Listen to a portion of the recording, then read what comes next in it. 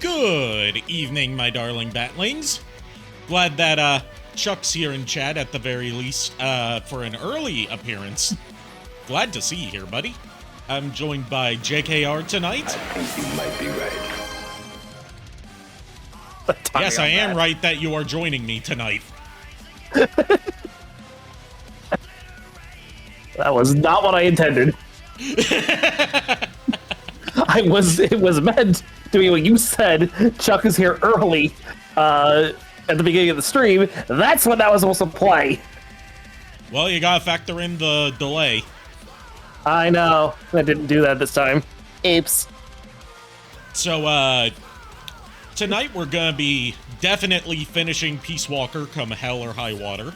And depending on how long it takes to finish that, we'll be moving on to, like, if it's not too late and if I still have the energy for it, we'll be moving on to the first part of Metal Gear Solid 5 called Ground Zeroes, which is sort of like a prologue that was sold separately from a prologue / tech demo for what would become Metal Gear Solid 5, but it's still part of an important part of the story. But nowadays, you can just buy it all in one bundle.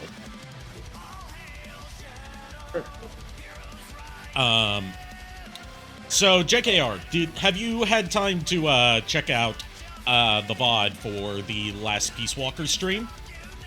Unfortunately, no. I've been super busy with school stuff. Okay, I'm gonna do my best to try and recap what happened since the part where you dropped out.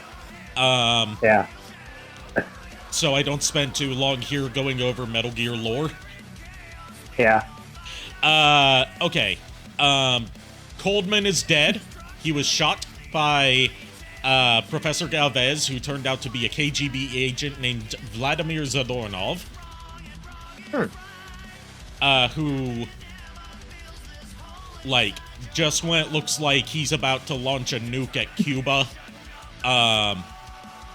the Nicaraguan soldiers that we've been working with burst into the base and save the day, but then Coldman still manages to, like, Coldman gets shot by Zadornov. We take both of them into custody, but while Coldman's about to die, he enters the launch code for Peace Walker to launch its dummy data to make the US think that a nuke is being launched at them from Russia, which will then trigger Peace Walker to fire its nuke in retaliation. Because Peace Walker is a deterrent. It doesn't do preemptive strikes. It has to respond to threats, even if they're fake. Yeah. Snake manages to avert nuclear catastrophe by reminding the White House Chief of Staff that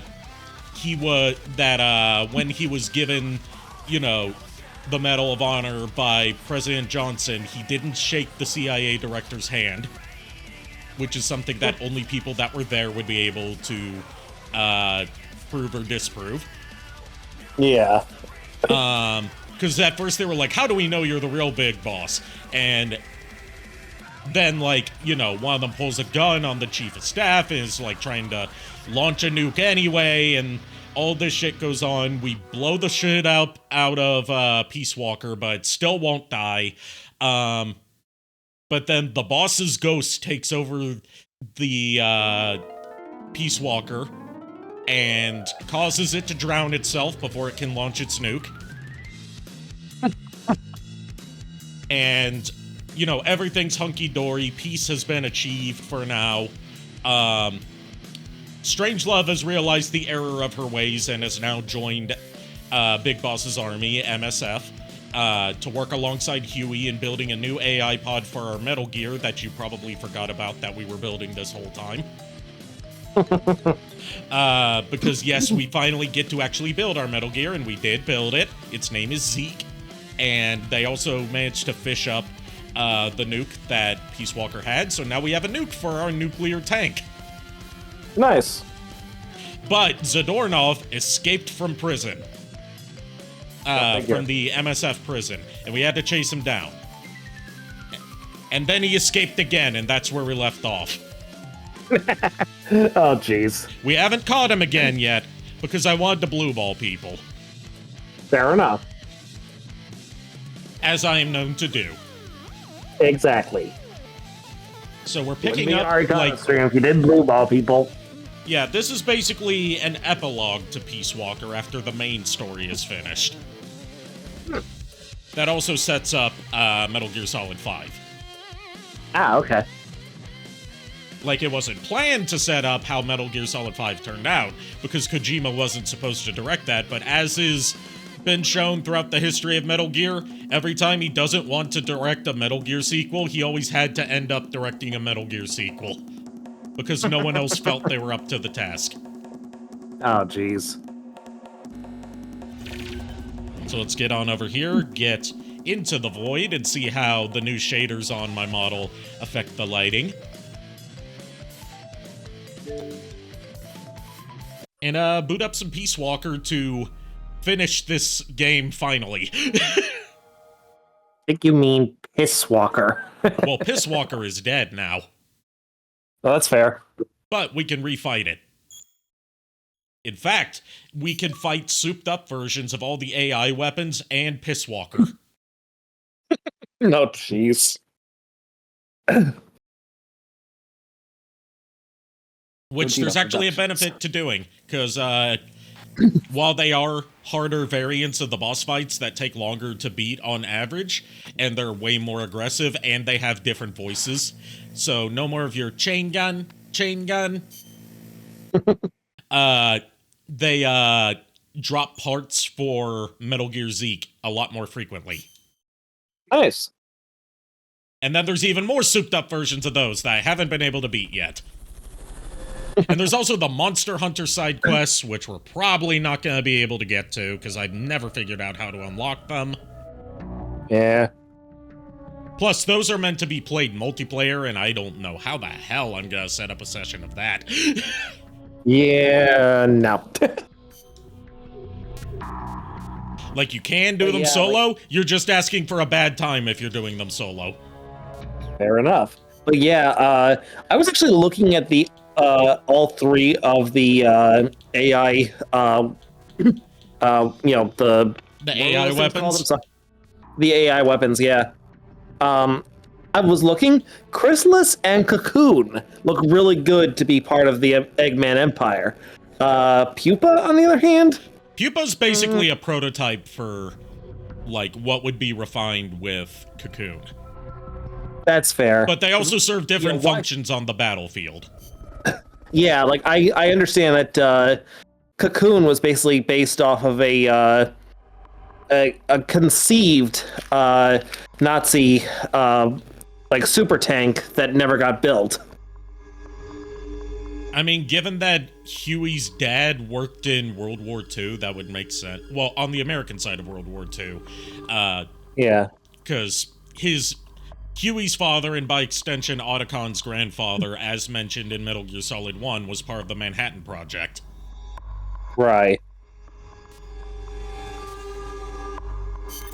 Snake, Zadornov's disappeared from his cell again. Find him. I can't help but hear Zadornov. You're not... Okay, Kier thought that too. So you're not alone in that. Like, I know you said Zadornov, but like part of me was thinking, like, is it Zadornov or Zadornov? But I'm like, I know it's Nov, but I can't help but hear Knob. Why do you think about knobs so much tonight? I Oh, yeah. No, I'm Oh, yeah, tired. because... Oh, yeah, because it's a Pegatron moment. That one flew over my head. Knob is a slang term for penis, my dude. Oh. God damn it. Well, it just shows you how little I know about slang. Yeah, Remember, I'm aware you're almost as white as I am. I mean, I have some knowledge of slang, but only like the 90s shit and the 2000s shit we used to say when we were kids, but that was it. I can't tell what the kids say these days. Those darn kids! Yep. Alright,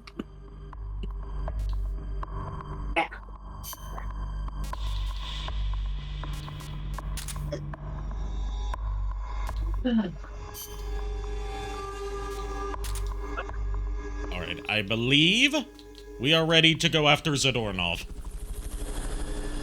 And yes, Chuck, Lord Pegatron strikes again. I read that in the same voice as, the Flute Snatcher strikes again! Now that's funny. And bring him back here with Fulton recovery.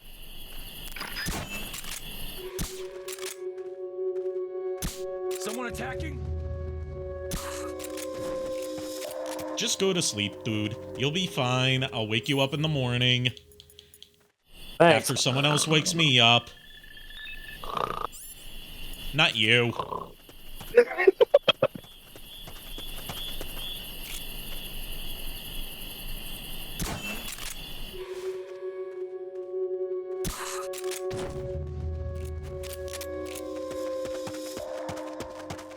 There he is. There's Zadornov. But first, we're gonna see if this soldier's worth anything. If not, sell them to the highest bidder. Scanning. C rank in R&D. I'll take him.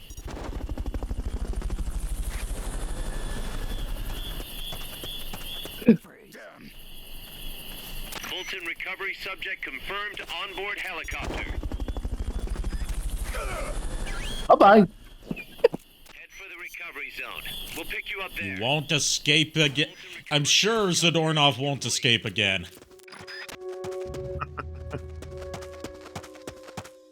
Unless, you know, he has someone on the inside helping him out. That can't be. That's impossible. This is the American military. What do you expect? I read it like Strong Bad after burning Strong Sad's dragon drawing. Wahaha! Trunk door strikes again!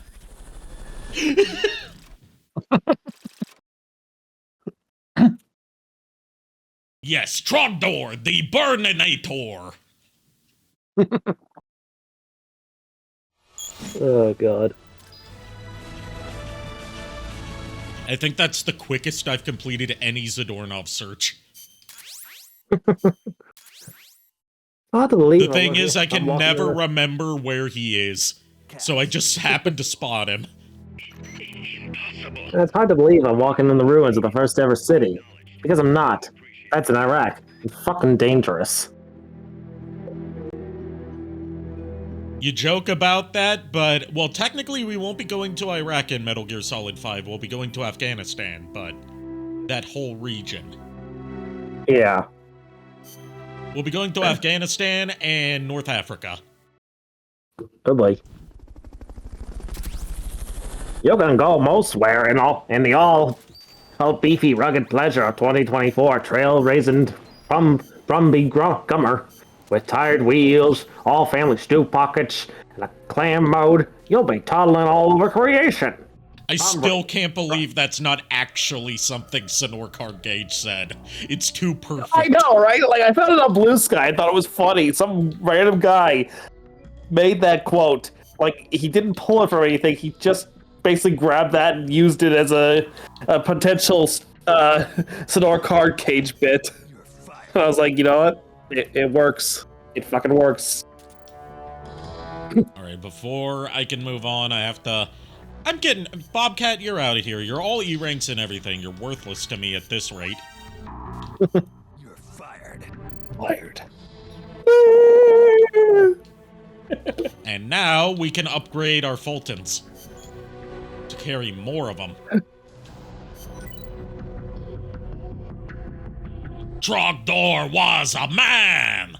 I mean, he was a dragon man! Okay, maybe he was just a dragon, but he was still Trogdor! Trogdor! You know, I always forget whether it's Mike or Matt that voices him. It's Matt that voices, like, every character except for Marzipan. Even he doesn't do the falsetto anymore in Strong Bad concerts, because it's just too straining to do Strong Bad singing falsetto. Yeah.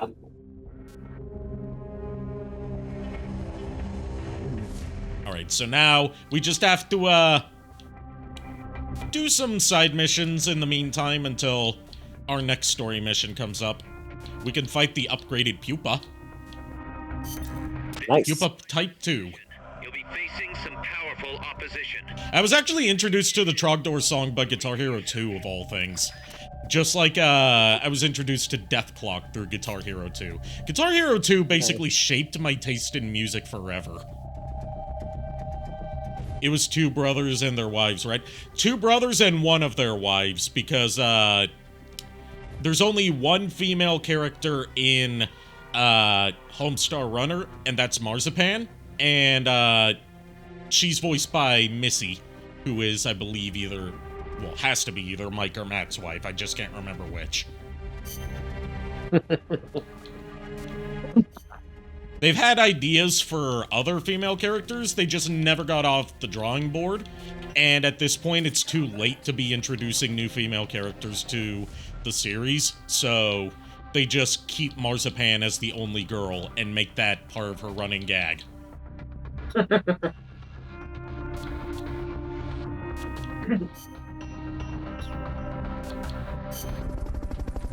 The all-squirrel football team. Yeah, to think it all started from an all-squirrel football team. We're the simultaneous best and worst joke that has ever come out of my streams. And stayed around like a plague. It all spawned from an all-squirrel football team.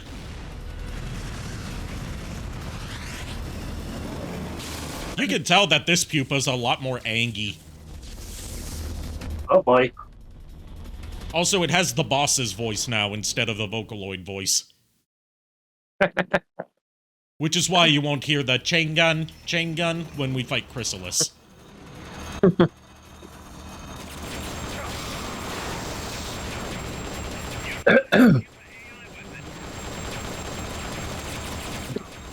Well, the pupa looks a lot more souped up than what I looked at for, like, the, It's one thing to look at it, you know, just a screenshot of its model with no other context of, like, how it scales to humans, than it is to see it, like, in person. Or as close to in person as we can get. Right. Actually, in gameplay, basically. Yeah. Like, Pupa's still big. I would say big boy, but no, it's a big girl.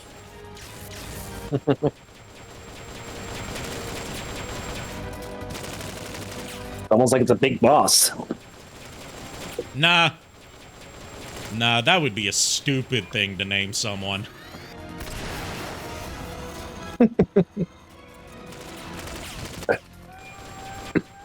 Oh, it fell. I think it can fall sometimes. I've seen it happen like once or twice where it just like falls off the wall.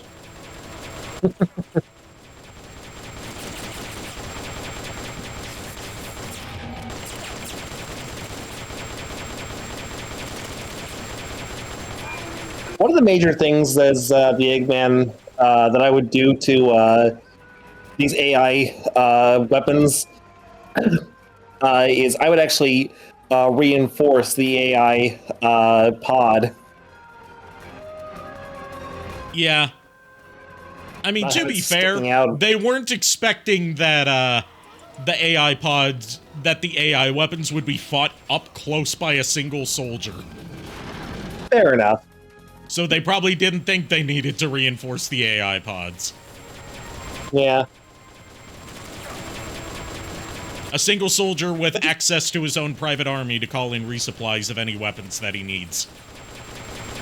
But yeah, honestly, seeing Pupa in action, just imagine a whole battalion of these things. That's basically what the AI weapons were supposed to be. Is like, while even Peace Walker was supposed to be mass-produced.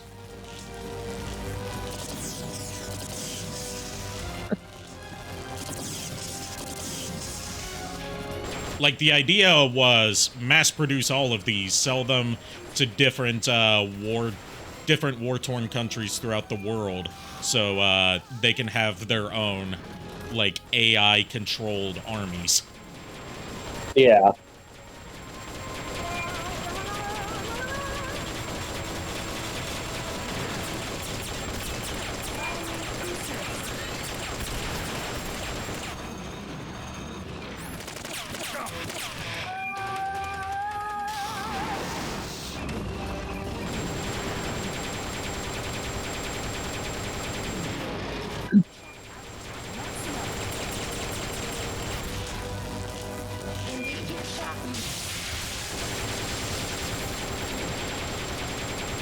Come on, fall! Fall! Literally fall! Yeah, right.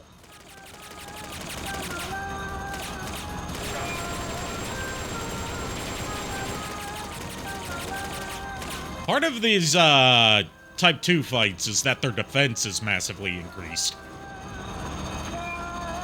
So, that's why it takes a lot longer. They don't take nearly as much damage. Get down here! Get down. Stop la-la-lying at me like your limousine singing Feed the Children's. And fight me.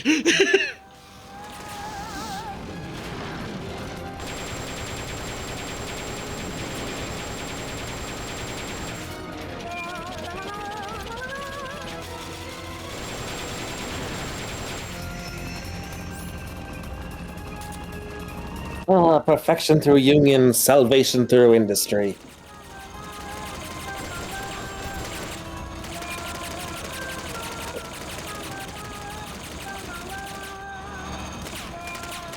I'm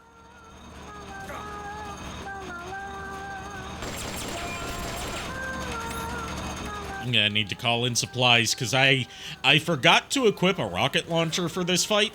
So I just have machine guns and a tranq pistol, which, unfortunately, you cannot stamina kill the, AI weapons. You know, weirdly enough, tranquilizers don't work on machines. Gee, I wonder why. They only worked on the geckos because they had organic legs for really stupid reasons. Yeah, right? Like, I gotta understand it, the geckos had, like, universal joints on them, but they were housed in, like, a, you know, like an artificial organic, fucking, whatchamacallit, At the very least, put some armor on those organic legs. yeah.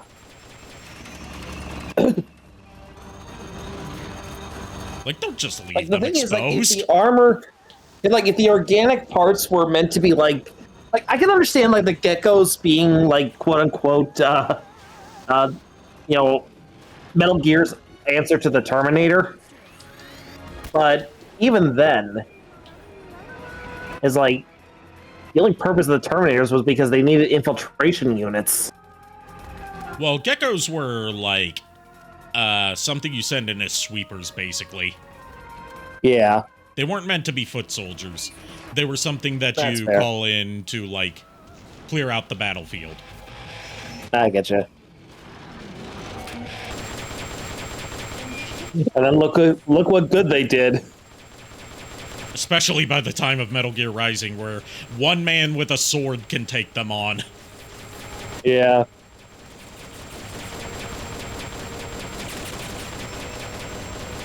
Then we had those fucking, what were they, the dwarf geckos? Yeah, the dwarf geckos, or scarabs as they're also known. Yeah. Also, did you know that yeah, geckos is not the, Be gone, I see, bot. be gone, bot. Yes, did you know that, the geckos, like, that's not the actual military code name for them. That's just, like, a nickname that they picked up through soldiers. Oh, what was the That's all them on actual the battlefield. military The code name? actual U.S. military code name for them was Irving. Say that again? Irving. Irving. Yes. Hmm.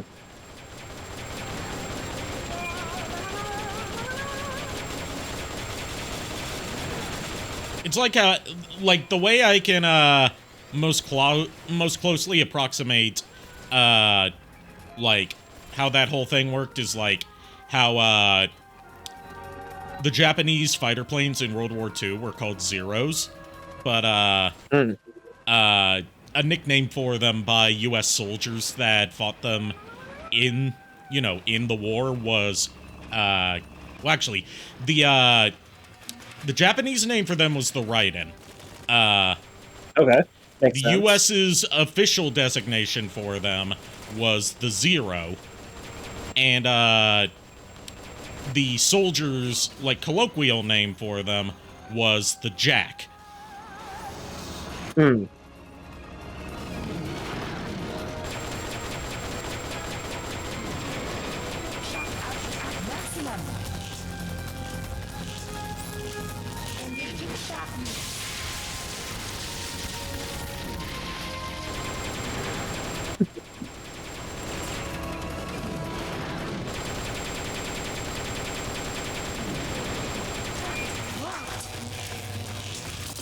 No, the fuck you're Here's a not. thought.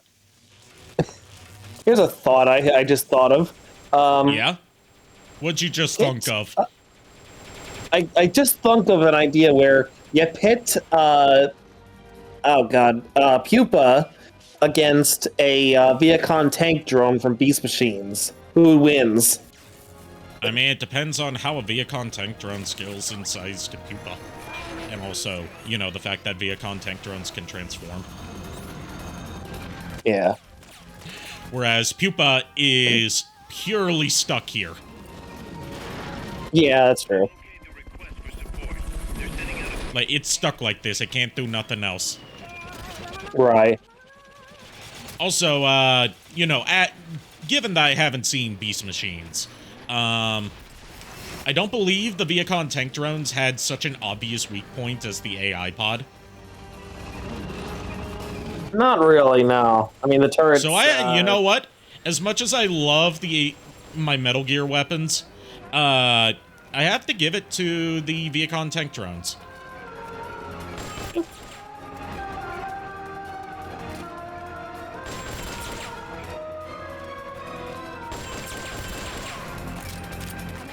It's also the idea that, the tank drones were meant for fighting, this is meant to fight humans, not Cybertronians. True.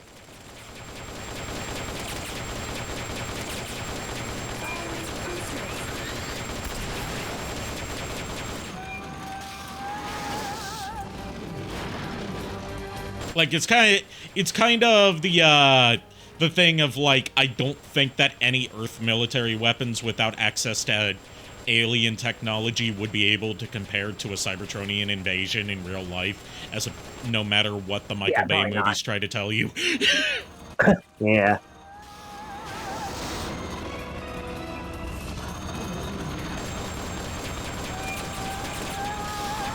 But I have to hand it to Beast Machines on a lot of things. I love the idea of the Viacons. I love how Megatron had different Viacon types for different situations. Yeah, that was smart. And the AI weapons are similar in that each of the AI weapons serves a different purpose in battle, as basically a different kind of either soldier or vehicle unit. And you also have to factor in that not only is there, especially once you get Chrysalis involved, you not only have, the Chrysalis, you also have its squadron of kidnappers. Yeah.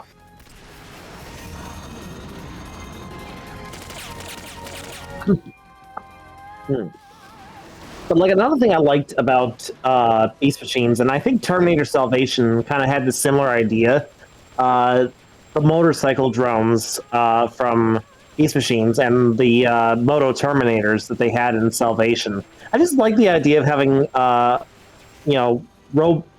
controlled motorcycles as pursuit units. Yeah, motorcycle robots are just an inherently cool design also. Yeah.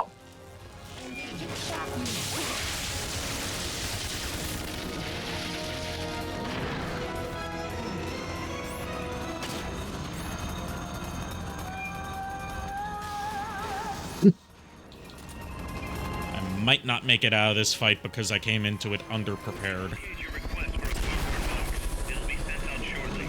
I'll have to set down several supply units. Supply markers, that's what I'm looking for. Okay. Here's my rations.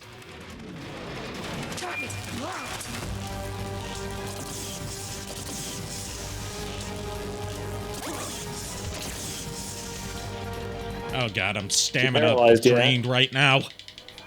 This is a mechanic that I hate in Peace Walker because there's no good way to recover from it once you're stunned. Like, it's just wiggle the analog stick.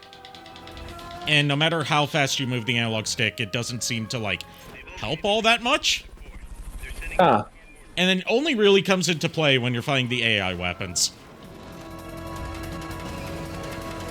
Or Peace Walker. She is standing on my supplies. Lady, you're shitting on our stuff. She's not shitting on our stuff.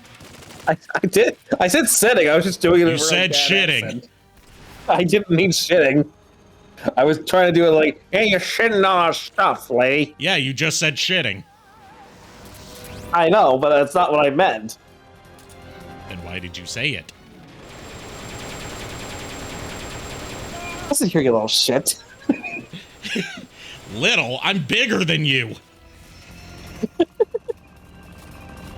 Yes, but I'm older than you.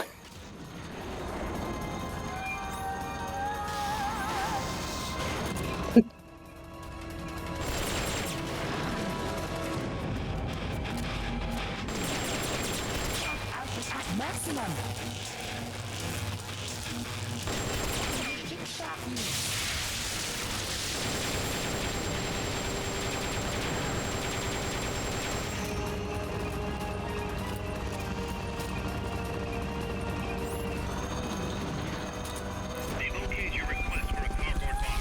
It'll be sent out shortly.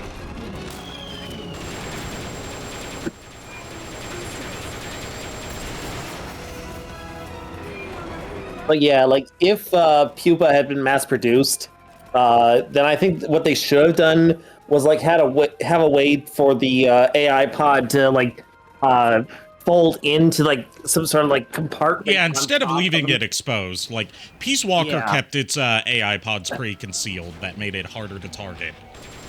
Yeah. Like it certainly looks like the only thing I can think of for why the only thing I can think of for why the AI pods are so exposed like that is that it could be a thing sort of like maybe a thing that Otacon got from Huey, you know, like father like son, which if you remember going back to Metal Gear Solid 1, Otacon designed Rex with Metal Gear Rex with a weak point because he believes that every scientist creation should have a way to stop it. Fair enough. And that could be something that Huey thought of as well, because he designed the AI weapons, whereas Strangelove was mainly in charge of Peace Walker. That's fair. Yeah, that actually makes a lot of sense. Because I can understand it's like if you're gonna mass produce these things, then in order to basically protect the AI pods, I can see like right there. You see what the pod is sitting on. It looks like that could actually just like it looks like it could like retract backwards, but there's not really a place for it. Or at least to retract backwards and fold inwards, basically. But there's not like a place. Sit almost flush if you with were the to armor. put a place for it to fold into, but that would also like Yeah, I like basically. to imagine that like its ammo is stored somewhere inside its hull. So that would mean giving it less interior space. Yeah.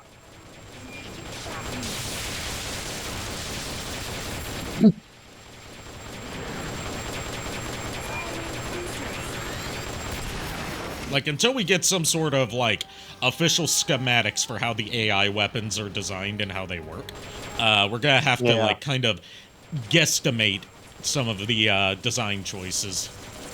And, like, I'm no mechanical engineer, but I'm looking at, you know, like, from the standpoint of a weak spot. It's like if you're trying to protect its weak spot, and you have these on the battlefield, best thing to do is to have someone protecting the AI pod. Well, also it's the fact that it's not destroy. It's not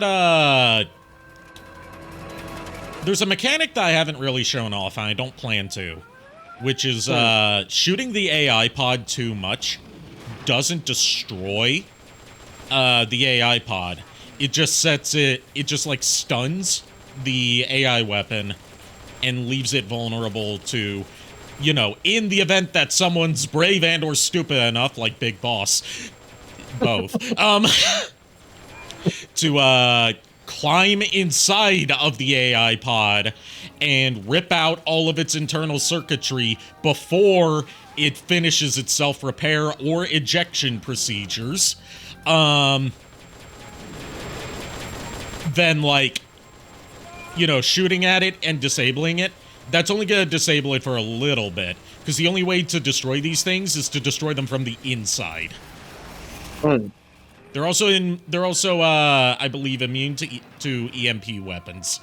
I don't know, we don't have well, we've got chaff weapons, but, yeah. That was mostly used against Peace Walker in my experience. Because Peace Walker has 2 AI pods. Oh, yeah. One for the mammal part of the brain and one for the reptile part of the brain.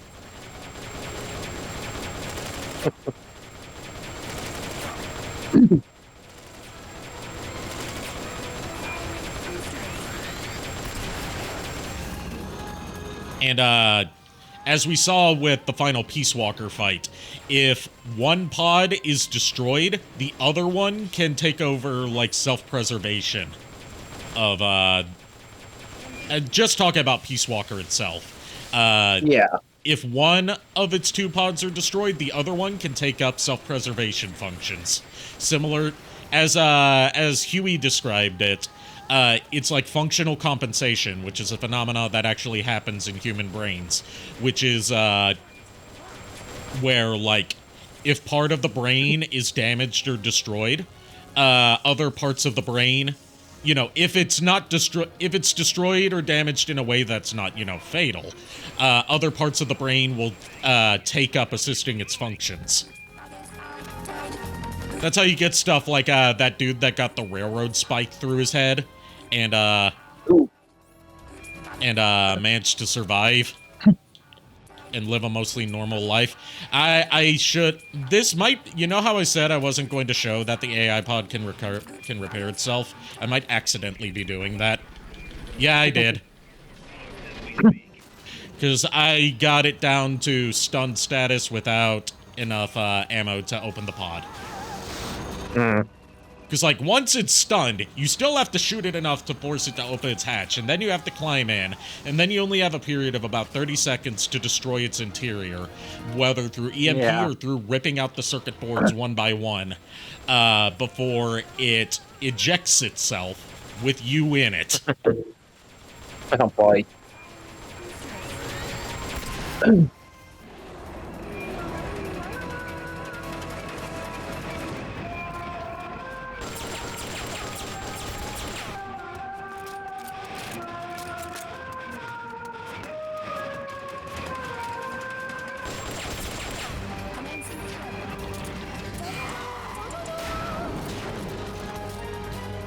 You said that Cocoon was a mobile fortress, correct? Yes. Think of it like a siege machine from medieval warfare. Like a siege tower. Gotcha. Like, it's heavily armored, not good for fighting, you know, not meant for fighting, you know, foot soldiers, but instead for, taking out, like, large amounts of, like, mobile infantry. Yeah. And also, you know, tearing through defenses. Right. Whereas the Pupa is more of a tank, except it's very fast. Think of it like, you know how the Shagohod in Metal Gear Solid 3 had those boosters on it that were supposed to make it propel its nuke, but also serve to make it really fucking fast? Oh, yeah. Think of it like that, except it's not meant to fire a nuke. I was looking at, basically me trying to, like, create my amalgamation of an Eggman empire, basically, like, pulling shit from all sorts of sci-fi shows and cartoons. The ultimate multiversal Eggman empire with all the greatest mad scientists in the world contributing their tech, whether willingly or not. Basically, yeah. So, like, for, like, surprisingly enough, my thought process is, like, the way Eggman could basically, the way I see it, Eggman would admit when he doesn't know the ins and outs of something. At least this he does. particular version He of it. will gladly admit when something's beyond his understanding, but that just means he's going to try and understand it more. Yeah. Either that, or if it's considered something that he doesn't need to worry himself with, then he'll just roll with it. Yeah, because, like, basically what I would think of is that he would basically abduct the inventors / scientists who create these machines, and then basically convert them into robo-brains from Fallout. So they'd be like the science division for his empire. Yeah. But he doesn't need their bodies, he just needs their mind. He just needs their brains. Yeah, he doesn't need them, he just needs what's in their heads.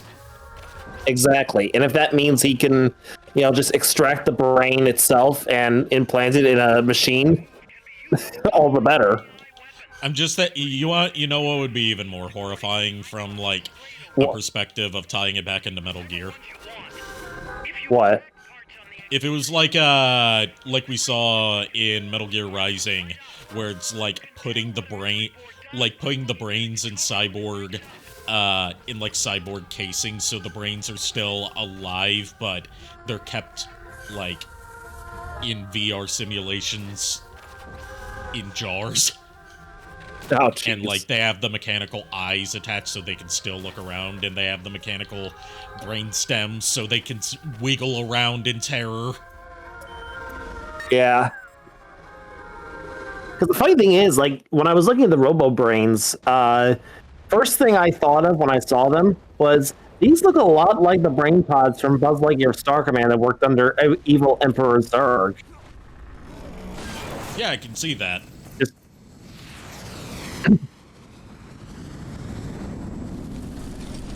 So all of that was just one souped-up AI weapon. Oh, jeez. But we get some better rewards for it. That's cool. Like, okay, we didn't get the jetpack, but we got a lot of parts for it. The jetpack, all the parts are... The jetpack, you have to, like, the unique parts of each AI weapon, you have to leave intact, just like the generic pieces. But, the higher rank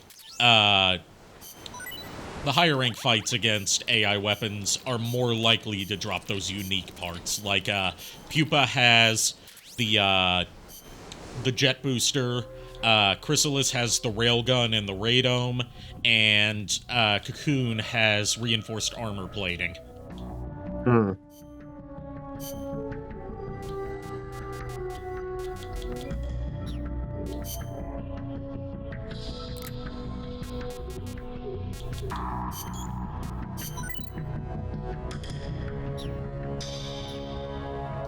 Alright, let's check out the new recruits. Combat unit. Yeah, it's funny. Combat unit. Ahead, combat sorry. unit. Yeah, I think most of them are going into the combat unit. This guy's going into the mess hall.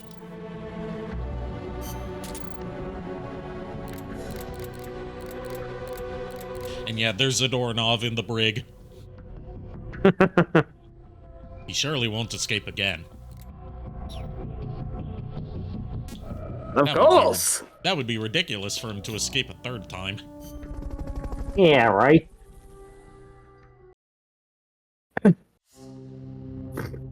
But yeah, like I was also thinking of basically pulling stuff from like Star Wars as well. So like certain battle droid models. To the Fulton recovery point so we can get you back alive and well.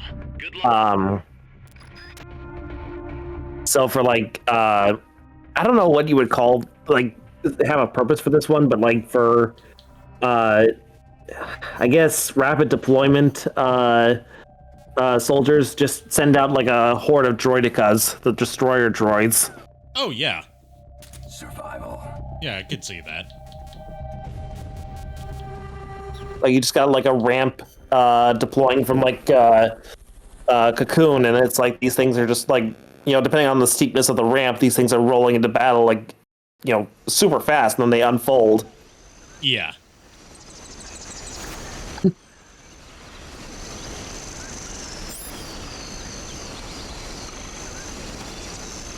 And then, of course, for like the swap bots or the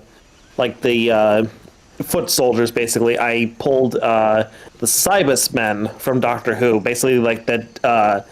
Anyone who knows like the Cybus men are basically like an alternate universe version of the Cybermen. Cybe us, cybe yourself.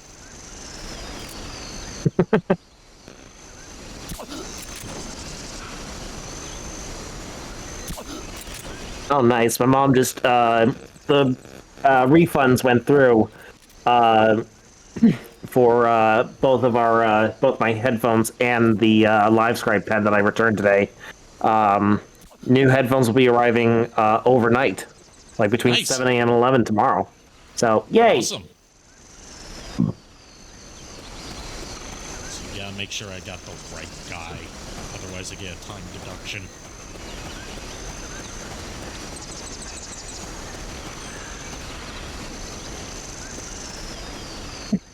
I should probably use the analyzer for this.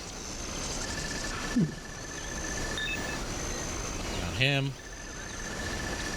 I love how he's just. I love how these idiots just are, for whatever reason, they're slumped over and their asses are sticking up. Well, it's because I tranquilized them. I get that, but it's just the way they fell over is basically what I'm laughing at. I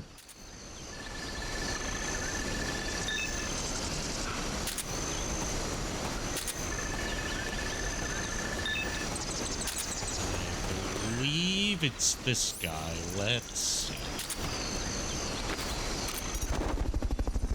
We'll tell if we get a time deduction. Nope, that was the right guy. For the recovery zone. We'll pick you up there.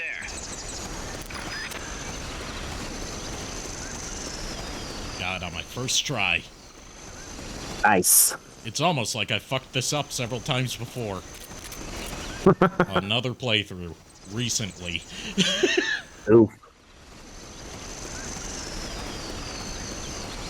Okay, so up there is the recovery. Up! You go to sleep, sir.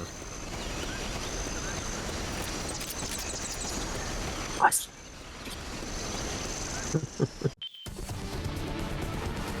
Mission complete. Great job.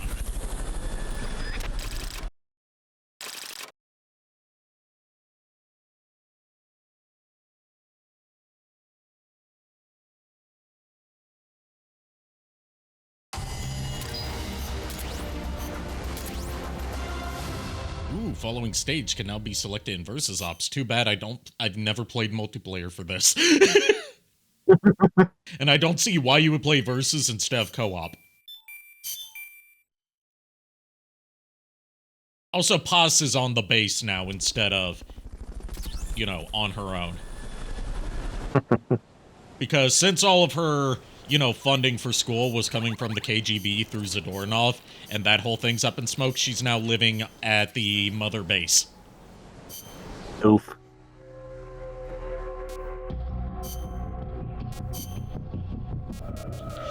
And I will not be replaying the Date with Paz mission, because I was already traumatized by that too many times last stream. Traumatized both by how I kept fucking it up, and through the fact that it exists. Oh boy. Just keep in mind, Paz is 16. Yeah. Paz is 16. And Snake is, he's in his 40s at this point, I believe. Or Big Boss is in his 40s at this point. It's not meant to be a romantic thing, but, like, they play it up for fan service, and I'm like, I don't like it. Yeah, no, I know what they were going for. It didn't play out. It just didn't, come across. Although I will give them credit, later on you can unlock a date with Miller. And he's in a Speedo. Oh, jeez.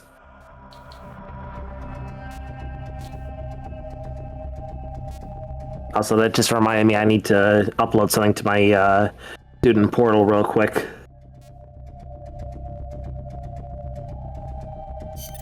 Let's get this mission started.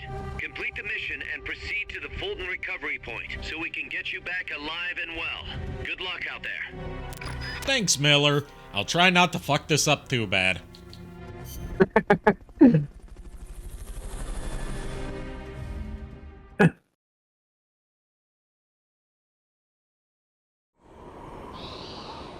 Internal assessment. Your current objective is to retrieve the prisoners.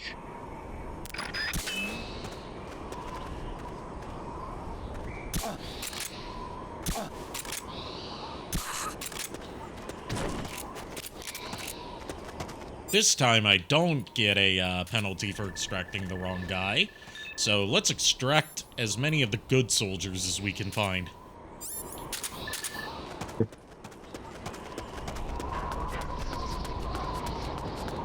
We just have to get across the suspension bridge, which is broken, of course. Of course! What was that? And then get the soldier that's on the other side. Or POW that's on the other side, I should say.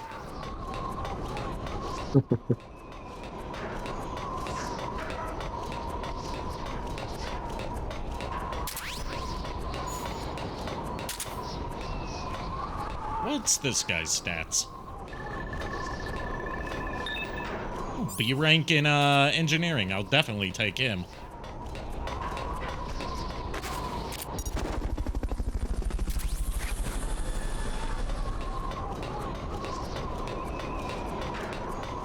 Fulton recovery helicopter is complete. Is that everyone over here? Am I free to go?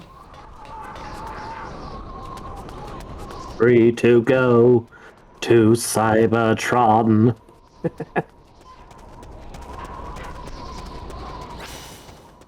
Los Cantos. Sorry, that's immediately what. I think I've been there. That's where Pokemon takes place, right? Pokemon Red and Blue.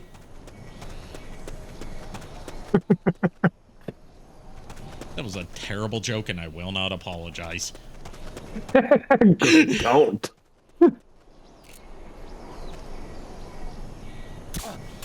Made it funny.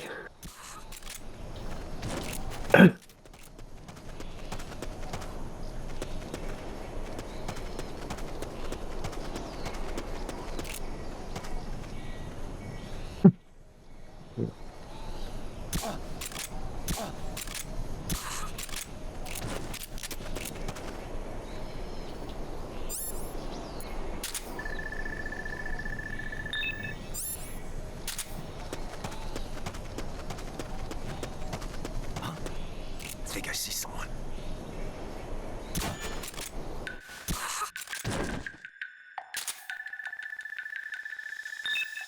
Ooh, C rank in food.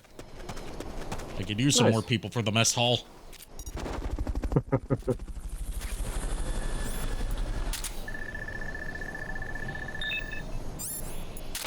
And I can use all the engineers I can get. That are at least decent ranks. C or above. Fulton recovery helicopter is complete. Oh, design specs for an aerial mine. Interesting. Ooh. How the fuck does that work? Search me. I don't want to search you. Yeah, please don't.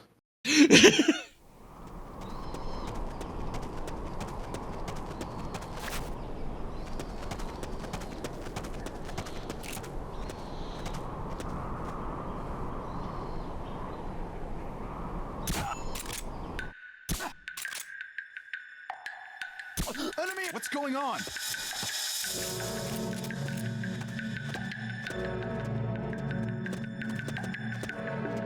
Rise and shine.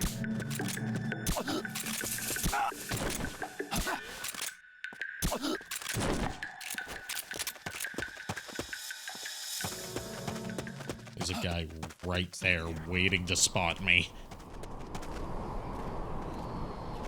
No,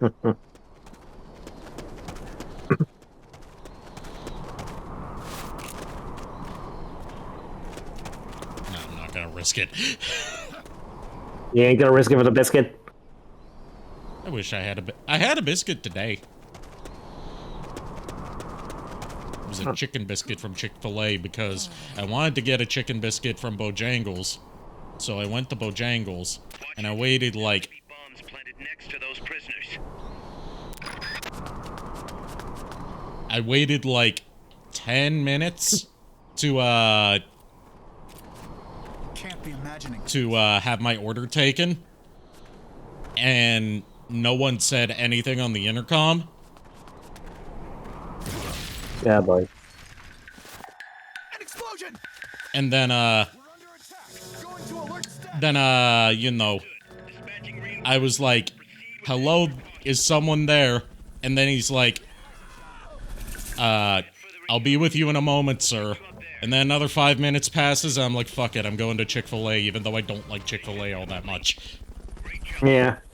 There was only one car in front of me, too. So either they were understaffed, or they had a particularly fucked up order. Hmm. Or it was some Karen ahead of me, I don't know, it could be a number of things. But that's the longest Yeah. I've ever had to wait at Chick-fil-A. Usually it's Wendy's that keeps me waiting that long. And before you say anything, Wendy's nuts.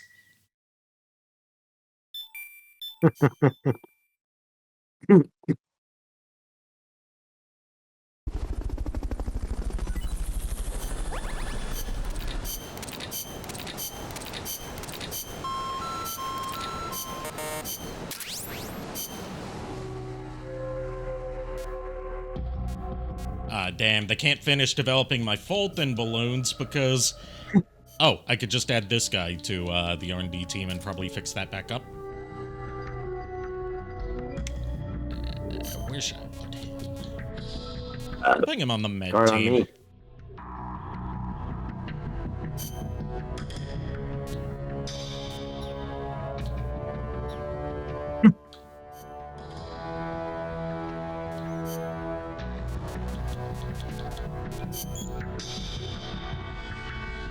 Okay, level 49 or higher, so we should be good for that. We can continue development of the Fulton recovery system. And we can also develop aerial mines.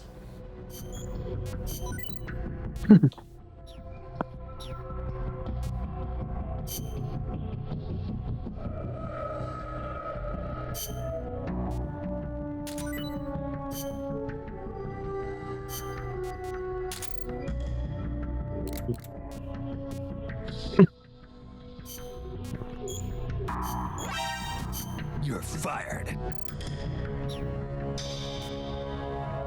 Alright, let's send our soldiers out to do some missions since we have Zeke on the soldiers team. Nice. Alright, we're gonna send them to eliminate an enemy vehicle unit and see if Zeke actually gets to fucking do anything this time. Because historically, the fight has always ended before Zeke got to do anything. Oh boy. I send my nuclear-equipped walking death machine out on the battlefield, and it just sits there and does nothing. It wins by doing nothing, like its name should be Luigi instead of Zeke.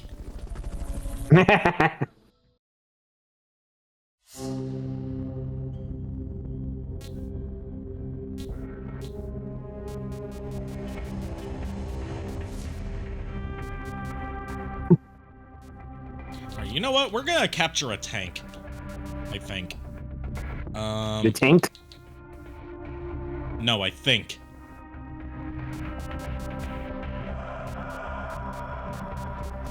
Are we? Yeah, we're gonna capture a tank. We could use more tanks.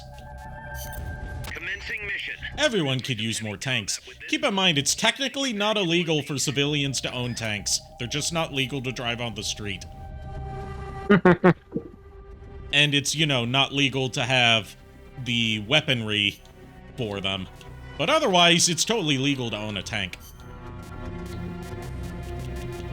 I mean, I owned a tank for a short period of for about a couple of years, actually. Till, like, last September.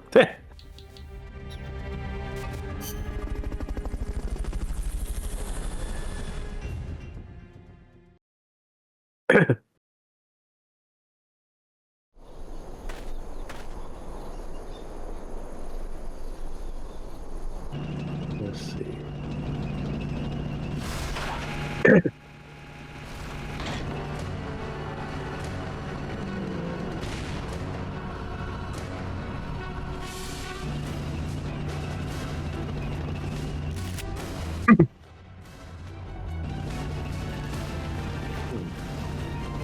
Alright, since my ranks are getting too filled up right now, I'm just going to focus on stamina killing the pilot of the tank, and everyone else can go to hell.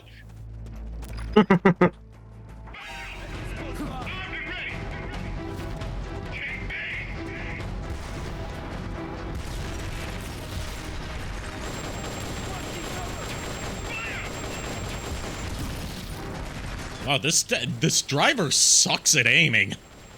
Good thing he's not on my side. Well, good thing I guess he's kind of on my side. If he's this bad at hitting me, he's helping me.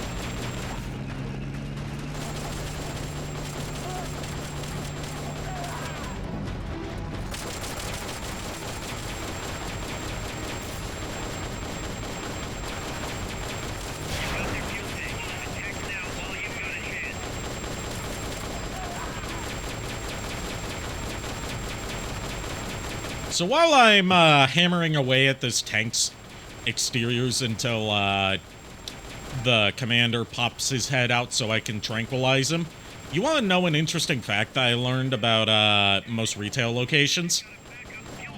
Especially fast food joints? What's that? Did you know that at the average fast food joint register, this kind of applies to some retail stores as well, but not all of them. The register never contains more than 50 doctors. Did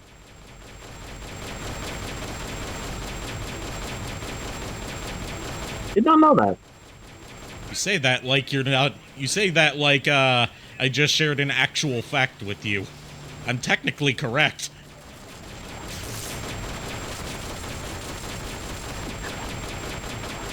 Oh, I mean, here's the thing, though. I've worked in retail a couple of times, but I've never worked in fast food, so I wouldn't know.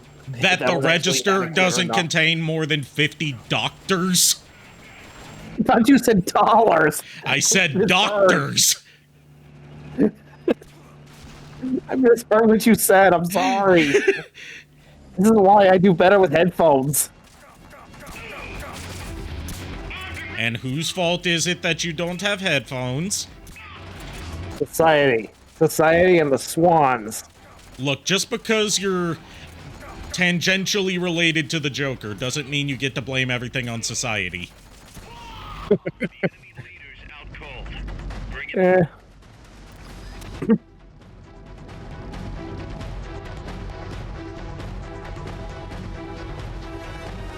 Alright, we successfully tranquilized the hell out of the enemy commander.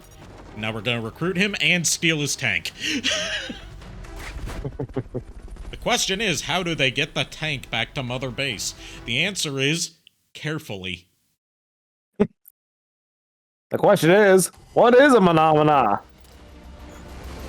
The question is, who cares? Oh! Oh, jeez. Oh, God.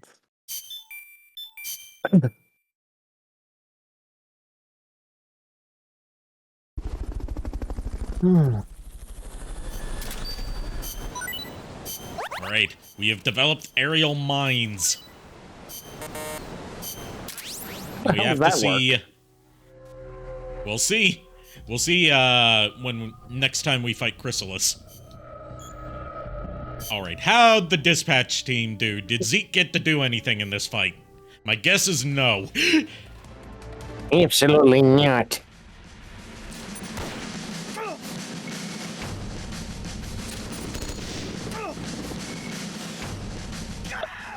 Try to move. He threw a grenade at the giant nuclear-equipped walking tank and missed. How do you miss a giant-ass tank? No, I don't even want to know. How do you not at least get it with splash damage? Yeah, right?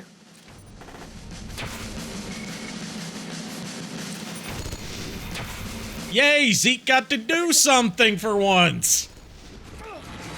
I was hoping it would use that giant-ass railgun I worked to get for it, but machine gun's okay too.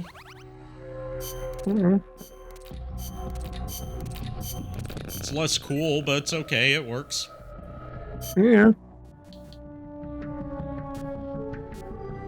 Let's see.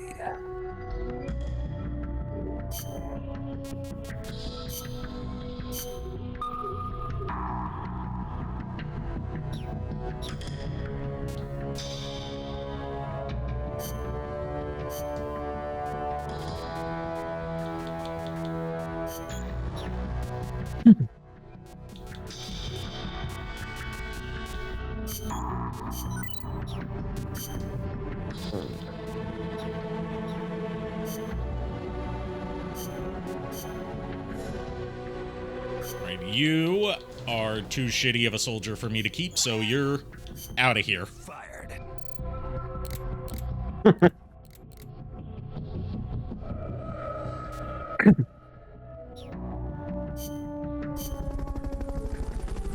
This is like where Peace Walker gets a little bit tedious.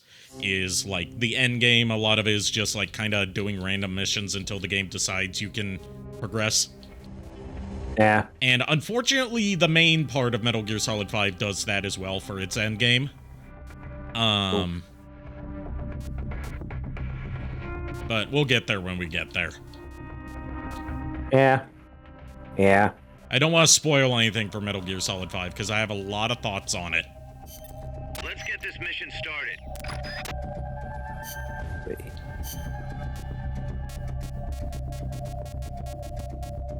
Survival.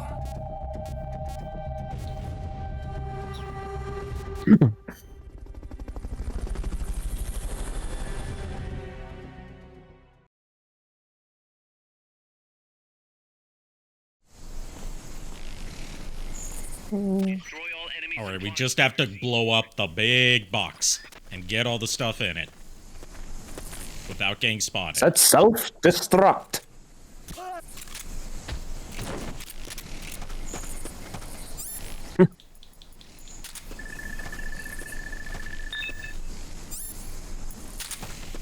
They're going back with me.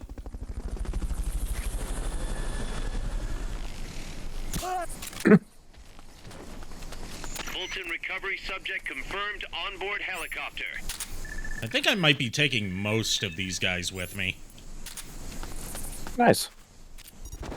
I'm assuming that's a good thing. Yes, more soldiers is usually a good thing Yes. for building an army. Recovery helicopter is complete.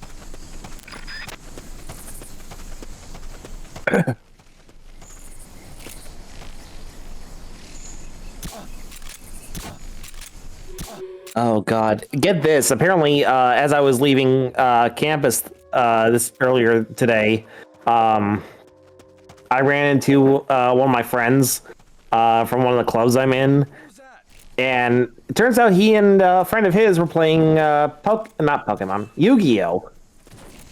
And I was like, "Oh, cool! I haven't played Yu-Gi-Oh! In years." And this kid had like a deck that was more like it ran fusions, and what else did he run? Like the new Link cards. Okay. And I'm just like, I never got. I just look at that. I'm like, yeah, you kids today. I remember when we played with Synchro Monsters. I don't even remember that. I only remember like up to GX because that's all I followed. That's fair. I like some of the art. I like some of the machine monsters and a few things we got in 5Ds. 5D's nuts.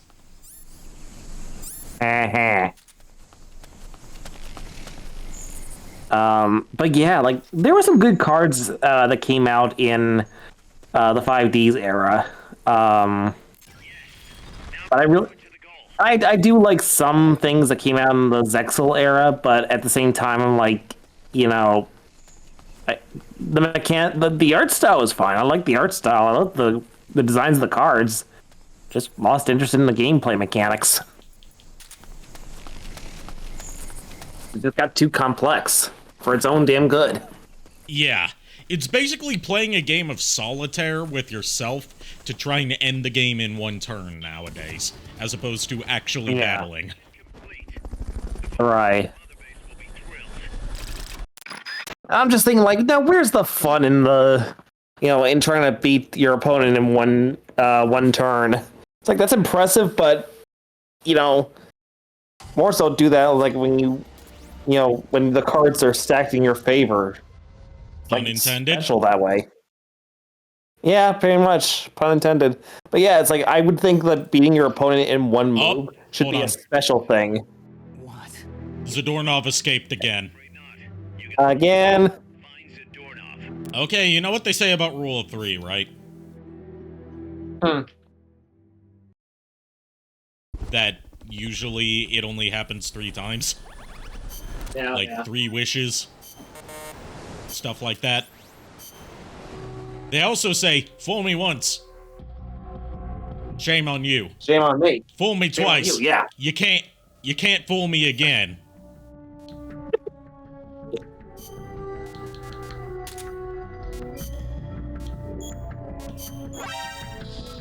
You're fired.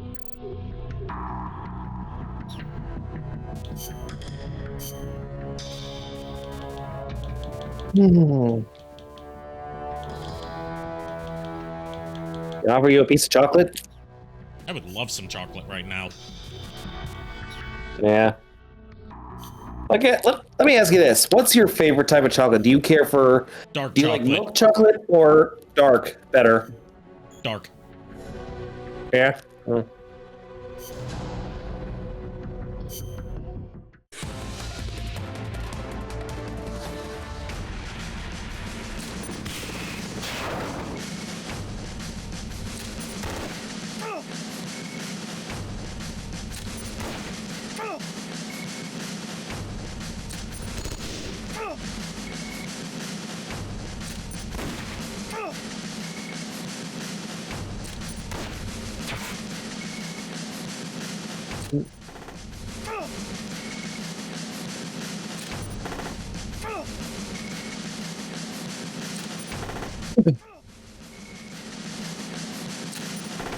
I totally misread one of the enemy soldiers' names, and the one that says Skimmer, I thought it said Skinner. I was like, oh god, we're about to cause a time paradox and prevent steamed hams from ever occurring.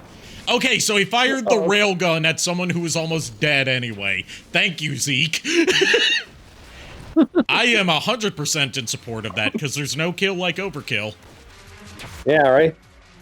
And that dude just tried to take down Zeke with a pistol. Good luck with that. Yeah, right. That was Skimmer. I've not seen in a long time. A long time.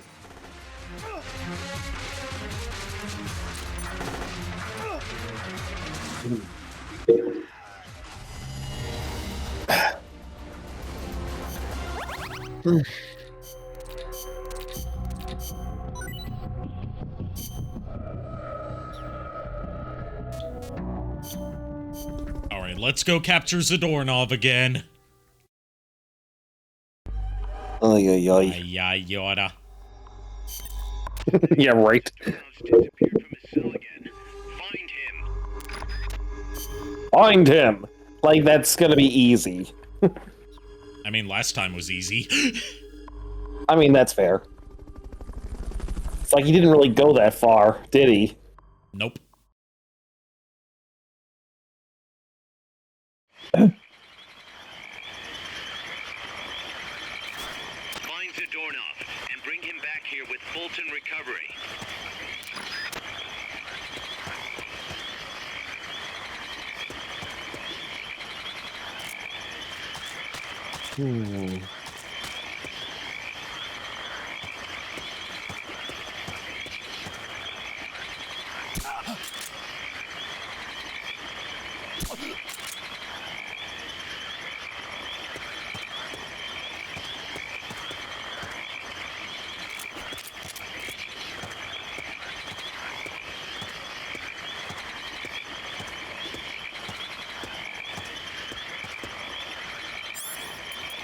Alright, let's analyze you.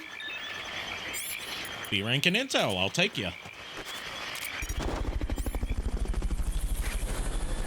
Good thing I caught him too, otherwise he would have, Actually, no, I think I saw a mortar around here, but I guess I was just seeing things. Okay. You ever find any S ranks?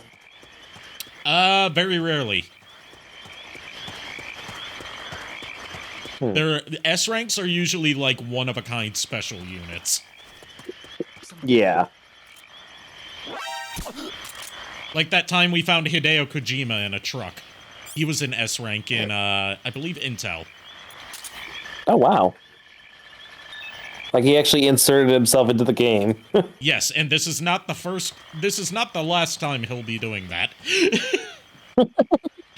Wasn't the first, and it probably won't be the last. Yeah. Remember, he was credited in Metal Gear Solid 4 as the voice of God. Even though God did not speak in that game, as far as I know. Yeah. I didn't hear any sort of, divine voice.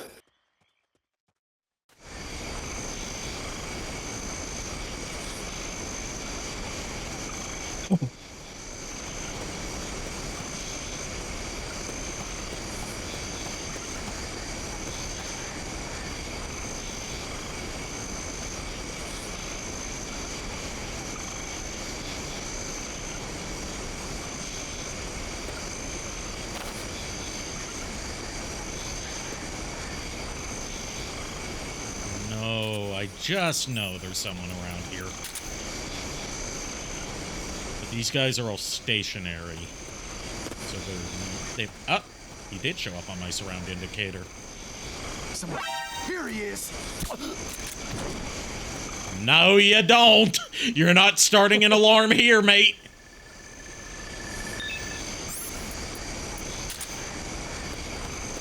Snooping as usual, I see. Yes, I am snooping. I mean, I wasn't referring to you, I was just referring to the guy that, quote unquote, spotted you.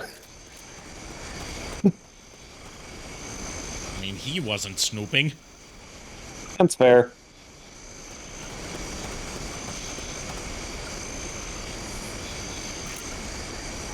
Check any out-of-the-way spots.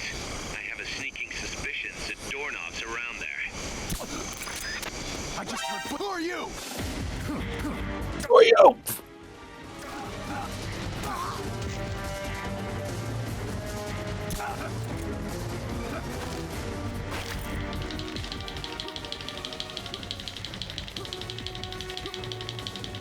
Come on, escape already, Snake. Jesus. Like, who are you? Santa Claus.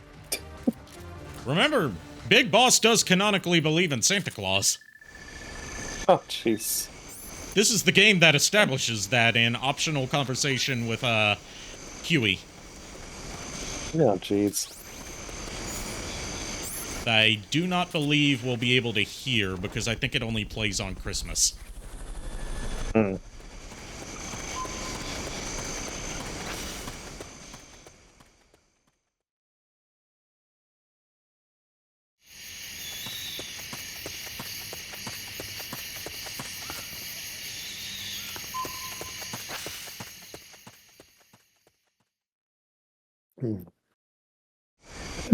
I see Kira's still alive. I wonder if we're gonna finish before he does. Probably not. Probably not, no. Because he It'd be nice started to raid earlier, him for too. once. That's true, yeah. It'd just be nice to raid him for once, but, you know. Yeah. I know the schedule's... Yeah, I would love to raid him for He doesn't once. really stream... He doesn't usually stream at any sort of schedule. He just kind of goes It depends on what his feels work like it, right? schedule for the week is. Yeah.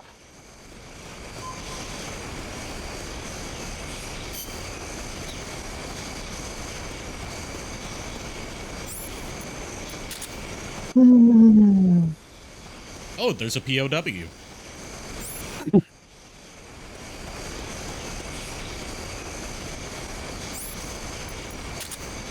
You know what they say? What's mine is mine, and what's yours is mine. Fulton recovery subject confirmed onboard helicopter.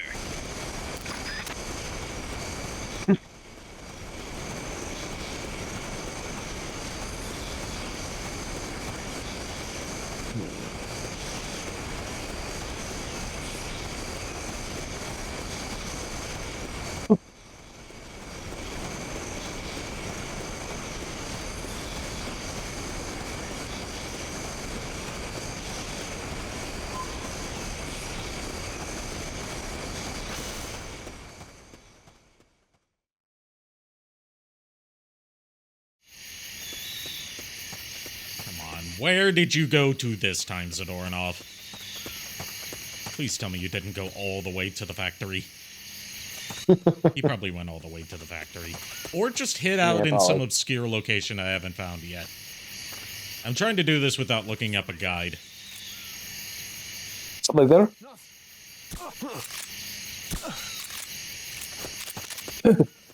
You know, one of these days I would love for like you, me, and Kier to get together IRL.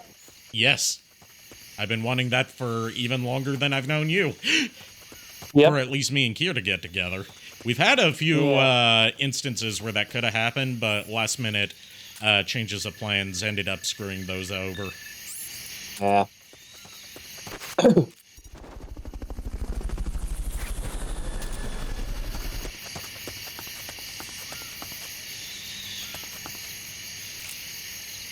Just the way I see it is, it's probably more efficient for me to fly out to, like, you know, generally close Yes, by it place is. to both of you, than having to have you both fly into the Midwest.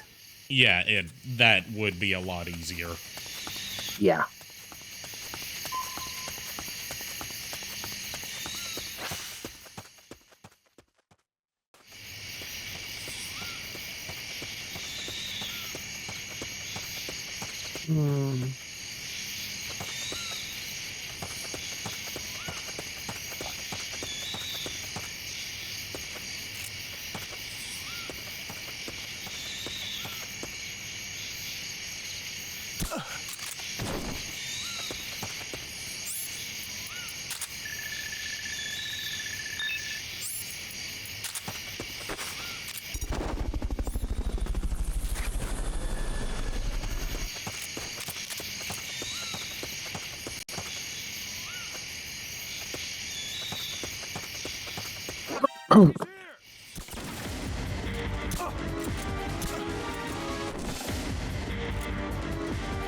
From one alert into another. Lovely. There's Zadornov. I gotta take out Oh, these you guards first. I love how he's just kind of like holding up against the wall, like he knows he's been caught. Yeah. Still thinks he's still acting like you can't see him. He can't see me if I can't see him. That's his thought. Yep.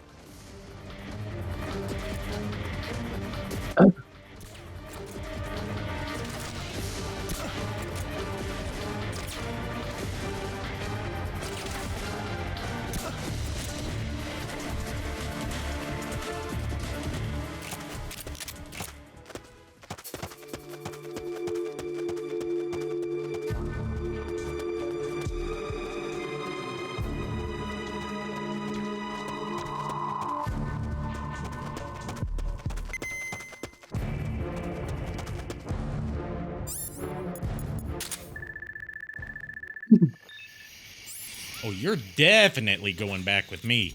Let's just see who else is getting a free flight to the middle of the ocean.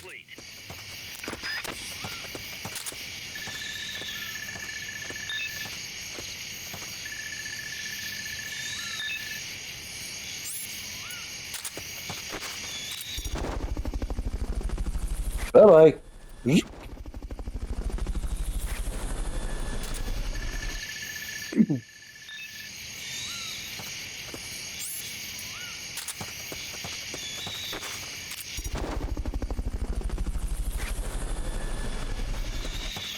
I love how it was like Snake basically just recruits his prisoners of war. Yes, he does. And he also recruits actual prisoners of war.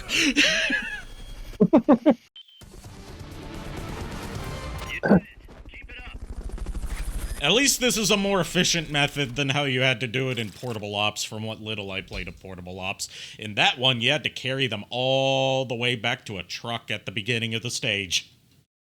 Oh, jeez.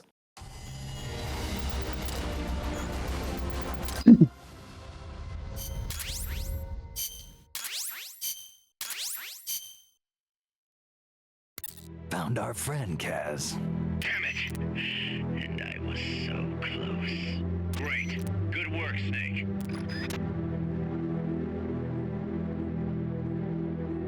Alright, surely he won't escape again.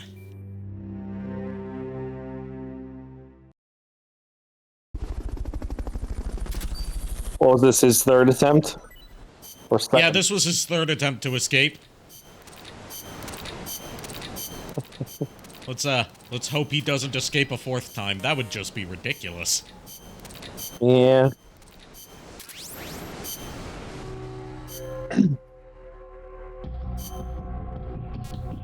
I guess what they say isn't really true after all. Third time is not the charm.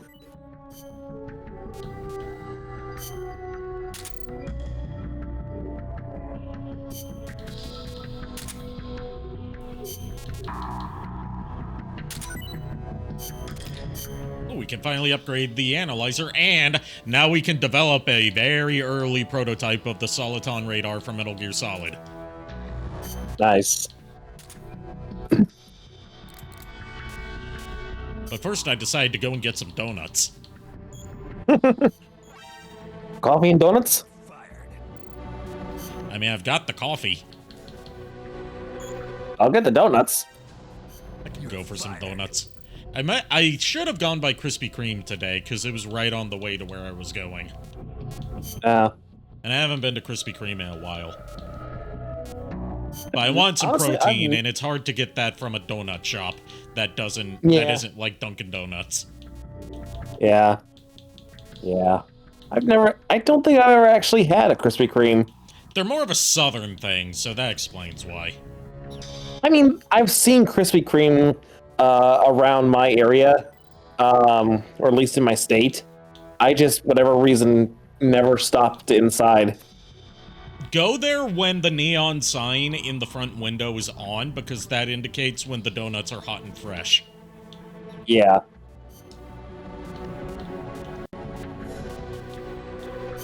Plus, the fact is, like, one of the best donut shops in my area, like, in general, within my area, is a place called Stan's Donuts.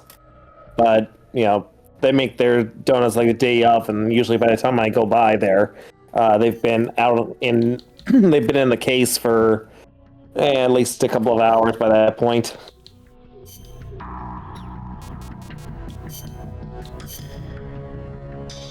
I will say they got really damn good apple fritters. You got any apple fritters? He said, nah, we're out of apple fritters.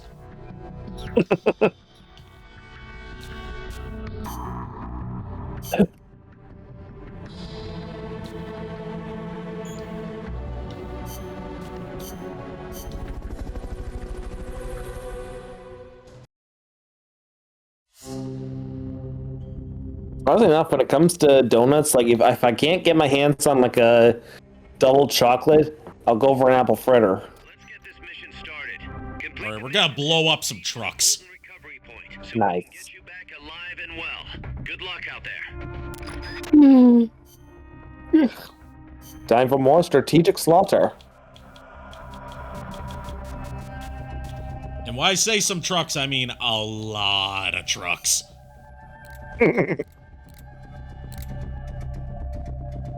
Blow shit up. One might even say a shitload of trucks. Not to be confused with a shitload of fuck. Yeah, nope. You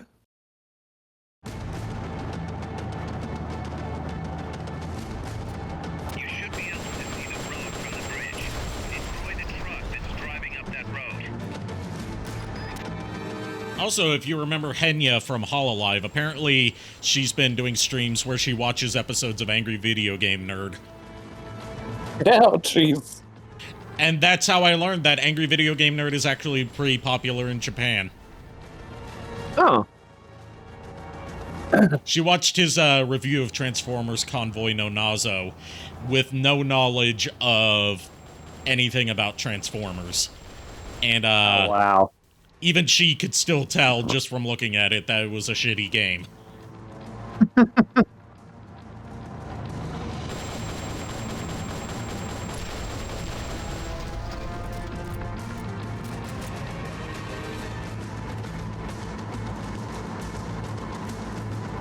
Might as well call in reach around. Dude, I do not want to reach around, at least not from you. Lord Pegatron strikes again. I was quoting a meme. Yes. That doesn't make it any better.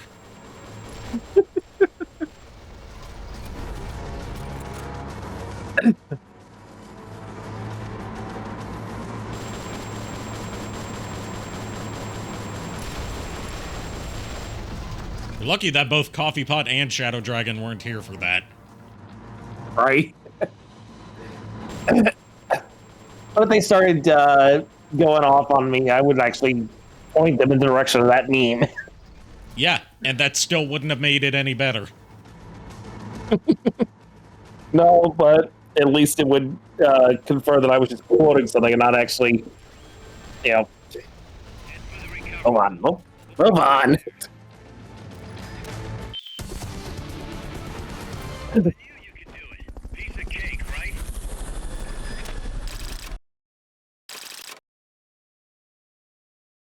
Stealing the antimatter formula is going to be a piece of oil cake.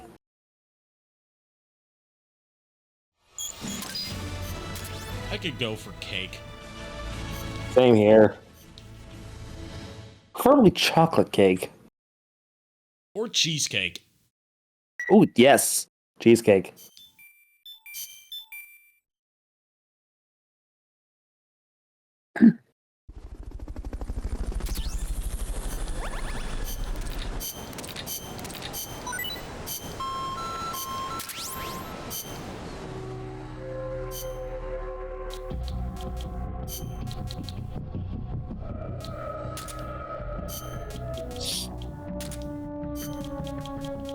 Yeah, so in April, when I head for C2E2, like I'll still have my arm in like a sling for a short period of time between the surgery and within the at least for about a month, I think my arm is going to be in a sling. But I still intend to volunteer over at Extra Life's booth at C2E2 for a few hours. Good. Because the nice part about volunteering at the booth is that for the amount of money that we reach that I contributed to helping with, like within the time that I was there, Extra Life then donates that equal amount to the Extra Life paid to the person who actually volunteered that day. Good. Through that shift. So, like last year, before I actually set up the Eggman of Chicagoland page, it was just the Mario Bros. Lake County, and I directed it to that, and then Mario was just like, "Oh yeah, nice. You brought us in a good chunk to help us meet our goal for the year." I was like, "Nice."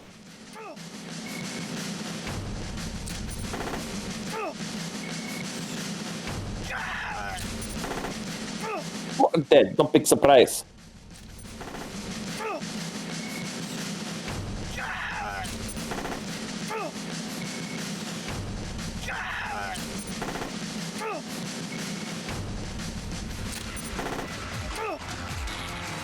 And once again, Zeke wins by doing absolutely nothing.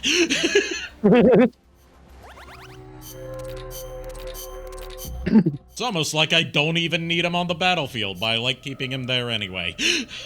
Yeah, right. I like giving him something to do. It's like letting a dog get its exercise by letting it run around in the backyard. Yep. Except instead of a dog, it's a bipedal nuclear tank.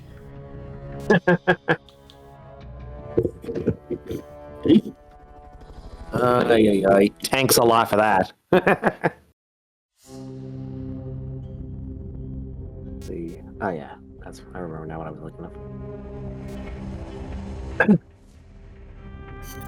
Let's get this mission Gotta started. see if C2E2 has updated the prices for those few guests I wanted to check out. Good luck out there. Okay.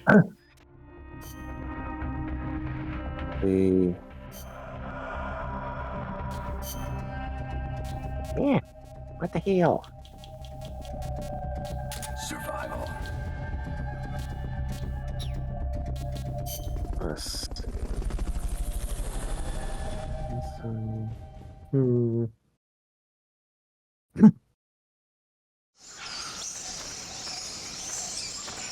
Your current objective is to retrieve the researchers.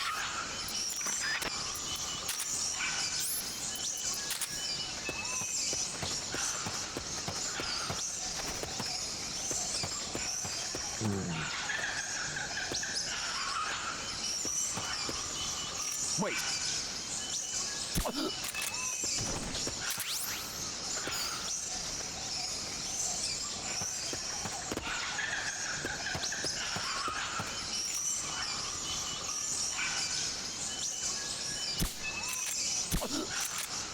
Damn, I hit that headshot from way far. I'm getting good at Nice. this. Let's see this newly acquired skill not transfer over to Metal Gear Solid 5 because it changes up how everything works. Oh jeez.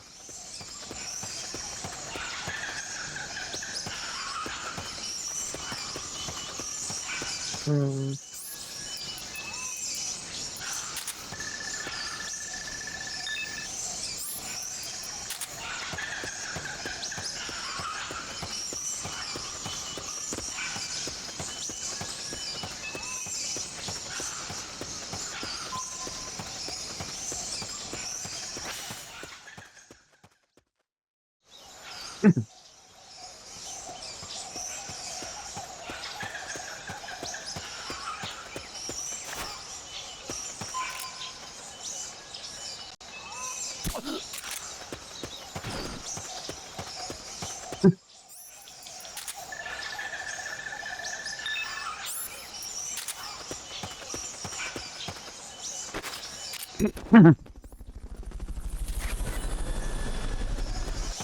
what'd he drop? Some bullets for my Anything trank good? gun. Thank you. Recovery subject confirmed onboard helicopter. I'm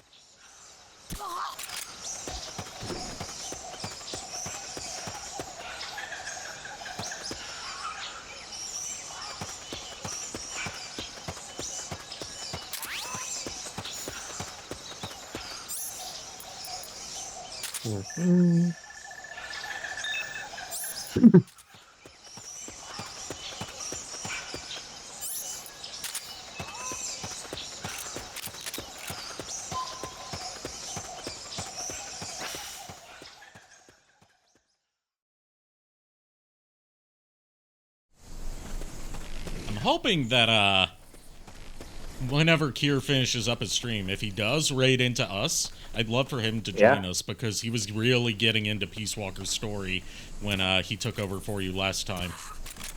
Nice. And I'd love to see how he reacts to the end of the story. Assuming that, you know, he feels up to it and that he gets here before we finish up Peace Walker. Right.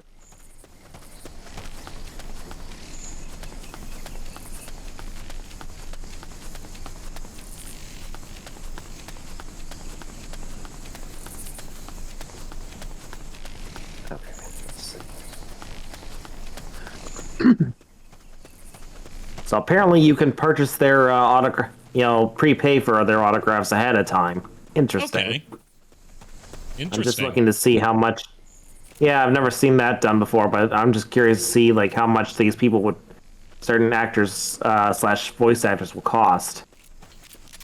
'Cause I intend to pay for Judd Nelson in person, but I'd like to at least see, what all I would be paying for the.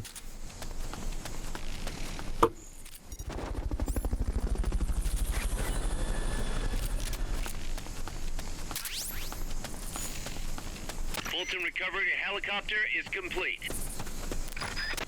Okay, so Laura Bailey would be about $60. Okay.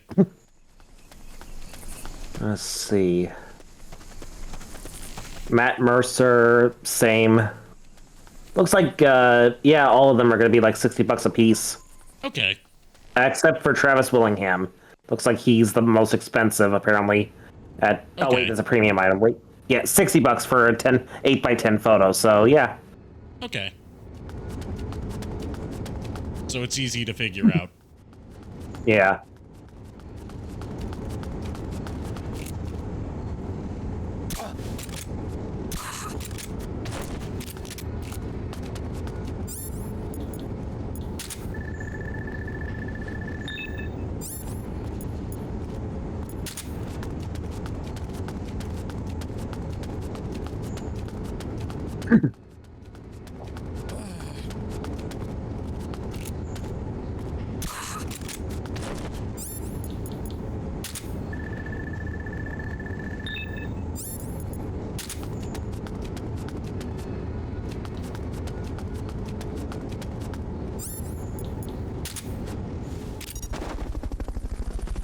I'm going to enjoy the fact that I can, You're done with that area.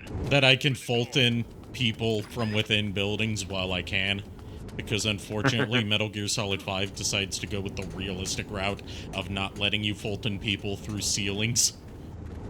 Oh, wow. Enemies close by.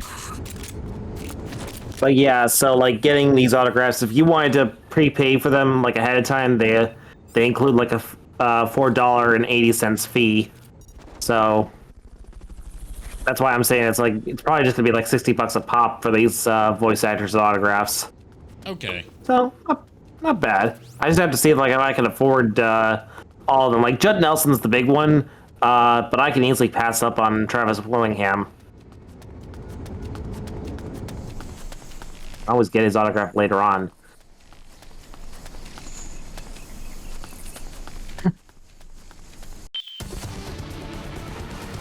Mission complete. Great job. It's also funny how apparently Judd Nelson was also the voice of Unicron in Power of the Primes. By a I didn't technicality. know that. By a technicality, he was the voice of Unicron. Oh yeah, because Rodimus Kron. That bullshit. Yeah.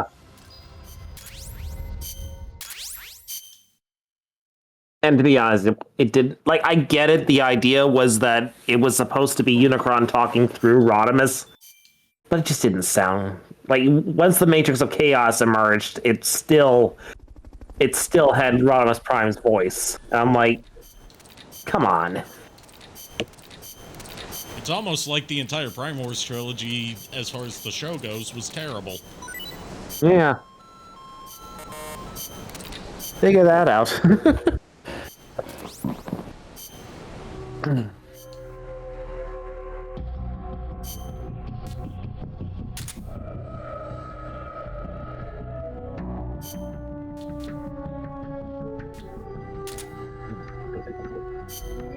I love how TJ Omega was watching his video on his TFCon LA haul, and he mentioned how like his copy of the 1986 movie on DVD, getting like all the cast autographs, is like a big deal for him. Like that's the crown jewel of his collection.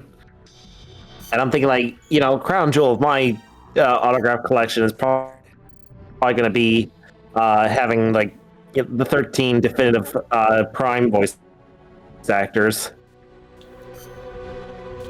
Have you done that yet? Huh? Have you done that yet? I have 2 so far. Okay. Yeah, I've got Vector Prime's autograph and I have Alpha Trion's.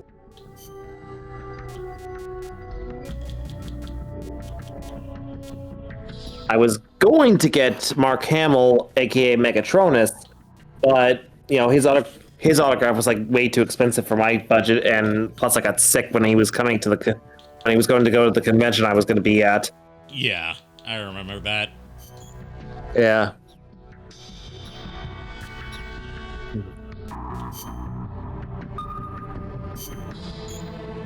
Like depending on how things play out, like if there comes a time where like I can't really leave the booth for whatever reason, I might just have Mario get Judd Nelson's autograph for me. Like I'll pay him and everything, you know, give him the $60 on the item to get autographed and be like, hey, could you get this autograph for me? Because he's gonna be there, and his fiance is also gonna be with him because the princess likes The Breakfast Club. She's a huge fan of that movie. As she should, because The Breakfast Club is great. I've only seen it once, honestly. You should see it more than once. No, I want to see it again. It's just been like a long time since I've seen it. I only saw it like the one time. Plus, I was in the company of people I don't really associate with anymore at the time that I watched it.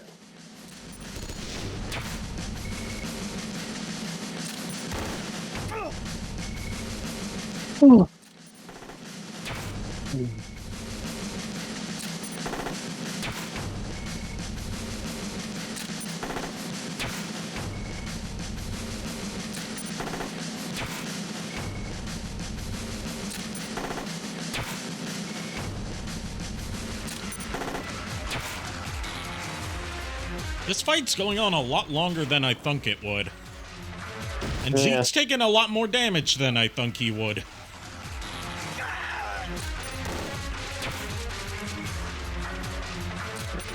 Everyone's just bullying Zeke this fight. What did he do to you guys besides, you know, try to kill you?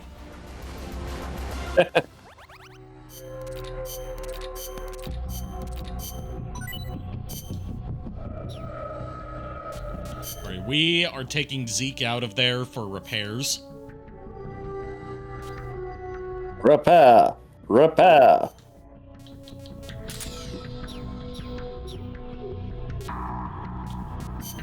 Now let's look at him and see how he's doing. There he is. And yes, I made him hot pink. You would, Because why would I not? right?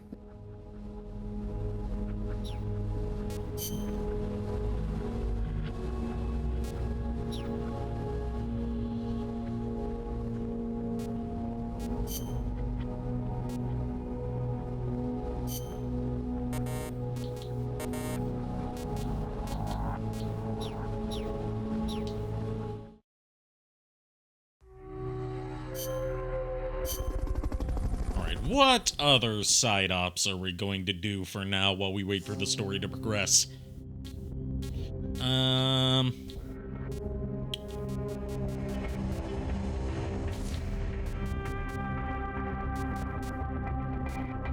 Got a lot more tanks we can battle.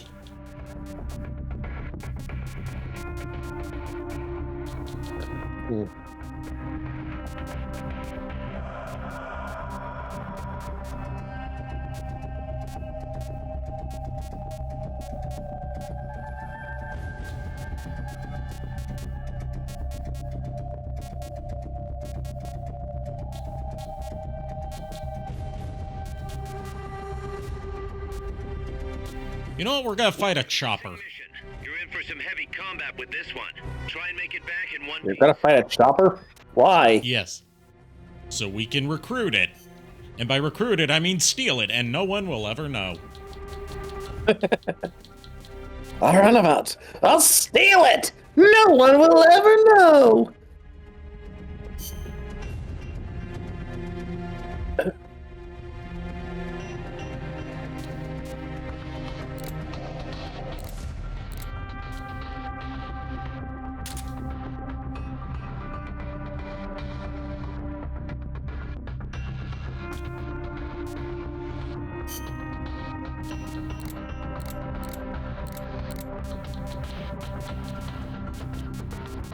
And we're gonna take some Doritos with us, too.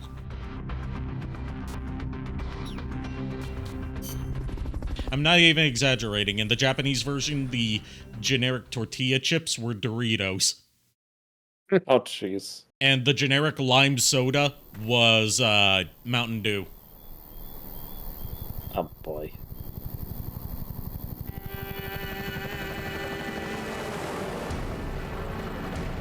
I don't remember. Have you ever had Mountain Dew? Yeah, it's... I don't go out of my way to drink it. I've just never really been a fan of it. Yeah, I drank it like once and I was like, this is disgusting. Like, it was that bad to me. Strike before they spot you.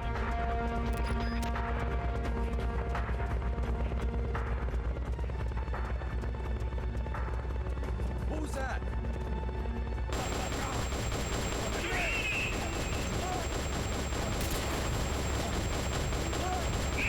Good thing they're on our side.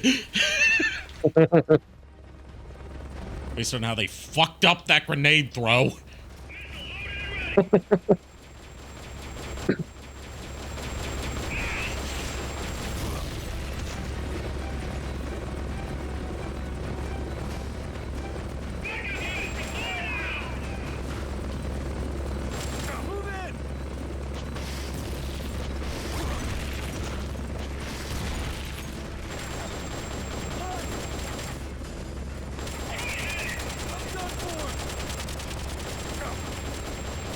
You're not gonna fire an RPG at me at close range. Don't even try that shit.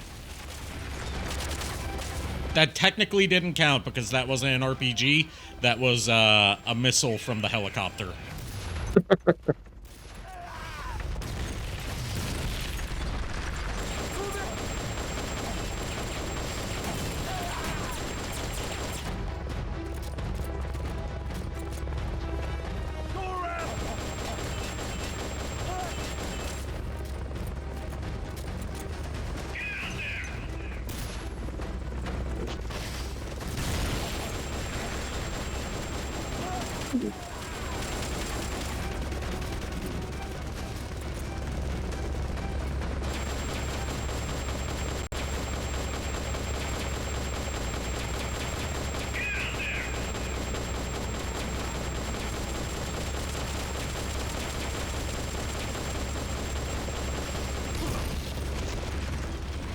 Okay, whomstead of the fuck?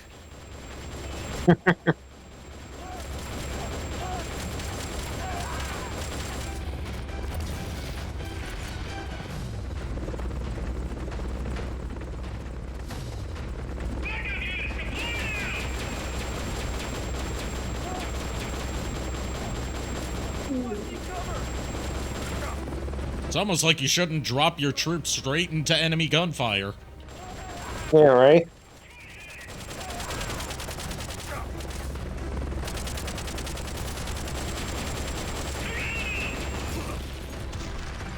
Yeah, but then again, their mindset is, That mindset is, I do this? yes. Oh, their Yeah, mindset no. is, I do this. Exactly, that's what I said.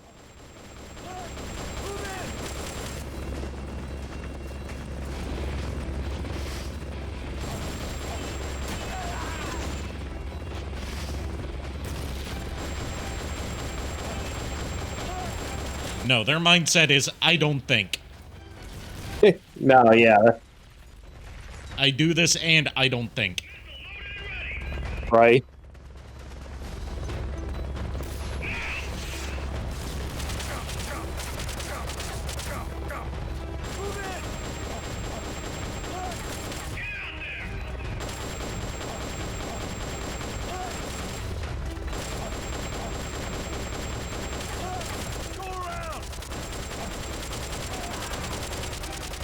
Follow your own advice and go around, dude. You're just coming straight at me.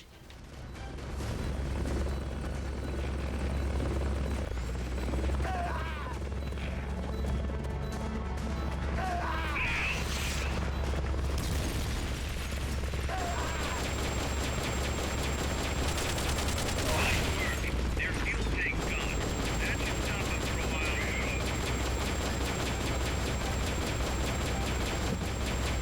Ouch.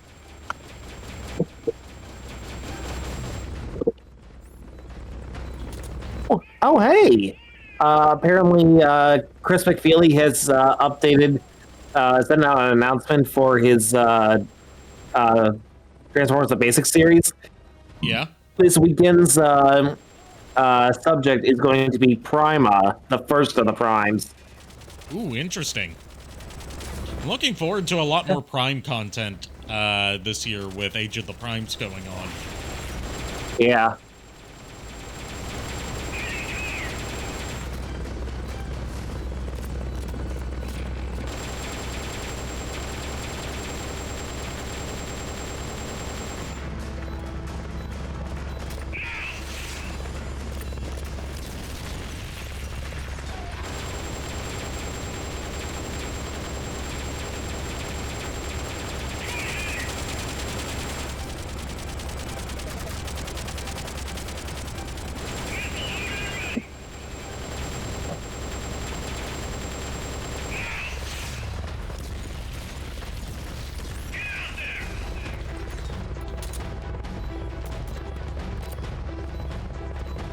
Come in, supplies! I desperately need you. I can't take down a chopper with just a tranquilizer sniper rifle. Sorry, snipper rifle. Get to the chopper. Trying to get the chopper down here first.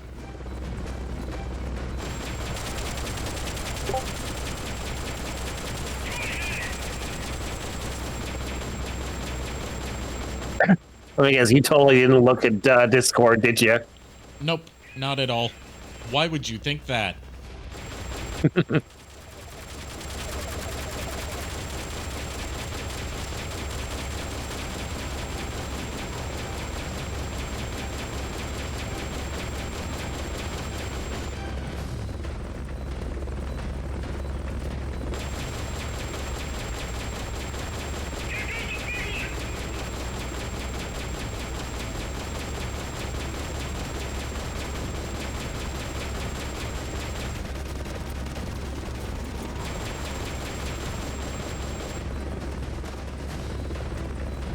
Come on, fight me like a man. And by that, I mean let me steal your chopper. And let me steal you, too.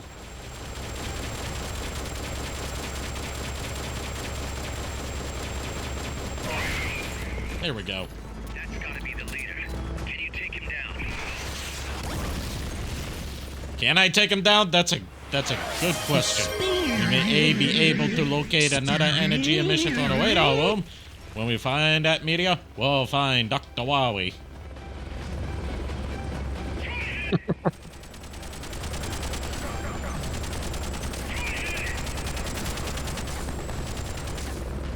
Question is, can I aim the snipper rifle worth a damn? The answer is probably not. Yeah.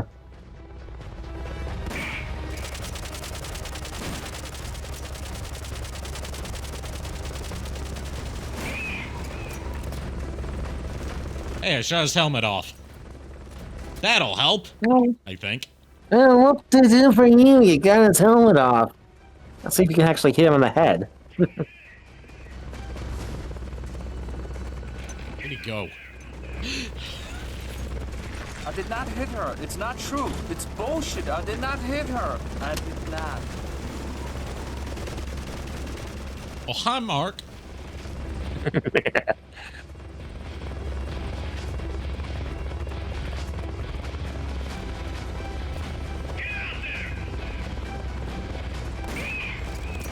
There, I hit his head. Yeah, but he still Told ain't you I dead. could do it, even though I didn't say it.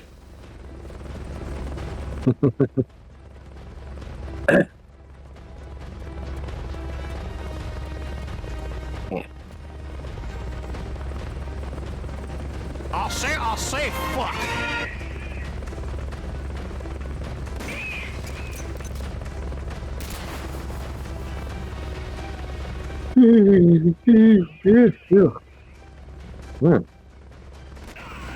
There we go. Now let's safely land the chopper while... It's a good thing he safely landed, even though he was unconscious. Yeah, right. He must be one hell of a pilot, which is why I'm recruiting him. Yep. Watch, it ends up being nothing more than an E rank.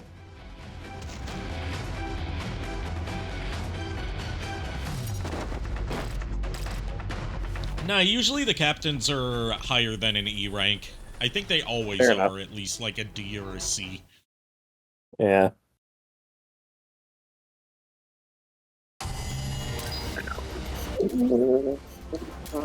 My eyes. Ugh. I'm not that ugly. I just didn't sleep well last night, dude.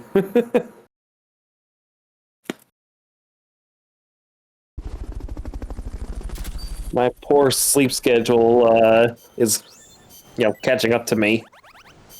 And if I'm whose determined to fault see is this that? through. Yeah, it's my own damn fault. I fully admit this. Answer is no, it's somehow Furret's fault.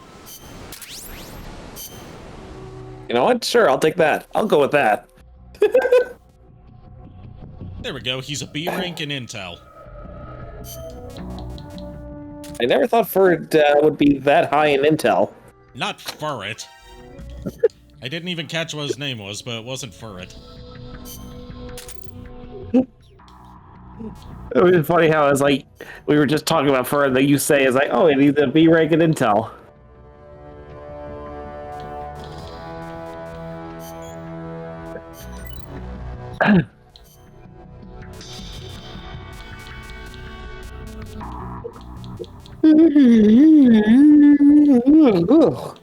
Excuse me.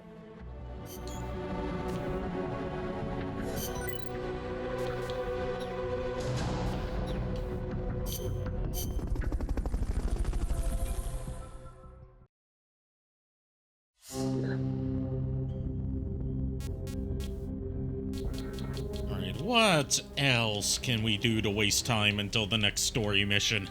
Let's see, we're not gonna do the holdups.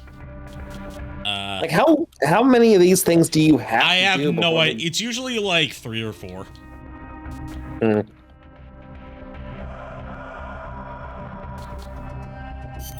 Commencing mission. You're in for some We're gonna take on an armored personnel carrier. Hmm.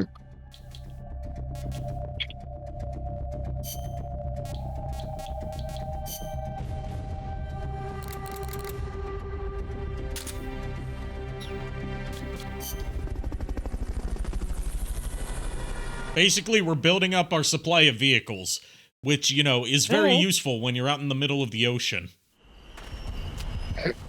Yeah.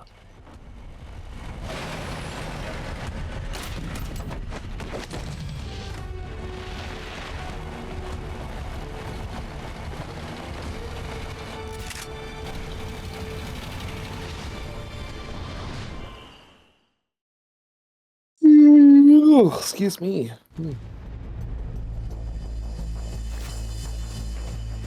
Am I boring you, Mr. Jakur? Neutralize the troops first.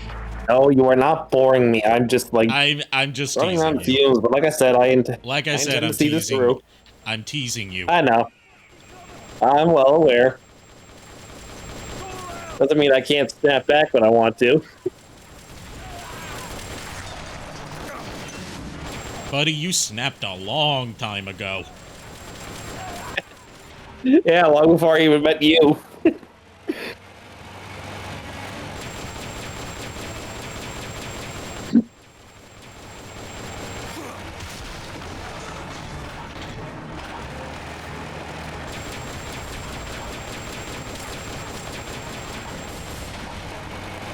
Oh no, my only weakness, getting run over. My one weakness, dying.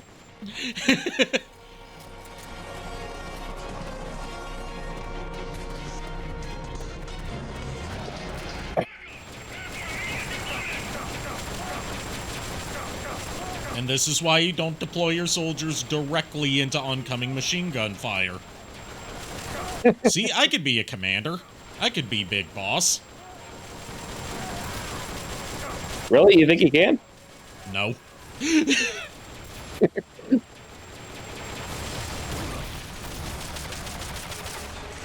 Sad fact is, like, I think out of the two of us, I'd have a better command structure. But then again, you know, that's not saying much because I've never actually been on the battlefield. I just know from, like, you know, reading military history.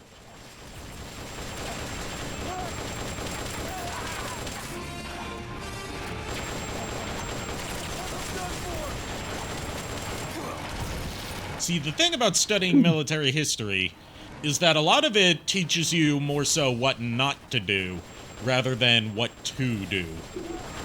That's fair.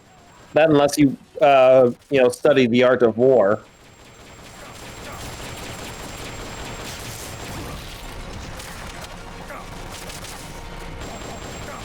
You know, written by the great Sun Tzu. The only Sun Tzu bit I know comes from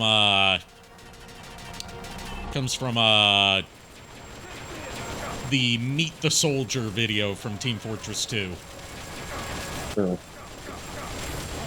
That's why every time there's more than 2 of every kind of animal in one place, it's called a zoo! Unless it's a farm!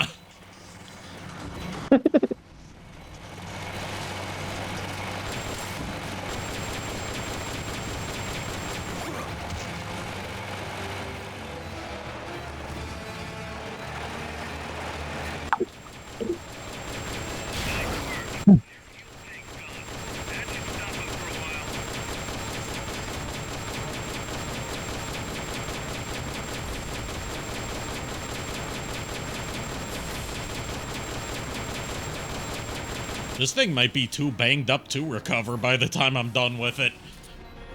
Come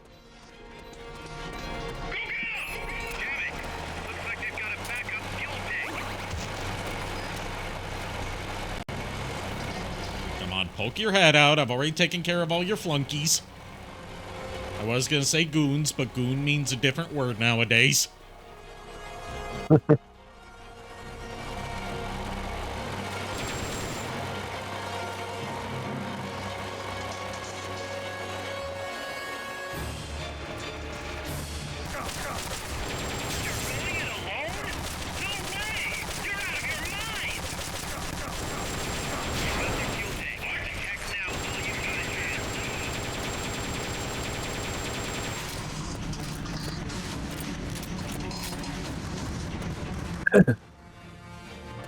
Come on, let's finish this. You and me, man. You and me, brother.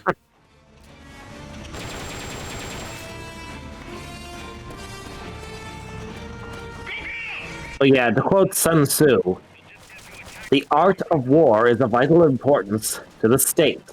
It is a matter of life and death, a road either to safety or to ruin.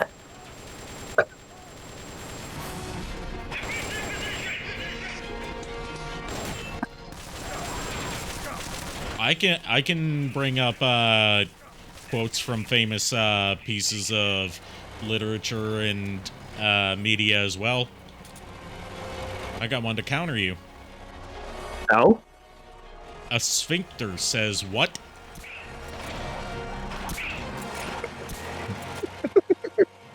Not fall for it.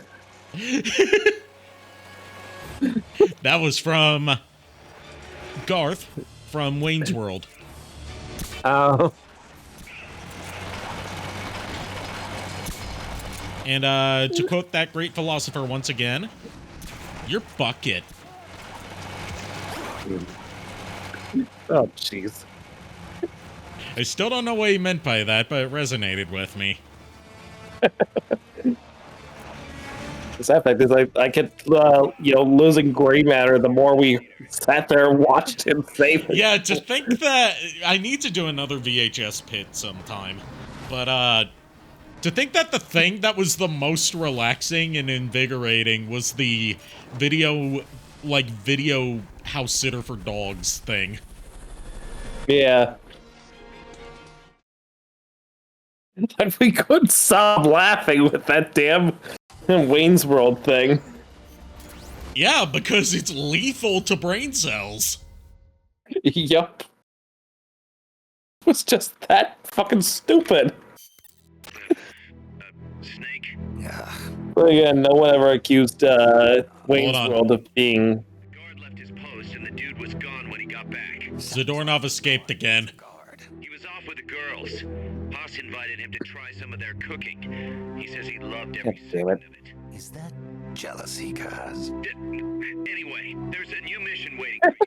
Find Zadornov, Snake. Okay.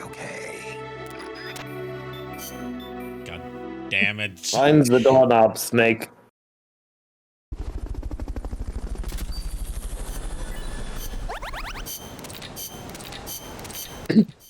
Gotta make Zadornov's face meet Zadornov by the time we're done with this.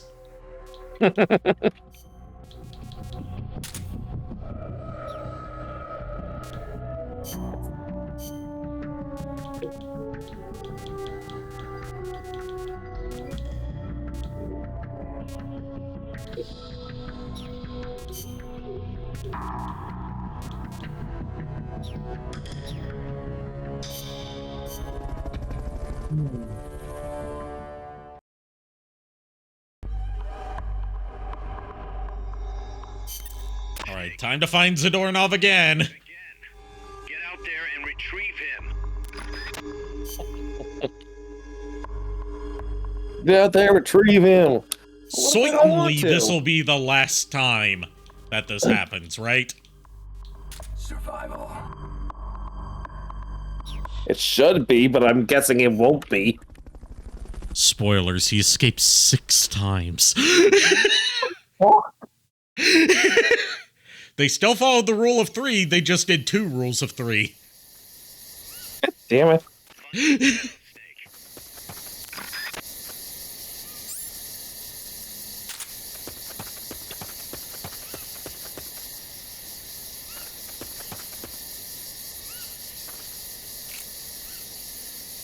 What's going on? We're under attack. Going to alert status. Understood. Dispatching reinforcements. Proceed with extra caution.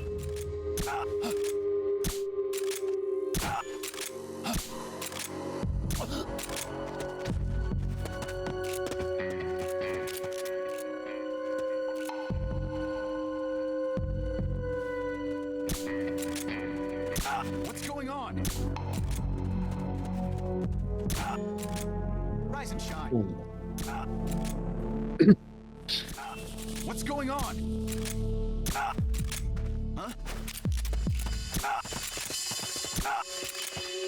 Rise and shine.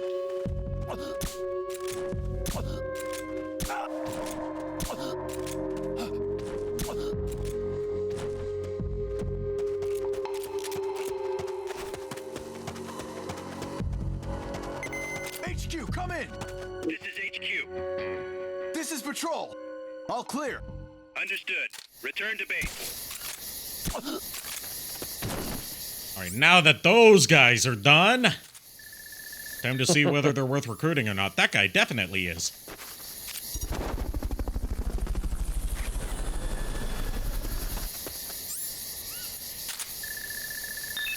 Fulton recovery helicopter. So is this guy. I could use some more medic staff.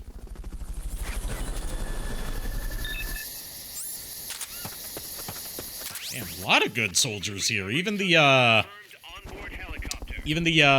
ones that are sent in as reinforcements are pretty good. Usually they're not.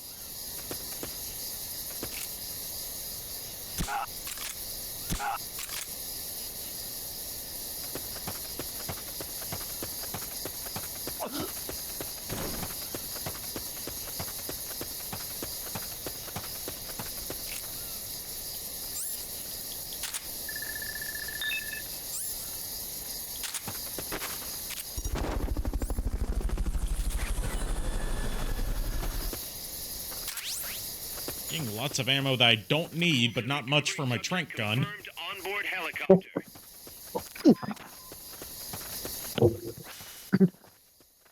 Alright, this time it looks like we're going towards the plantation.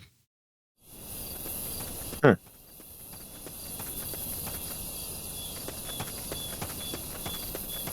do they grow over there? Coffee. We are in Costa Rica, after all. Okay, that makes sense.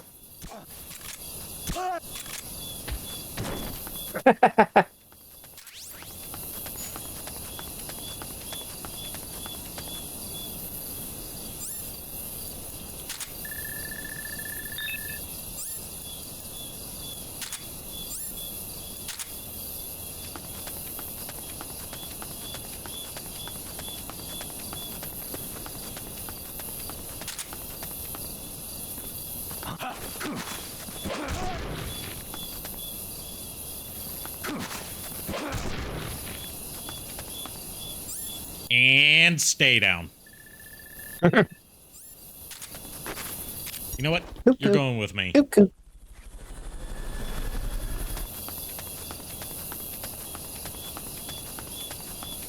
heard him drop something. I didn't see what it was.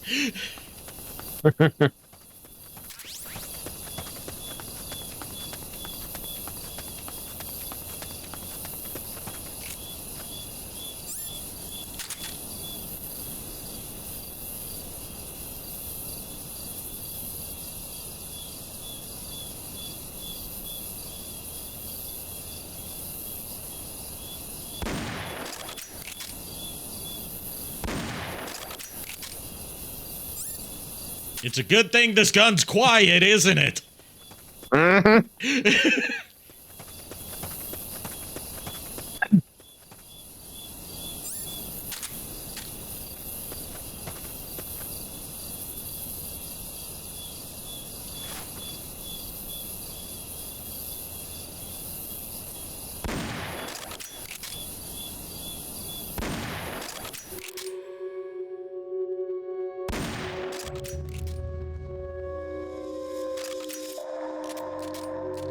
What's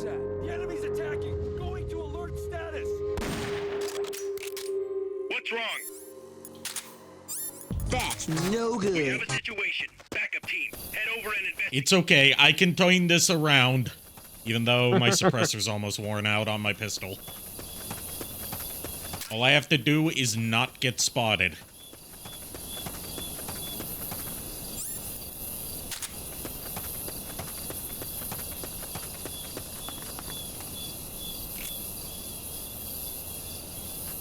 Hi, guys! I'm seeing things.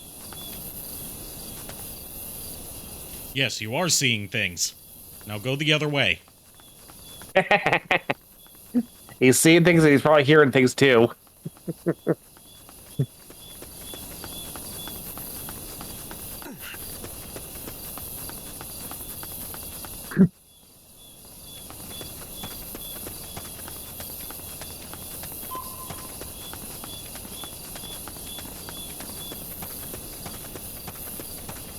Oh, there's a POW there. You're coming with me. Who even was that soldier? Don't see anyone. Understood. Dispatching reinforcements now. Where is he? Try looking above. I did.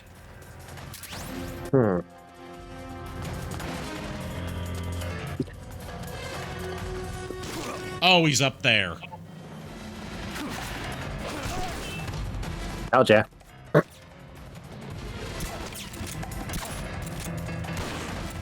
In my defense, I've never claimed to be smart. I've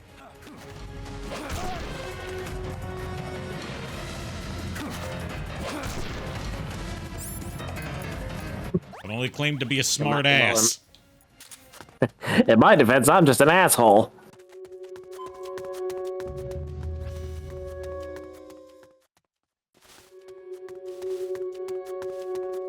Like my father before me.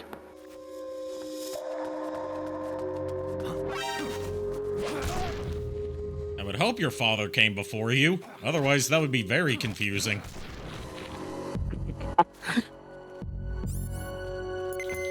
come in. This is HQ. This is patrol. All clear. Understood.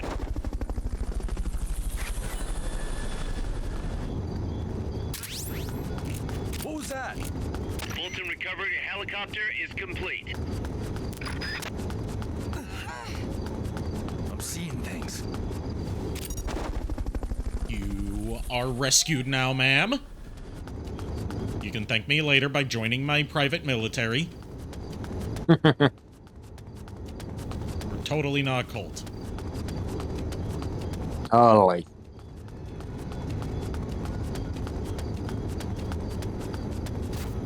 You know, it's funny, honestly, if there's one thing I would love to do if I could travel back in time, and it'd probably be like, you know, something minor that won't really... I would hope the enemy is close by. Shot fired! This is like something No, I you don't would think not really hope that the fit enemy my is close by. You want them to be as far away as possible so they're not in your base. Yeah, that's fair. Says the But yeah. supposed expert on military history. I'm just saying the guy said the enemy is close by. I'm thinking like, well, I would certainly hope he's close by if you're saying that, because he's right fucking in front of you!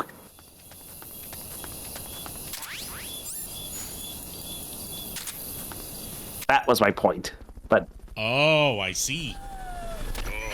All right. but yeah.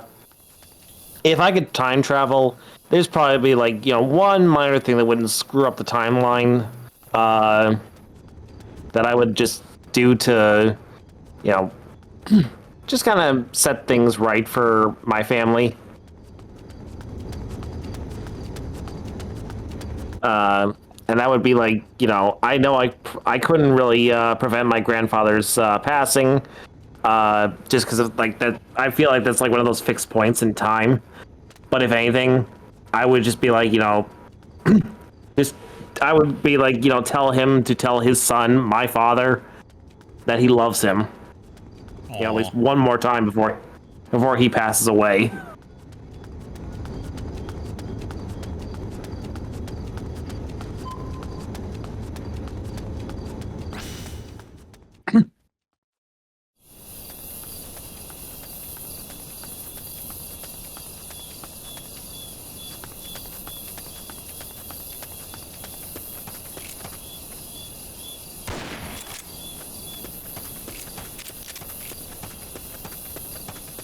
gotta be around here somewhere, unless I've gone the complete wrong way and didn't need to come to the plantation to begin with.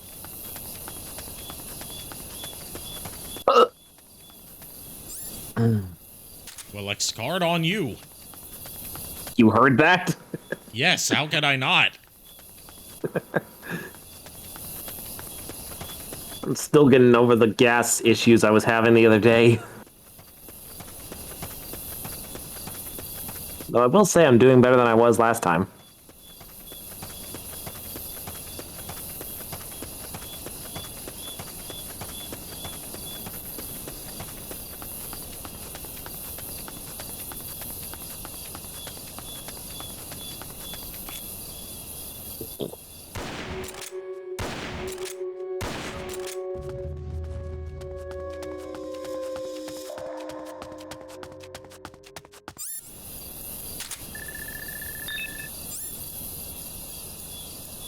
As much as I want to recruit this guy, I can't, because I need to save my Fultons for when/if I find Zadornov.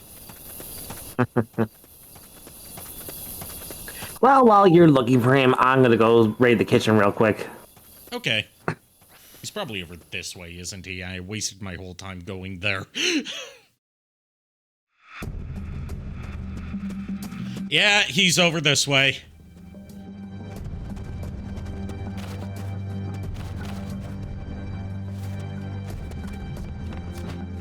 What, you found him? I remembered this area. Oh, okay. I was just about to walk out the door and I hear you say, I was like, yeah, he's in this area. We're under attack!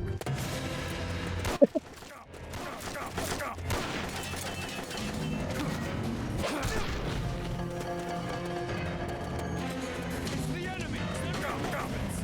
Understood. Dispatching reinforcements now.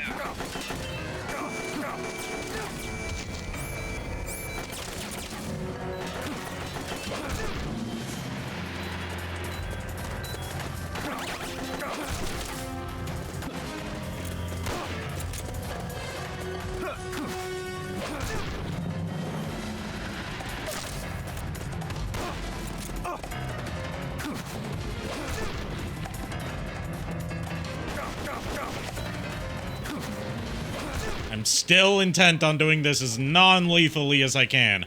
You know, apart from vehicle battles. So I'm kinda screwed here, unless I can think quickly on my feet.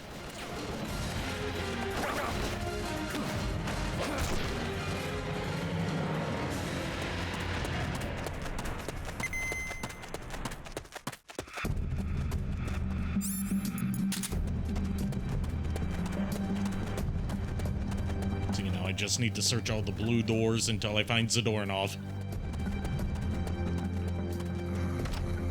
Is he in here? Not this one.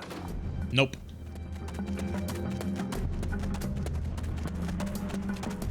Is he in here? I'm guessing no. What did you see, Big Boss? What got you so excited?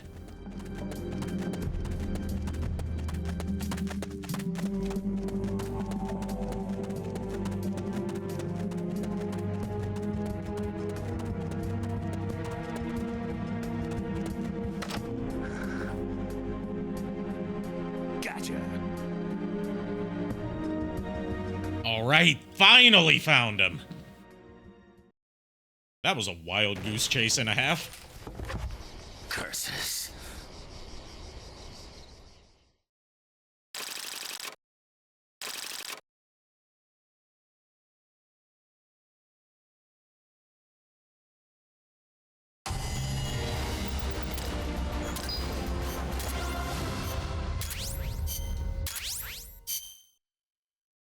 And I got him, Kaz. after this cutscene, I'm going to take a quick bathroom break. Bring him on in. So I'll be right back.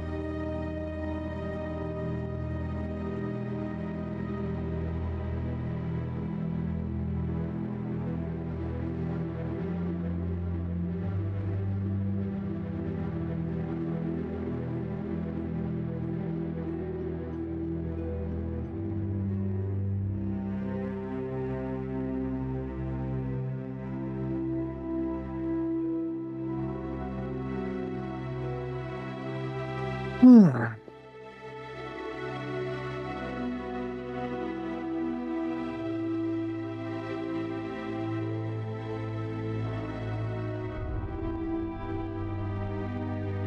told you I'd be back.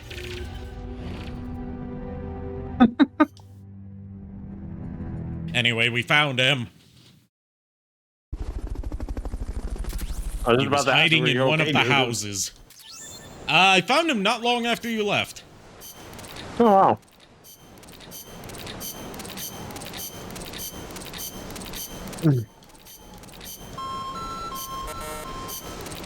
Hope you're okay, because I didn't know what happened since I walked. Yeah, I just went to the bathroom, that's all.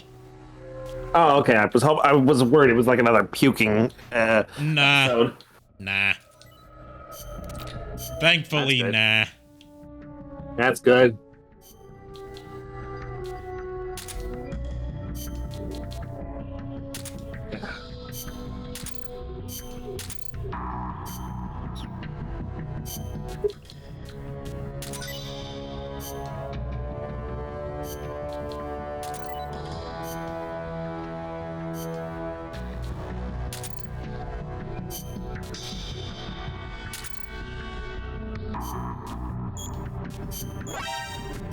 You're fired. Next start on me. You're fired. You're fired. You are the weakest link. Goodbye. You know, I've never actually seen The Weakest Link. I saw it a couple of times. I saw the US version as a kid, I but would assume it was the US version since you live in the US.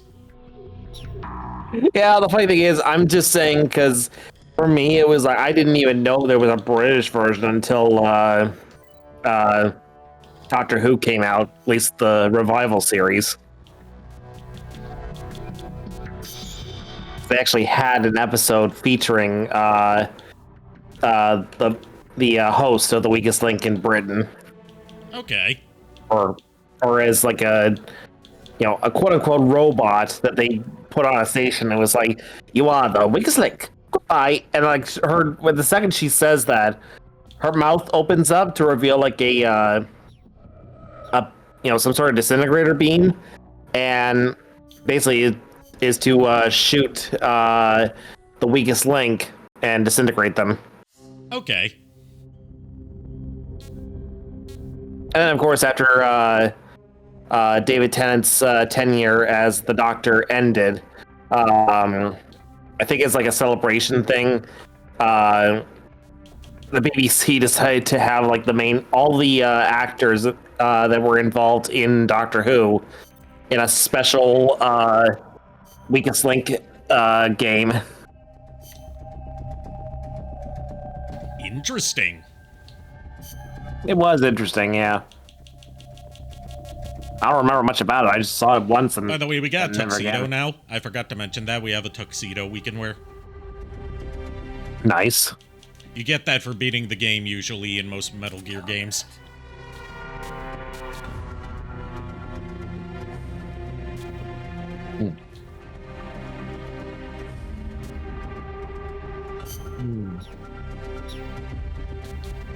Alright, we're gonna be taking on a tank. I'm going to get all the vehicles just like catching Pokemon, except much more destructive. And with a lot more death involved.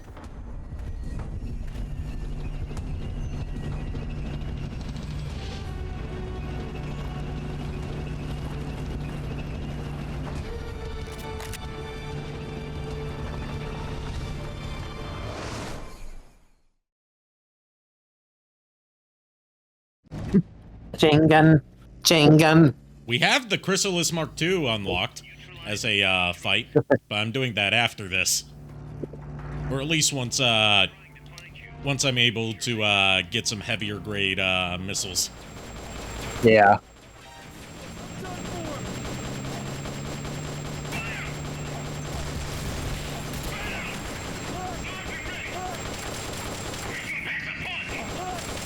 So much for the non-lethal approach. I told you, I'm not doing non-lethal for the vehicle fights, except for the commander who's driving the vehicle. Oh. Yeah, duh. Or Sorry. at least for tonight, that's Slipped how I'm my doing it, mind. because I don't want to spend too much time on this. If I try to non-lethally take out every, like, mook in these fights, it's going to drag the fight out even longer. Fair enough.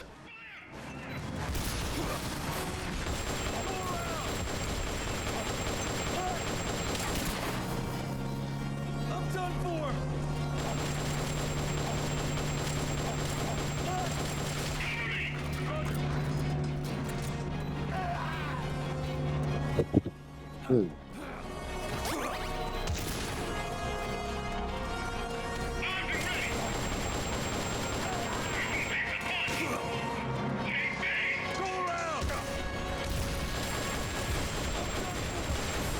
Wow, great shot! Managed to miss me with every single one. See, my guys will do a better job of driving this tank than you will. Just give it to me. Just hand it over quietly, and I'll be on my way.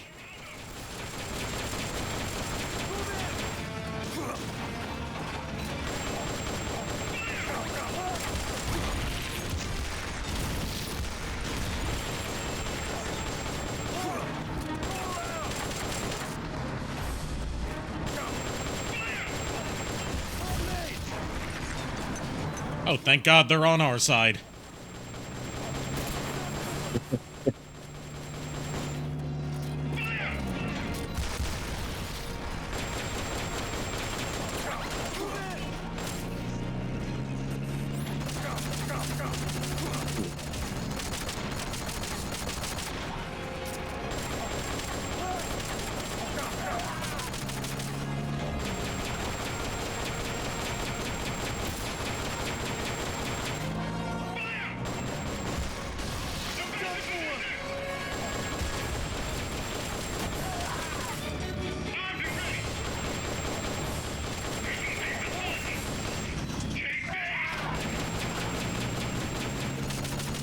Oh, no, you don't. I just have to stay close to you, and then you can't shoot me. With your cannon, at least. You'll still very much be able to shoot me with your machine guns.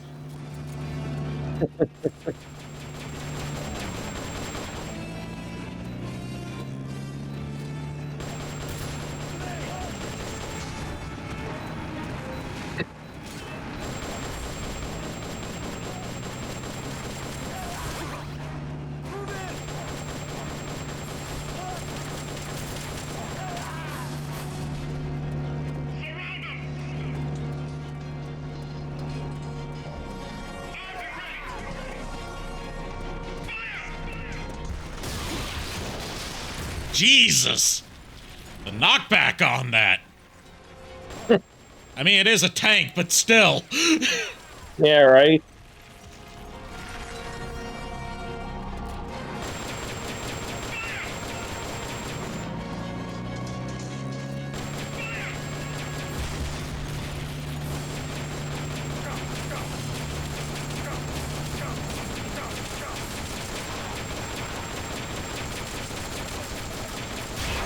You hit the fuel tank. They won't be going anywhere for a while.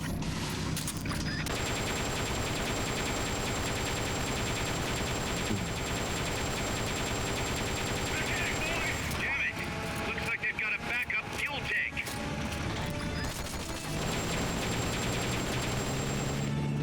Come on, fall! Fall! Or at least pop your head out. Drop your fuel tank. Attack now while you've got a chance.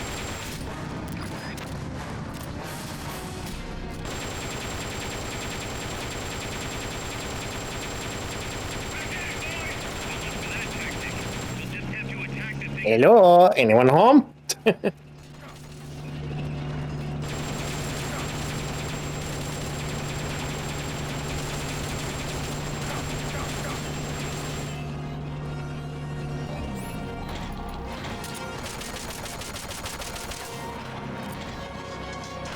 They've okayed your request for a cardboard box.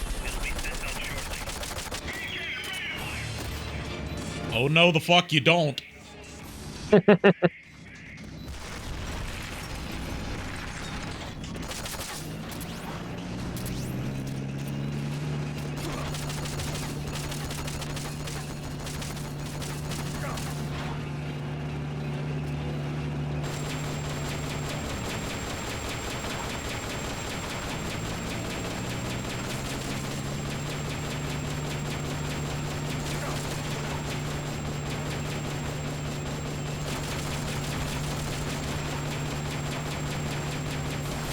Come on, you're just playing. This is just a war of attrition at this point.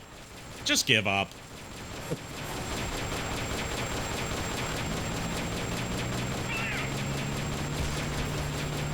Just hand over the tank and I'll let you live. I'll also give you a free helicopter ride.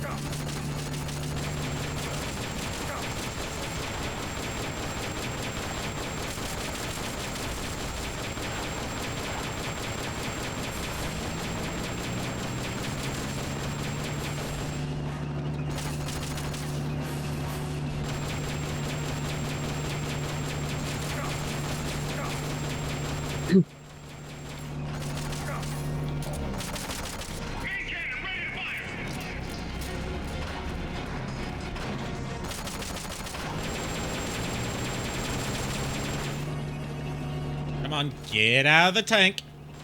Come on, boy. You can do it, boy.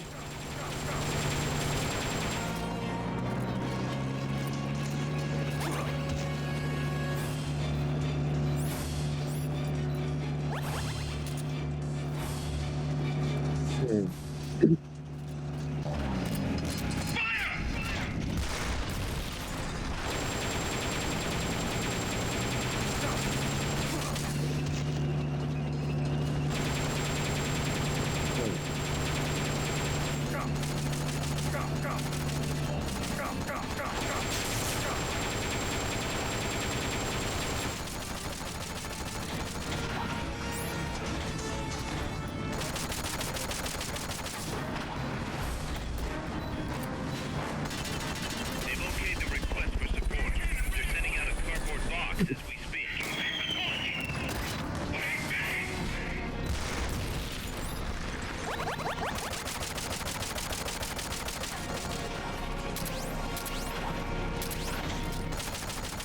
Good thing I've got so many supply markers for this. Otherwise, I'd be even more screwed.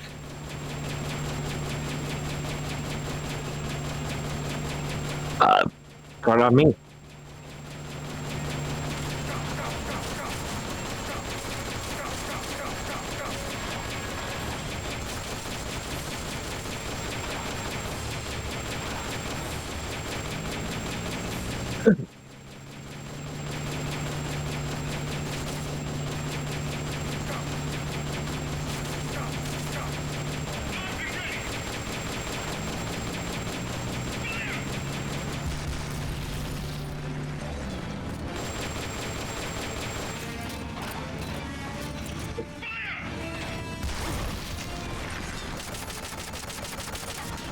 Tortilla chips, help me!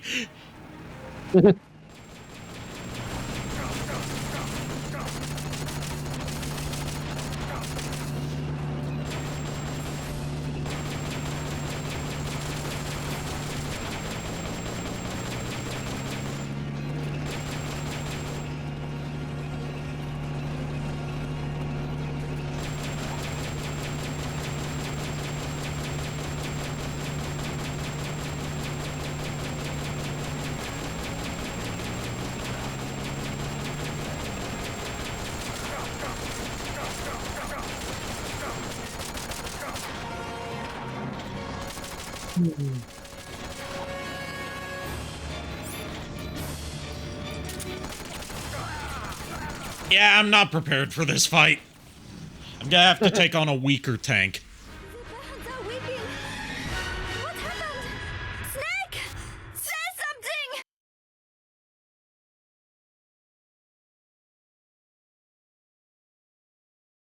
something! Yeah, not that one yet. Let's try this one.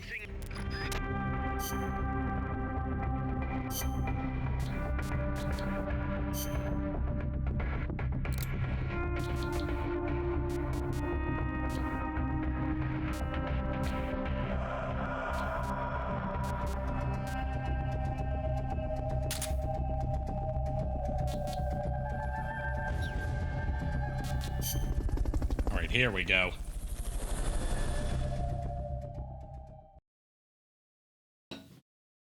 In the immortal words of Mario, it's a me, Mario. Let's a go.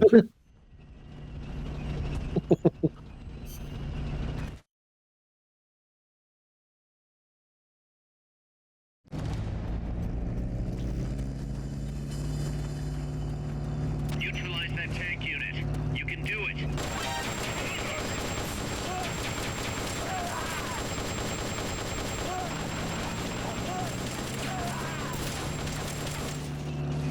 Hey, I never said I was going to do a good Mario impression with it.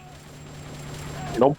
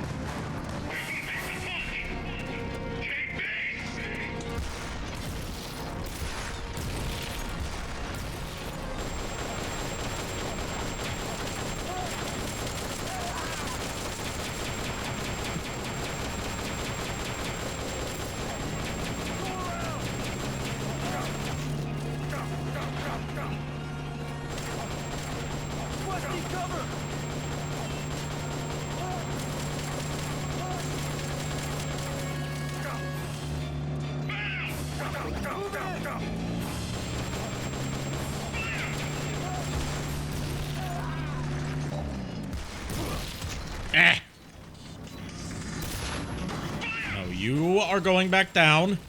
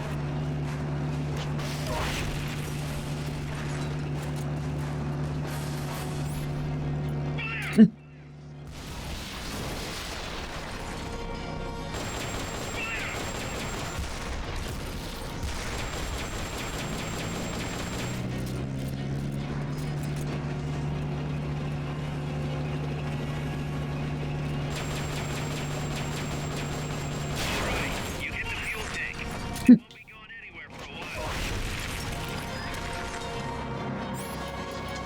while.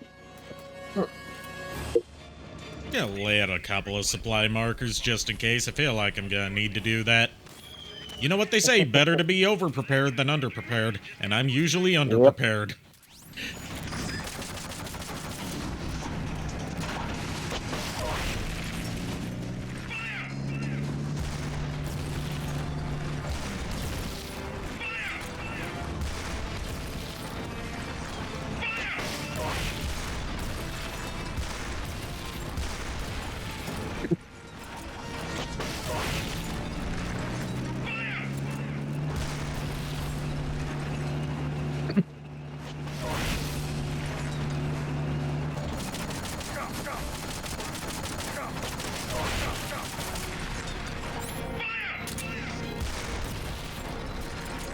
Fire!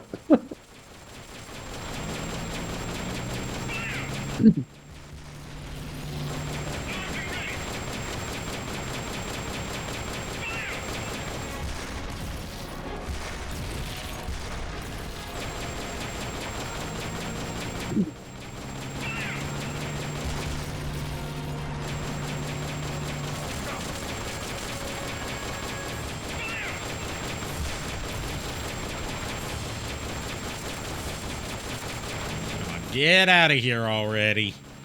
You know you want to. You know it's getting stonky in there. Cooped up in that tank. With no good ventilation.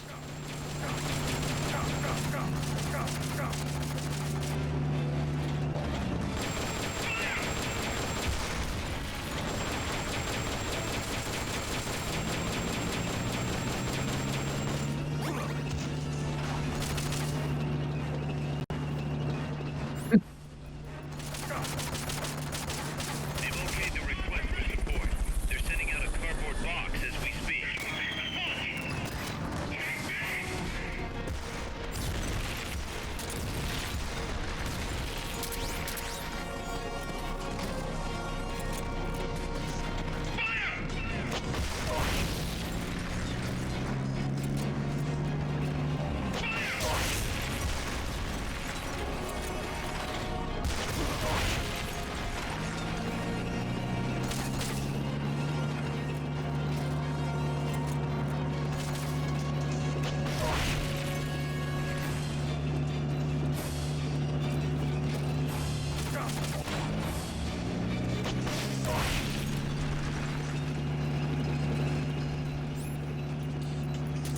They've okayed your request for a cardboard box. It'll be sent out shortly.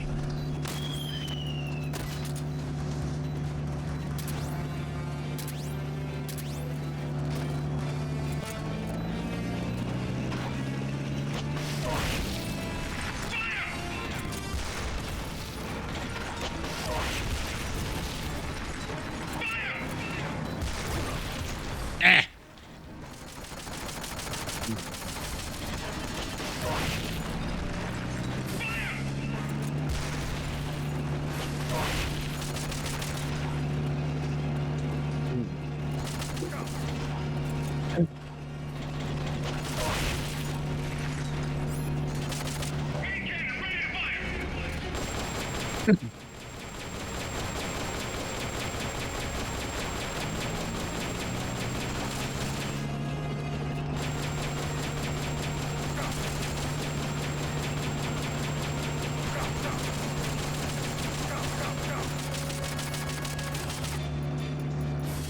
They've okayed the request for support.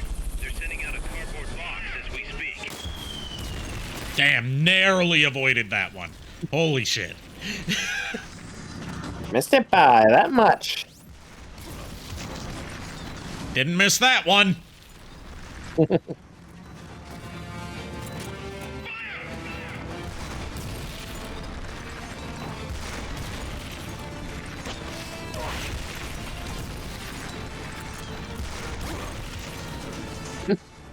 I swear I know what I'm doing.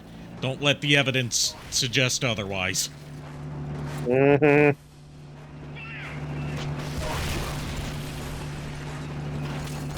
Yeah, whatever helps you sleep at night, Ari. What helps me sleep at night is my CPAP machine. I have terrible sleep apnea. They've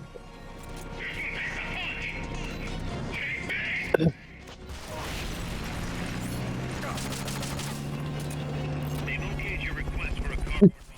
It'll be sent out shortly.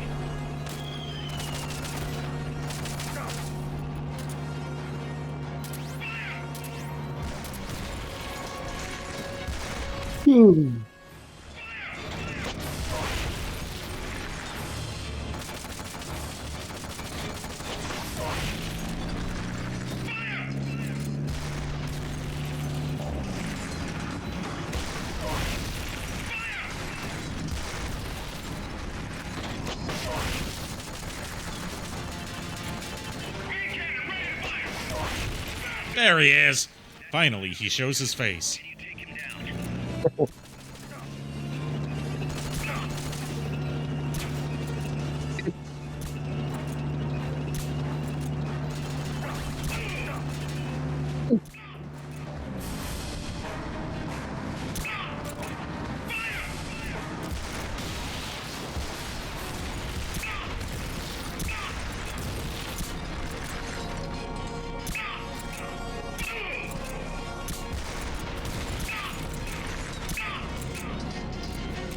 Come on, one more shot. There we go! Fucking finally. Bring him in. Oh my god. It only took how long? I don't even want to know. Yeah.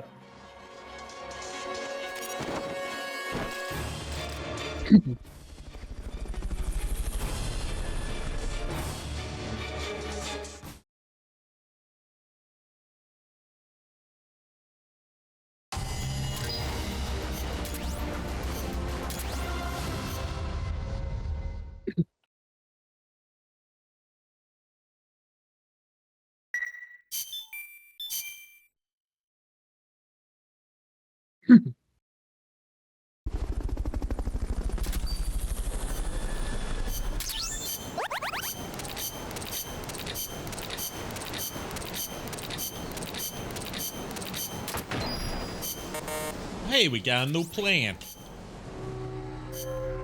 That means we should be able to hold more people. Nice.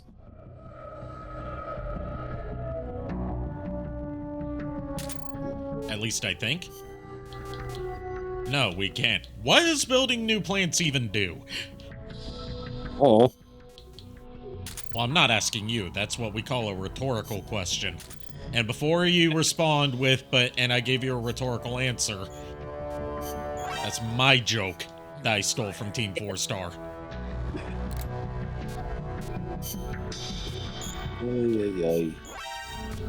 You're fired.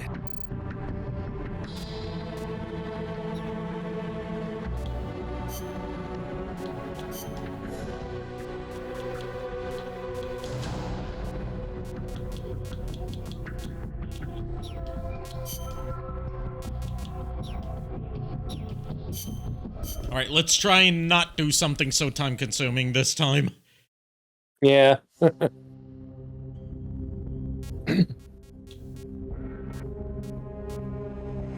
Oh, we got classified document retrieval. I can do that. This'll be a piece of cake. Watch me fuck it up horribly. Survival. Famous last words. Yep.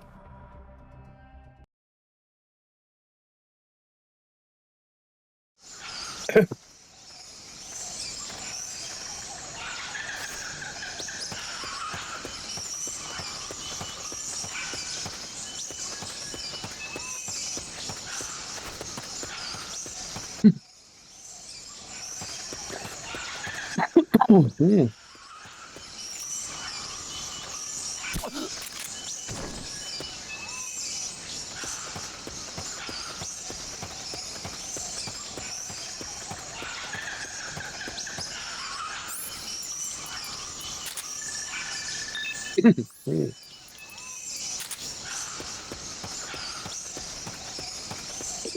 shit.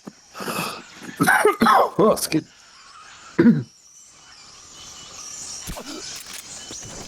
It was a boss. Excuse me. Hey.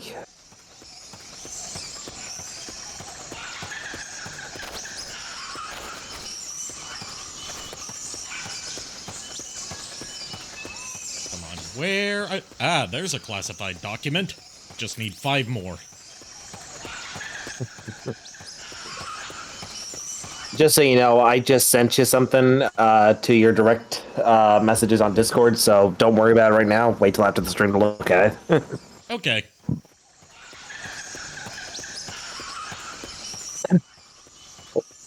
Ooh, excuse me.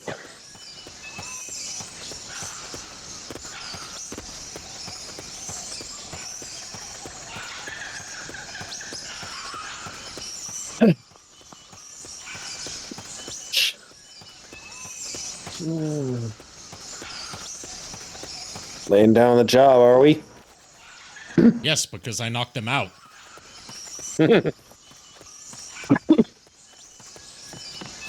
That's no excuse, soldier. Get your ass back up. I say as if that's actually how a drill sergeant would talk. Then again, Well, drill sergeant wouldn't be on the battlefield for starters. that's fair.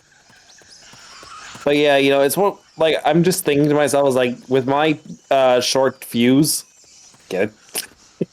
Yes.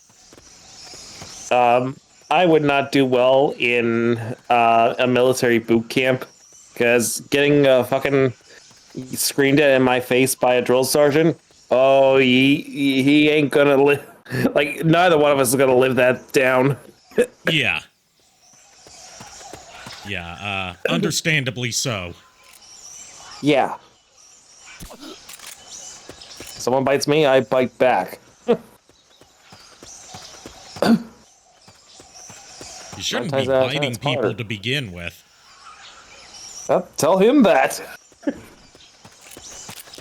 Not unless you shouldn't be biting people unless they consent to it, okay? Look, I'm not gonna, you know, I'm not gonna kink shame, but you can't just go up to people and bite them, especially if you're not close to them. Oh, jeez. Not the kind of biting I was talking about, but okay. Can you blame me? I'm half vampire. Of course I think of that. Okay, I should have said snap. Someone snaps at me, I snap back.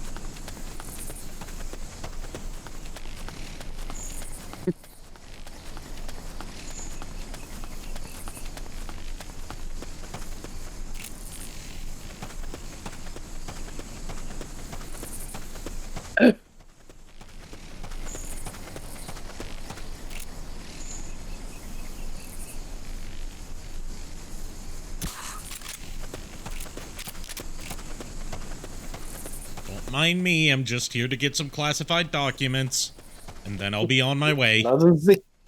Nothing to see here, folks. Who's that?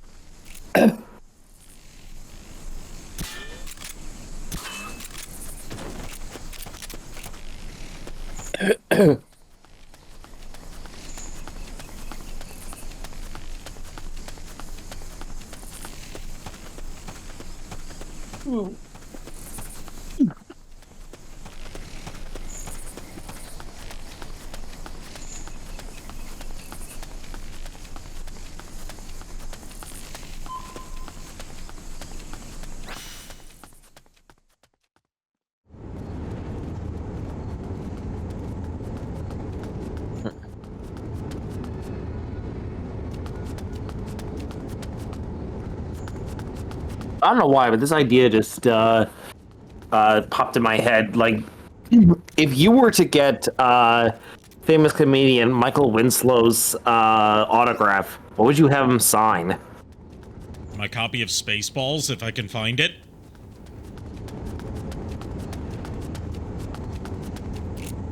You wouldn't go for something a little more obscure? It's the only thing I have that has him in it. Fair enough.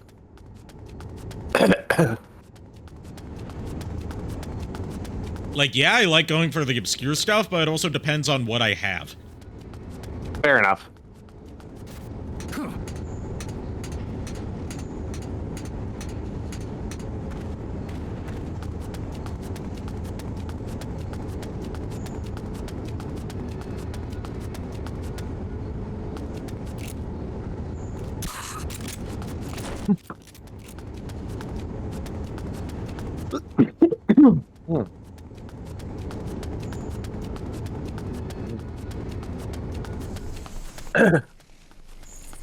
Damn, he's still going strong.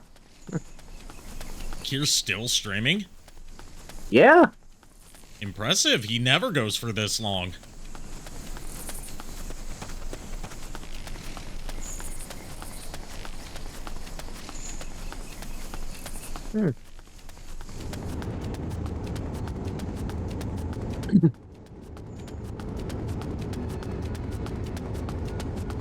This is impressive, disturbing, and makes me uncomfortable. This is impressive, disturbing, and makes me uncomfortable.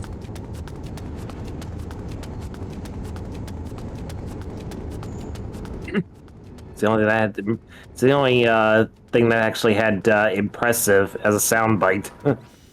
Yeah, I need to get some more sound alerts in there. I've had ideas for some other sound alerts, or at least you know, redeems. Yeah. What were you thinking? I'm not spoiling it on stream. That's fair. I'm not spoiling it to you.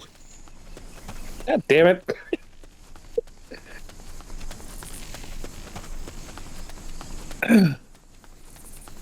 You wouldn't tell your bestest friend in the world what you're planning? Nope. Because then it wouldn't be a surprise. Fair. But then again, you know, I'm kind of like the kid who peeks at his Christmas presents. You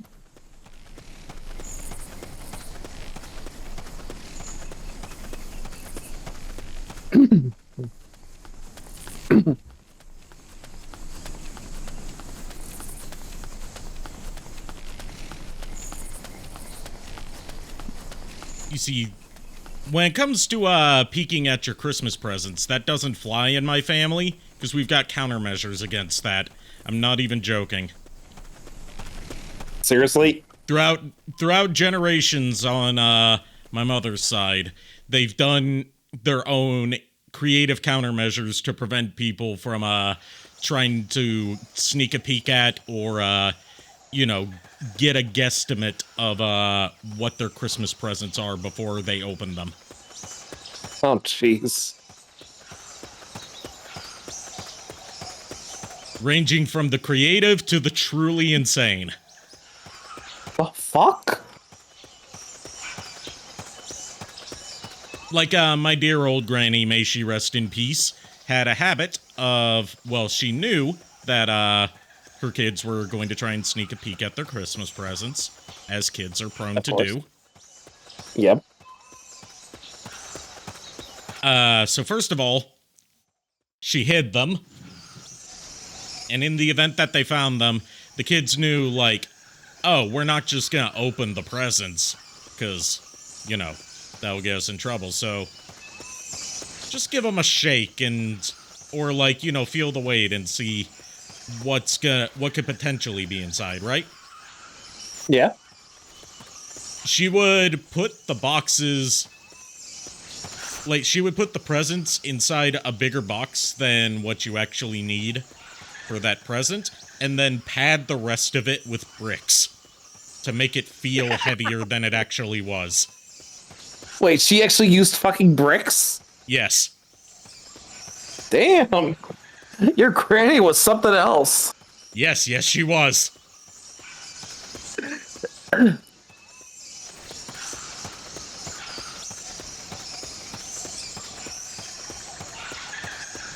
And as for yours truly, I did this half as a prank and half as a way to keep my baby sister back when she was my baby sister and not just my young adult sister. From sneaking a peek at her Christmas present from me, or like even being able to guess what it was. Yeah. You know what a Matryoshka doll is, right? Isn't that another term for like those Russian nesting dolls? That is the Russian term for a Russian nesting doll, yes. Okay.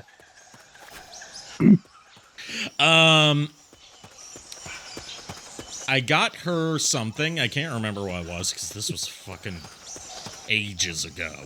Yeah. And I put it in a box and I wrapped it up. And I put And then that in a bigger box. Padded it, wrapped it up. Put that in a bigger box, padded it, wrapped it up. Yep. And then I put that in a bag. Put that in a box.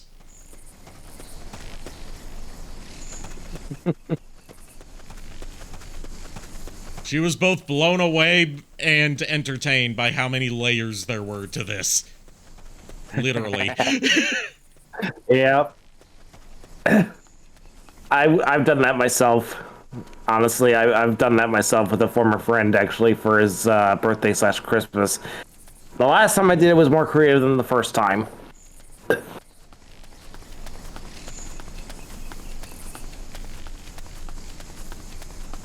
Like, apparently, from what I gather is,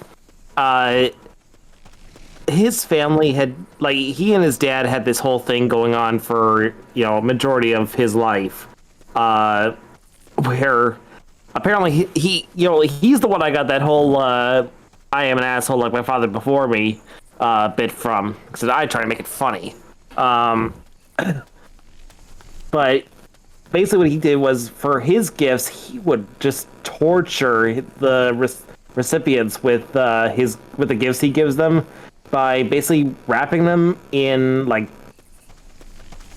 packing tape, duct tape, basically just so much so to the point where you can't really, you have to take a knife to this damn thing to open it. That's what my mom does with packages, except not to torture people, but to make sure that it doesn't come open.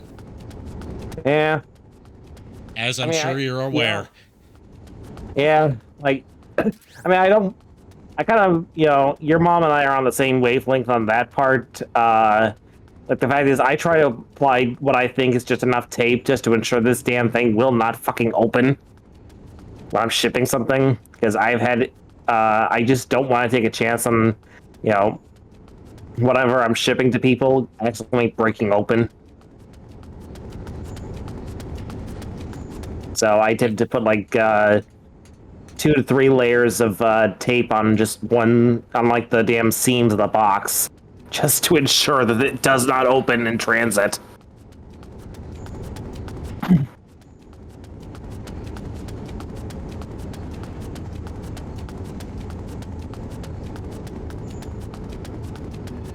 Come on, you don't have to worry about it opening during transit. Transit was cut from the final release.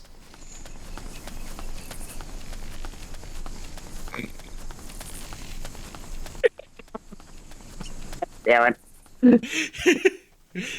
I know what you're referencing. I understood that reference. Oh, God.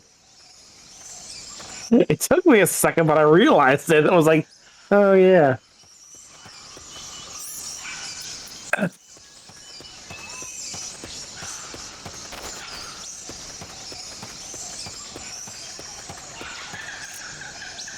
Welcome, Howard Industrial.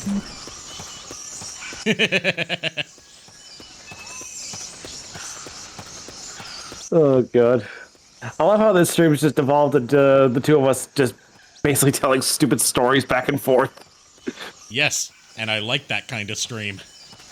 Same here.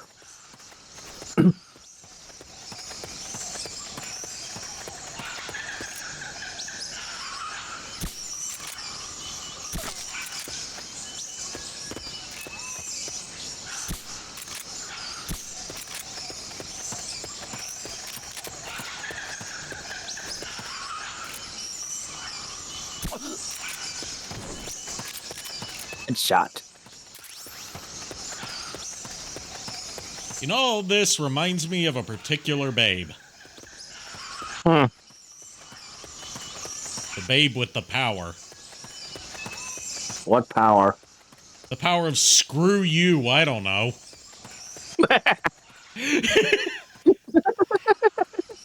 Once again, you can thank the things for that one. Except Nice. in her instance, it was a sentence mixing Michael Rosen to talk about syrup rather than a babe.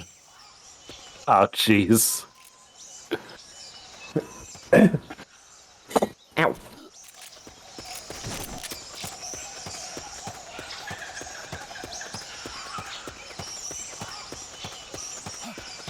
Somebody there?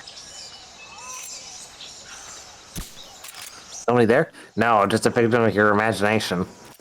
No, I'm just a part of the scenery.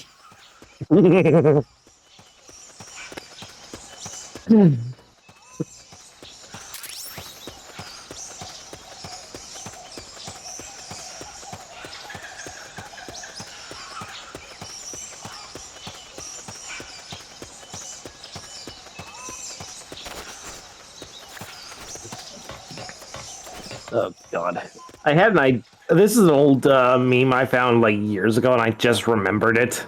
Yep. Basically, it was like a what if scenario. You're playing as a druid in D&D, and the druid basically you turn yourself into a tree just to kind of like avoid some guards that are like these enemy guards that are just kind of marching through. So one of the guards is like, was that tree always here? And so like the druid responds, like immediately responds with, yeah, of course, I've always been here. And of course, like, the sad fact is, the enemy troops, they roll very low on their oh god, what is like the apparently Perception. they've been, yeah, they really rolled very low on their perception, like nat 1, I think. So their response was like, well, if anybody should know, it's the tree. Would a tree Just go lie out to there. us? Yeah, right? They just go about their merry way. It's a nice tree. Yeah, it's very nice. I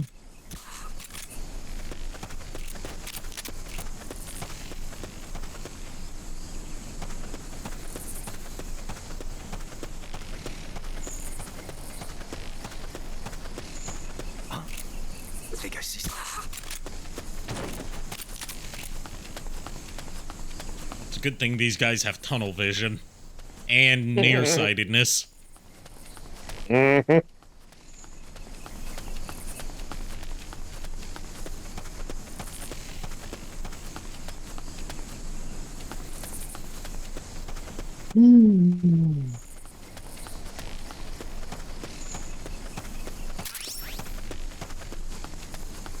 We'll see.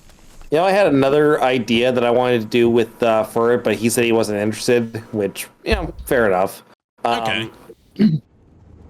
I wanted to do this whole Dr. Ivo Robotnik with Dr. Ovi Kintobor. So basically, they have the two side by side instead of and like my idea was like to make it so it was like, oh, they're twin brothers, like Ivo Kintobor and Ovi Kintobor. So Ivo became Dr. Robotnik.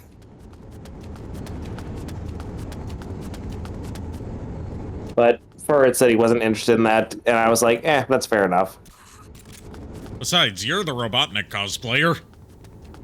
Yeah, but it would have been nice to have, like, a team-up sort of thing, just the two of us walking around as Dr. Robotnik and Dr. Kintobor, but... then again, Also, people would 100% not know who Kintobor was. That is fair. Yeah, it just occurred to me as I was saying that. I was like, oh yeah, not many people are gonna know who the hell Kintobor was.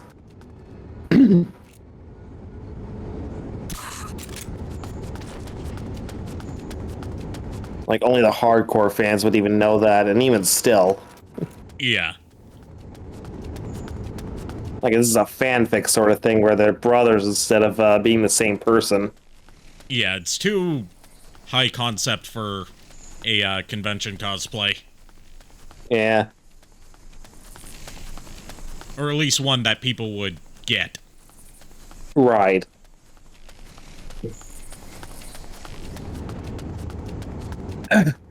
One of the things I want to do for my Eggman cosplay is, like, I've actually looked at, surprisingly enough, I actually saw this. I was watching clips from G.I. Joe Retaliation, and I saw the Cobra Commander outfit, and I was like, I look at Cobra Commander's overall outfit, and it's very similar to Eggman's second outfit from Sonic the Hedgehog movie. So I'm like, you know, what if I just incorporated a few elements from Cobra Commander's overall design into the Eggman cosplay? I could see that working. Like, basically, one of the things I'll do is I'll have, like, you know, smaller shoulder armor on the shoulder pads on the coat than what I was originally intending. But, you know, for the time being, these knee pads will work just fine. But these are going to be, like, smaller, you know, better fitting the shoulder. And then, of course, apparently strapped to his right leg, he apparently had a hand pistol, like he had a pistol or something strapped to his, you know, in a holster strapped to his right leg in the movie. So I was like, okay, yeah, that actually looks pretty cool.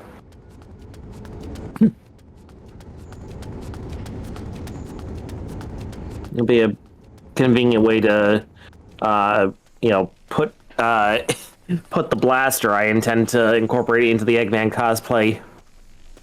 Because originally I was just thinking about having it, like, strapped to my hip, but, you know, like your average Western sort of thing. But, like, honestly, the leg makes more sense, I think.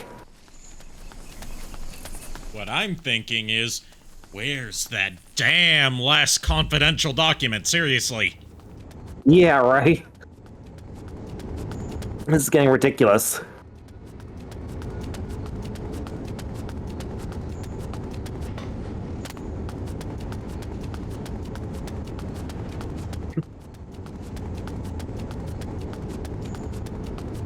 Is that it? Nope. Freeze. Freeze.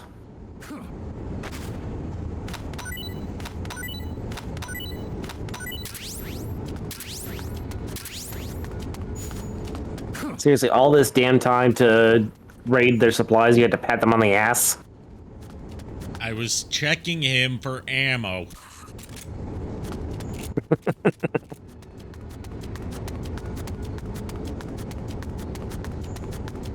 Uh-huh. Sure.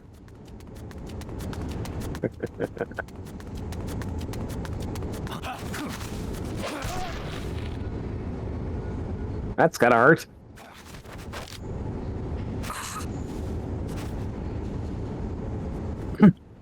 Goop, goop. Goop, goop. Of course, he passes out right as I'm about to interrogate him. Oh yeah, I can wake him up. Just drag him to where the coffee's being made.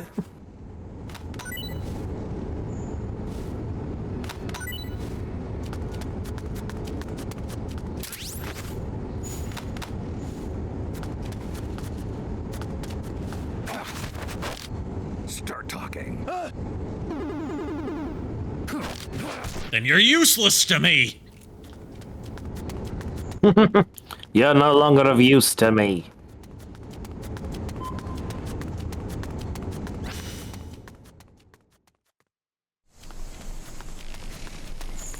Like, I chose this mission because I mistook it for another one, and now I'm just kind of stuck here. Because there is one document that I just can't seem to find. What'd you think this was? I think this was one where they're all within one small area. Not throughout, like, most of the map for this part of the game. Ow. Well, shit.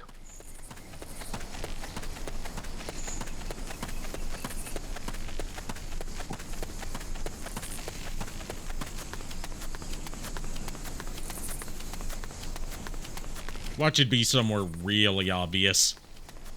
Yeah, right. So obvious that neither one of us would think to look. Yeah.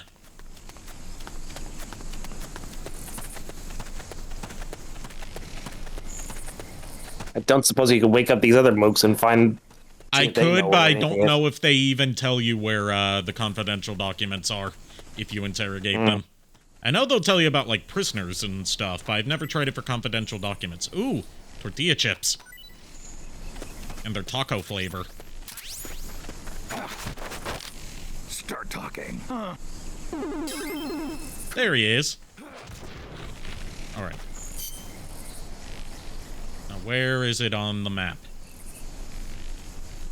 What is a man? Hey, thanks for the raid, Kier. Pile of secrets. How'd your stream go? I saw it went on for a really long time. I'm surprised, dude. My stream with 2 viewers. How'd it go? Feel free to join in if you feel up to it. We could use the stimulation. Yep.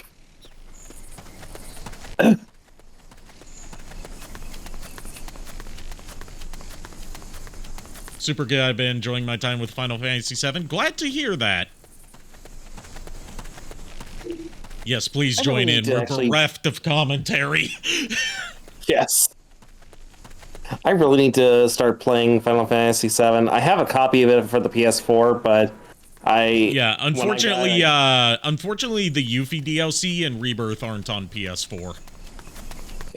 You know, whenever I get a PS5, whenever the hell that might be, probably in the Or next you year could get them so. on PC now, once you get a better PC. That's true. I might actually pick up PC gaming if I get a better PC. Also, hey, Kier.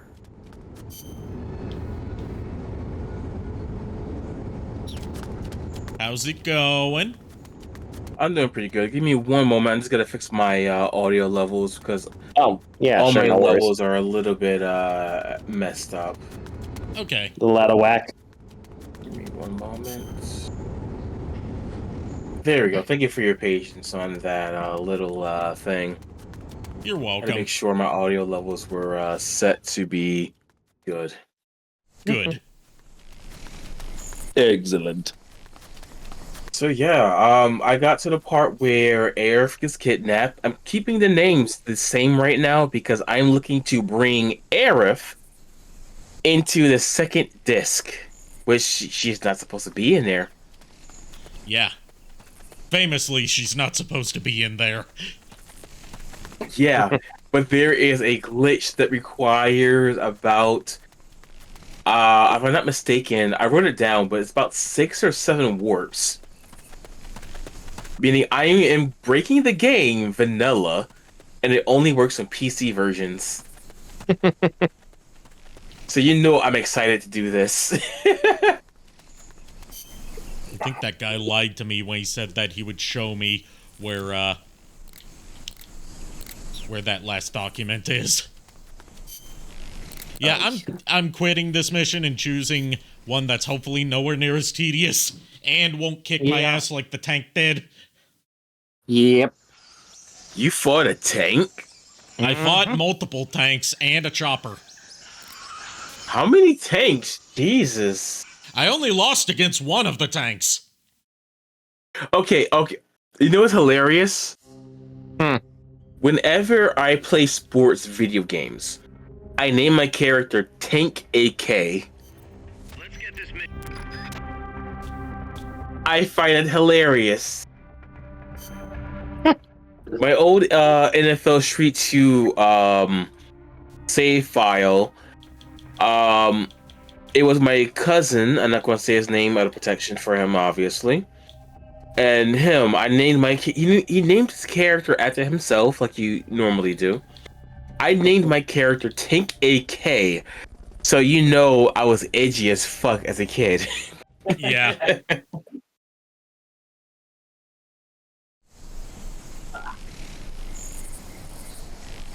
Yeah. Holy crap, look at Snake's butt. Yeah, for some reason, the battle dress outfit, really emphasizes the gluteal region. I'm not complaining. Gives I me mean, of course something you to wouldn't. stare out. I mean, it's stare Big at Boss. and, He's enjoy. known for having a pretty nice ass. And Yeah. so is Solid Snake. That's one of the things that makes him the perfect clone of the perfect soldier. Ah, Colonel. It seems the clap of my ass cheeks keep. The question I'm trying is, to sneak into the base. is that America's ass?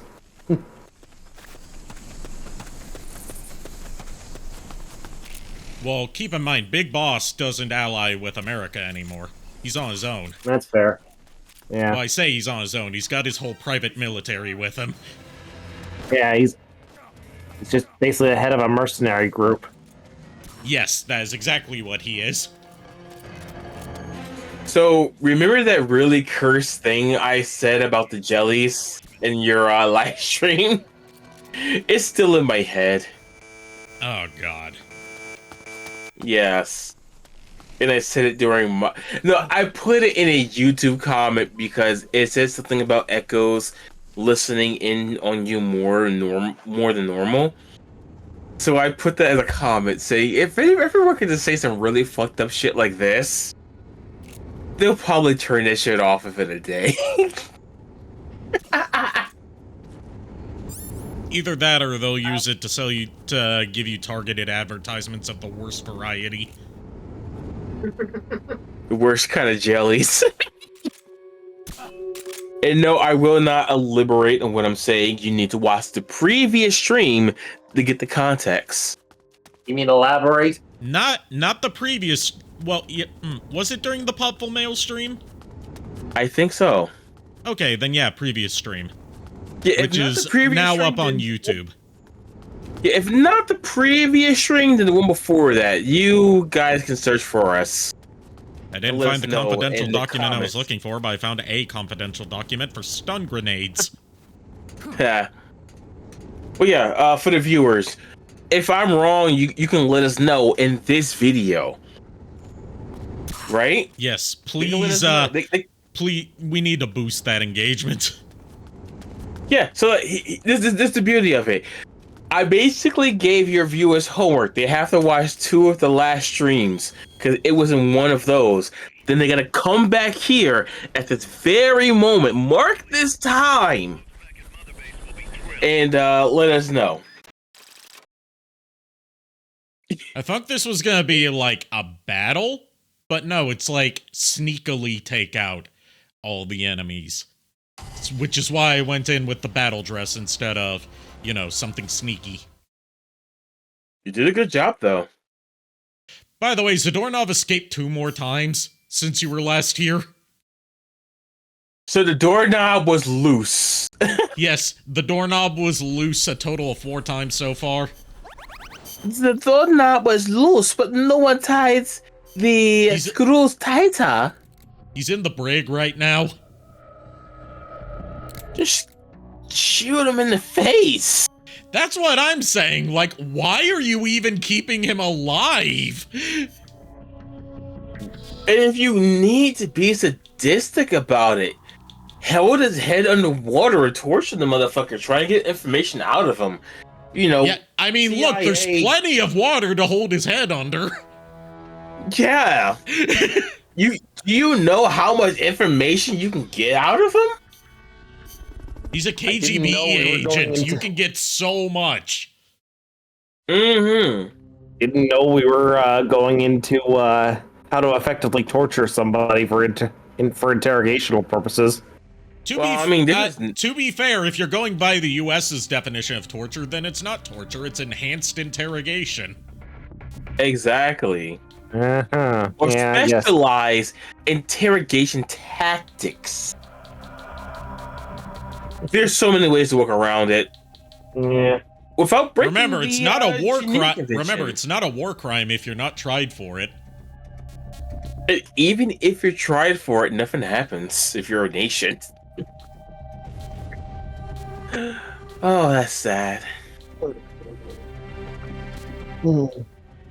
So, you want to hear something fun? What that happened in my stream? What?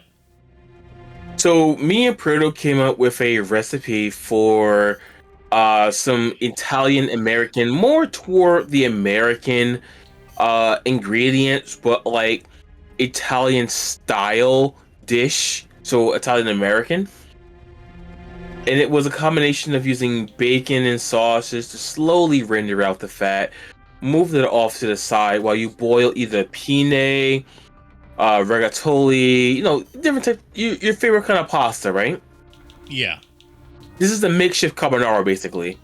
Okay. And then you move your noodles, your egg yolk, your Parmigiano Reggiano, Parmigiano Reggiano, and some pecorino. You can add some extra ones, but everything has to be freshly grated. And mixing that all together, and then throwing in your bacon and your sausage. And we were just talking about that type of stuff. And yes, it's not traditional, but tell me, does that sound like pleasant? Obviously, for JKR, we would use salmon and such, Mm-hmm. We would pescatarianize it for you. Yeah. Just because I respect you, my man. No, I get you, dude. I know. But still, the respect. No, I appreciate it. I know. Also, you saw the picture that I was talking about for my friend's niece, Sweet 16, that I joke around and call my daughter. No, I didn't. Oh, you guys sent so many messages today that I got buried. Oh, don't worry. It's around close to noon. I took a picture of it a while ago. Plus, I didn't get home for a little bit. Yeah. It was no problem. But yeah, we started talking about multiverse theory. I'm like, oh shit. Some of my friends got me really bad into this shit. But yeah, I'm getting her Beauty and the Beast like rose for her Sweet 16. That's nice. Also Beauty and the Beast inspired. My friend gave like her blessing to that gift. HQ, come in. This is HQ. So yeah, I'm going to be spending my birthday on her mother's birthday, the 29th, after my SOAR renewal. So the chance is we're probably going to like Chevy's or something. Which, your boy's going to be playing a big unk for the nephews. Love the little guy. I'm just gonna say it. Her nieces and nephews are my sons and daughters. Nice. Yeah, I even risked my previous job before I became a manager. No, I was a manager at the time, right? I risked being like 10 or 20 minutes late just so I could get her books and writing cursive. And I got her the books. And on that old phone, I made her my background phone image. Oh, nice. I'm telling you, I've held her in my hands since she was a little baby. Aw. That kid is my daughter, I get you, dude. If I have the power, or if I have it, she got it. Same thing for her sister and her cousins. I see them all as my own kids. On a less sickeningly sweet note, I did a lot of driving today, and during that, when I'm driving, I like to listen to some music. I've been putting on different playlists on Spotify since I don't have an active Spotify subscription.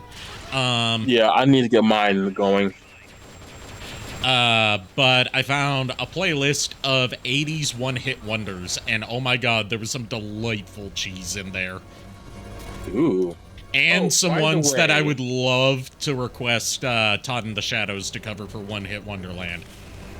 Interesting. So, just a FYI, there's a possibility if I'm able to get my second job, I might be getting a Pandora account where I can have maybe a family plan.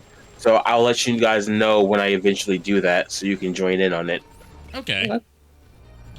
Yeah, because you already know Amazon Music. I enjoyed it, but if your phone or basically near full capacity on memory, it can shut down the app. It'll play one song or won't even finish the first song, which is like every other app is more intensive. Yeah. I don't have that issue with, so that just tells you how bad the app is. An Amazon like, one of app the being issues- bad? Perish the thought, I say, on Twitch.tv, an Amazon-owned company. The major thing I've been having issues with when it came to Amazon Music as an app, but for whatever fucking reason on my phone, and I know my phone's storage is not full at all. It's like maybe like half full at most. Yeah. The stupid thing is, there are times when I'm listening to music and out of nowhere, the app will just crash, and I have to Yeah. That's what I'm close talking about. Yeah, I had to close the app and start it over again. The app is poorly optimized, and Yeah. if you look at reviews, that is everyone's main complaint. So at this point, while Spotify is predatory, that is your best option. Your next best I mean, it's option also would the fact be- that every music streaming service like that is predatory in the same exact way. Yeah. Yep. Probably the least predatory will be SoundCloud, honestly. Yeah, but that's because, it's all More user-generated indie. stuff instead of... Yeah, it's more indie, and it's better for people like me who are trying to get, a fan base. Yeah. But at this point, I feel like Pandora. I might want to put my money in Pandora. I never did it before, but Pandora, I found some of my favorite bands. Hit that thing with rockets. Damn.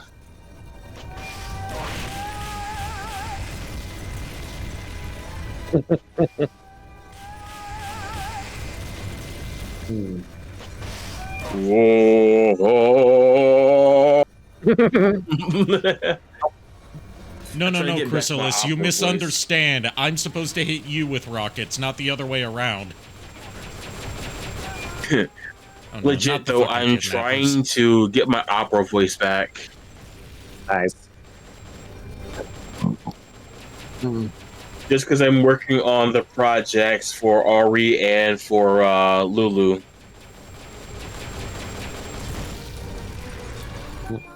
I figured out how I am going to get the perfect key and everything for Ari. For Lulu, I actually might need to go on Fiverr just for a translation thing, which isn't too much. But the payoff is going to be amazing. Right. I'm only going to say this one thing, and it is opera for her. And Nice. yeah, I'm going to be utilizing both my baritone, my high alto voice, and I'm going to try to do a soprano. I already have her part. It's only like 4 lines, 16 lines. Obviously, it'll be shortened when I get the correct pronunciation, obviously. But yeah. I know I'm going to be slow in both of these. It's just I'm not. Well, I am familiar with both the genres. I'm not familiar in working in those genres, so this is a nice little challenge for me, and I'm thoroughly enjoying it. Which I know I'm kind of rambling, but for anyone who is interested in anything that deals with commissions, be it music, art, and such, and be sure to confirm like small things if they want to be surprised. Also, try and leave it where you don't give too much information, obviously, like what I'm doing right now. Like I said, translation. It's like, what language? I'm not telling. But yeah, this also would bring about more interest in both of our streams, Ari, because now people are gonna wonder, holy shit, this guy can do opera. Is he going to do opera on your stream, or is he going to do opera on his own stream? The answer is yes. Yeah. Like, honestly speaking, because I know you call me a honorary band kid and theater kid. If you want to know what play I would love to watch with you guys, Three Penny Opera? I don't know the actual name of it, but the one with the clown is one. And also the Phantom of the Opera, obviously. And you already know I want to watch Carmen. Yeah. Yeah, if I get the money, we definitely need a cultured night like that. Yeah. But yeah, here, the one with the clown I think you're referring to, that's Payachi. Yes. Payachi thank is you. the name of the clown, but what's the name of the opera that he's from? I want to watch that, but I want to know, like, for modern day viewing, where is the best place to view it in my local area, you know? Yeah. Because it's so famous, and you really want to experience it, you know? Yeah. Right. What's going on, Snake? I'm bringing culture to a streamer about war. Hey, war's part of culture. Unfortunately. American culture, especially. Yeah. To quote Sun Tzu, as I quoted earlier, the art of war is of vital importance to the state. It is a matter of life and death, a road either to safety or to ruin. You know what the funny thing is? I actually have it on my Audible, but I haven't had a chance to really sit down and listen to it. The only reason I know that particular verse from The Art of War is because it was the first track on Sabaton's Art of War soundtrack years ago. It is something I soundtrack do- to a book. Now, Yeah, you could.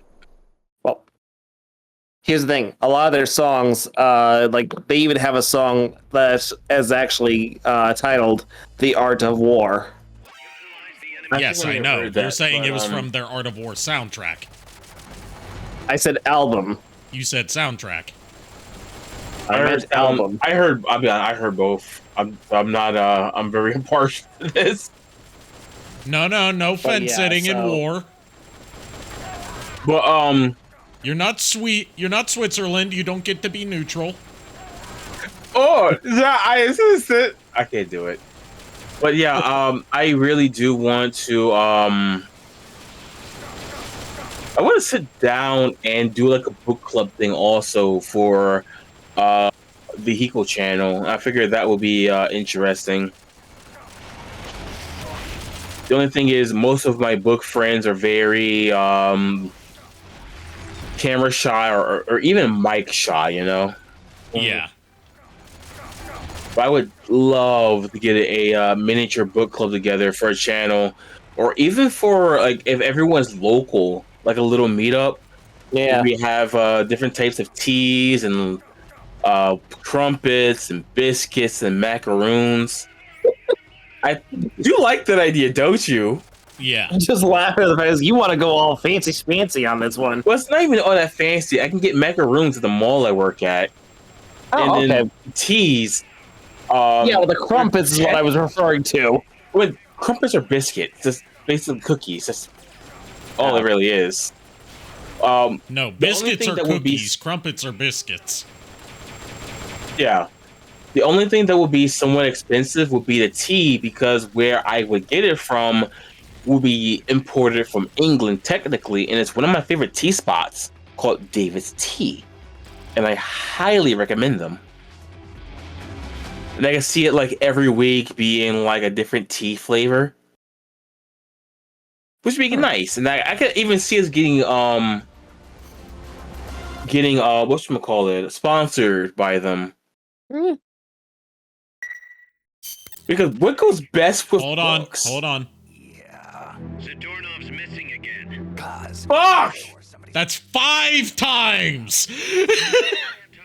Damn it! Man, this guy isn't just good, he's so good at scary. If he's doing this alone, that is. Anyway, he left a trail, so we've got a good idea of where he's probably hiding. You know what the mission is. Find Zadornov, Snake. Do I hear 5? But yeah, imagine having different types of cookies and treats and stuff while having tea. Like, what goes best with books? Tea and cookies, right? Yeah. I would guess. I haven't had a book club before. I never had it, but I've had cookies with tea while reading books. I just need a hammock and I don't usually eat while reading books because I don't want to get my book dirty. Because I am the kind who will fuck that up. Oh, I'm lucky. I have not fucked it up since I was a kid. I've gotten lucky, admittedly. But I was thinking like maybe some shortbreads and pecan sandies. Some pecan sandies. Oh, yeah, Get a Roy Rogers going on. You know what a Roy Rogers is, Francine and Stan? A Roy Rogers is when you mix grenadine with I believe I forgot what the other part of a Roy Rogers is. It was just the whole plot of an episode. Yeah, it was Coca-Cola, grenadine, and something else. Coca-Cola and grenadine, that's all it was. Wait, so there's no alcohol in that shit? Find Zadornov, Snake. Hold on, I'm looking this shit up. Hold on. Or it might not have been Coca-Cola, it might have been something else. No, it was Coca-Cola. I'm pretty positive. A non-alcoholic mixed drink with a Coca-Cola and grenadine syrup, often garnished with maraschino cherries. Dispatching reinforcements. Proceed. It was named after the actor Roy Rogers. So yeah, it was not alcoholic. That's shocking that Roger would drink something that's non-alcoholic. I know! It blows my mind. We're under attack!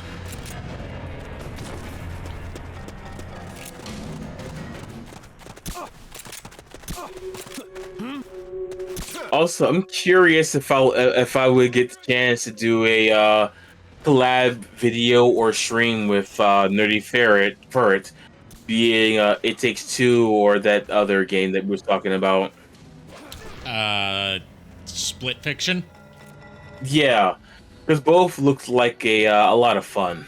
Well, they're both from the same creator, so... Yeah. And of course, I shared the video from Classic D, man, because you know that he's too fucking funny.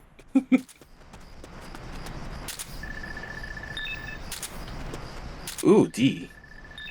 Or you're only looking for C right now? I'm only looking for C or above. Gotcha. Like this guy. Oh, there we go.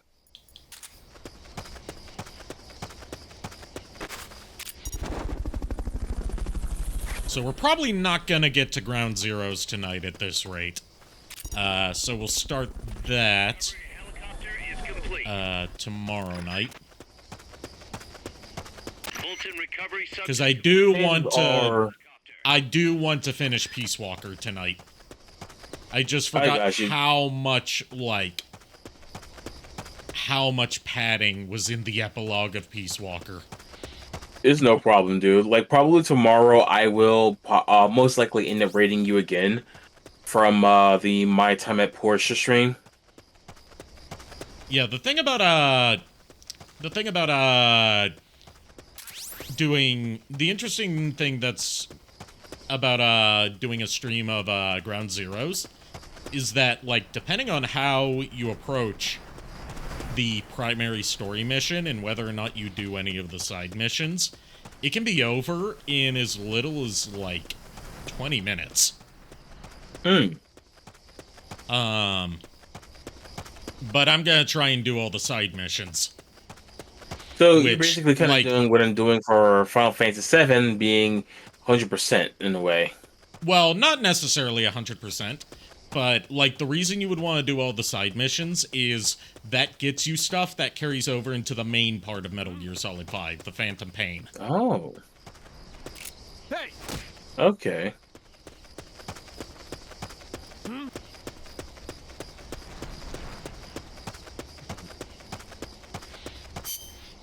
Well, yeah, I think I forgot to mention that for my stream. Yeah, I'm 100%ing.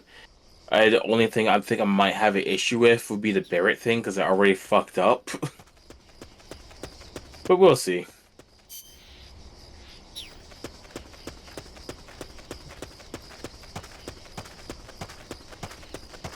Be very, very quiet. I'm hunting We're for hunting classified doorknobs. documents. Hey, we're under attack. Oh, Yeah, I think I'm just forgot. gonna take the death and start this mission over. Because by getting spotted in the first place, that kind of screwed me up here. I'm going to... What the hell is that? I'm going to mute myself real quick so I can run to the bathroom. Okay. Hey, Find Zadornov, Snake.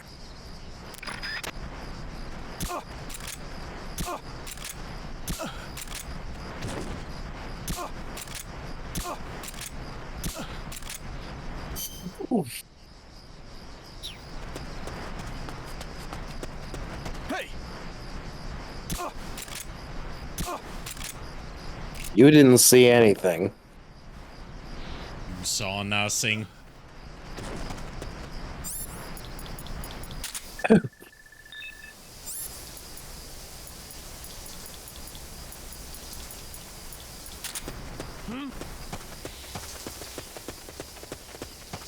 That's right. Go check on him. I'll be over here. It's like a wise teenager once said, "I'm over there."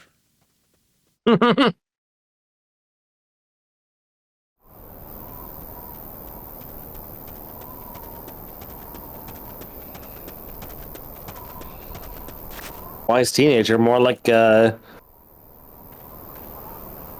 confounding hedgehog. Hedgehog? I hate that hedgehog. Miserable rodent.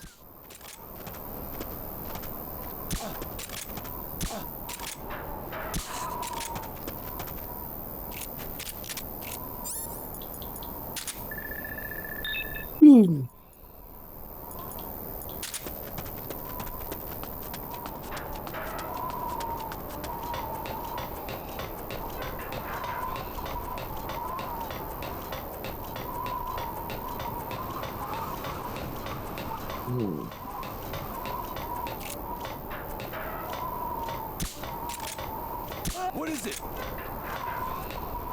Snake Eater. I'm back. Get up. Welcome back. By the way, I Yeah, found out McMahon. when the Snake Eater remake comes out. It comes out in Oh. August. Oh, cool. interesting. I was already talking to Nerdy Furry about when the Switch 2 comes out. I might end up doing a Zelda playthrough of everyone I can. Because I kind of want to do a Final Fantasy playthrough. I told you about that a while ago. Right. But I might end up 100%ing every Final Fantasy game and every Legend of Zelda game, I'm thinking. See, the thing Try not to about playing every Final Fantasy game is, for some of them, it's about like which versions of those games do you play. Like with with 1 through 6, do you play the original releases? Do you play the Pixel remasters? Do you play any of the other various versions that came out in between those? I can actually tell you right now. So anyone from my streams will have the information now.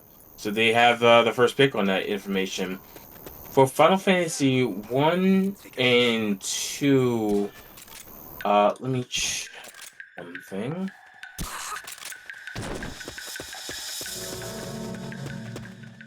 For 1, 2, and 1 and 2, it'll be the Pixel remaster. For 3, I am already missing spelling. I have both the pistol from 3 to 6. I have the. Oh, excuse me. I'm messing up already. Sorry.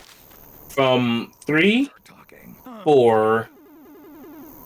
I have the pixel remaster and the the like the version they put that was the remake, like the 3D version. for 4. So I'll do those for the after years. 5 and 6, I only have the pixel remaster, so I'll do those. 7, I'm doing right now, but the fact that I'm trying to break it, and I'm also going to do the mod being New Threat, will tell you, enough on that. 8, I'm debating between the original PC and the remaster. The remaster is just going to look nicer, but the regular one will be just as easy to break. 9's PC version. I'll use the PC version of 10, 12, 13 through 14. Excuse me, 13 to 13. I'm very messing up. The only ones I'm basically excluding would be like 11 and 14. I'll do 15 and 16, obviously. What? You're not going to do a 100% playthrough of Final Fantasy XIV? How dare you? Here's the thing. If I get a community that's willing to play with me, I will 110% join in on that shit. You know that, You're right? not going to 100% play through a game that hasn't ended yet? Yes. Like, every update, I will 100% whatever comes out. I will do that. Okay, but you forget there are also seasonal events. I will do the seasonal events when I can. I'll 100% as much as I possibly physically can. That's reasonable. I think that's damn. I think that's reasonable, don't you think? Yes.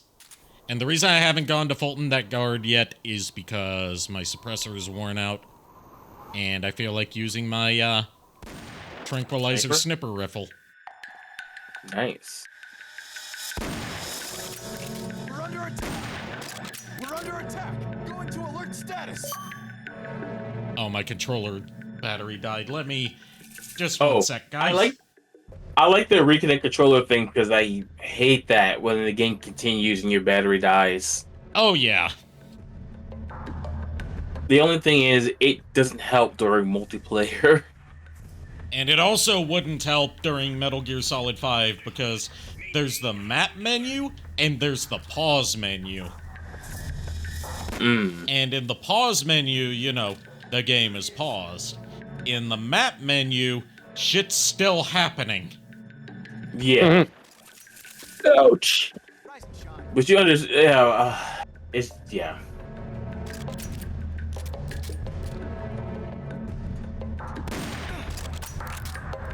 I know I said I'd see this through to the end, but I'm not expecting you to see this through to the end, dude.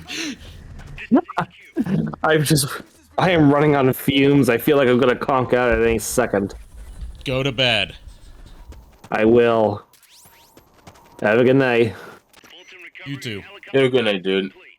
You too.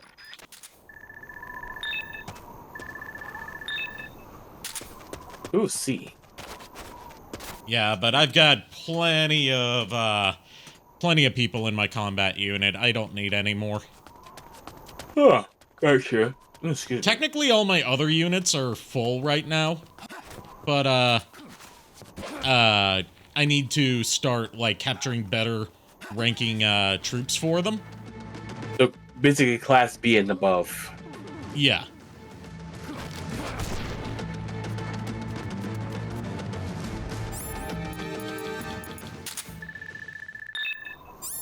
You want to join me? Fuck no, not with those stats. Get the fuck out of here. Get the fuck out of here with that. I guess you could say he was D for damned. Yes. As opposed to D for damn. Mm-hmm.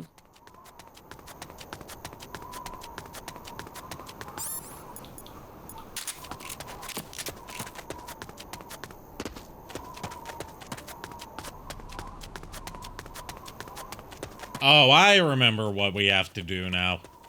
It's all coming back to me from a few days ago where I played this exact chunk of the game. Oh, I'm listening. This is where the trucks are. We have to find the truck that Zadornov is hiding in. Guys, I'm inside the facility. There's rows and rows of trucks here. Zadornov should be somewhere in that area. Find him. Okay. The clues are usually by, the license plate. Okay. But just for shits and giggles, I'm gonna check all of them. Oh. This one. Okay, I can actually go for some grilled fish now. I know I mentioned that with JKR, but still. Metal Gear. Oh god.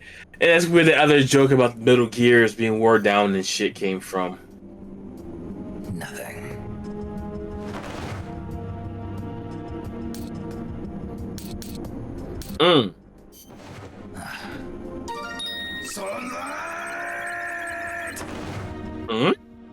It's a reference to Boktai, which is another game that Hideo Kojima worked on. It's that Game Boy Advance game that has a, like, solar power sensor in its, cartridge, where, like, your attacks do more damage during sunlight. Not this one. That's honestly interesting. Which also makes it a bitch to emulate. You recognize that number? Oh, hold on. Isn't that the comm number? That's Mei Ling's comm number. Yeah. That's why there was a Mei Ling poster in there. That's cute. Nothing. All right. Obviously, he's gonna be in the one that's Russian. You found me. Where'd you think you were going to go? It wasn't even that clever. I mean, you missed it, but during the second escape, I found him immediately. Oh god. This is just an excuse for me to watch the VODs now. Yes. Which I have been watching. Mind you, I have been watching. Remember, guys, if you want to see the VODs, Lord Arikado is the YouTube site to go to. Yes. So yeah, I've been watching.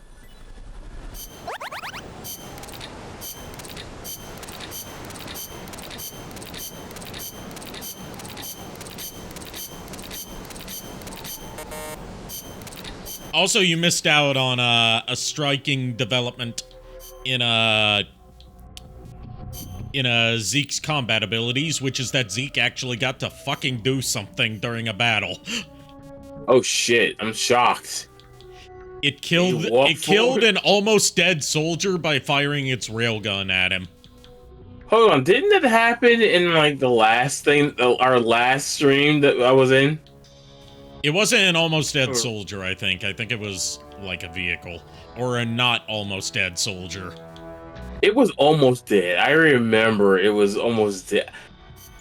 I was halfway through watching that VOD, so yeah.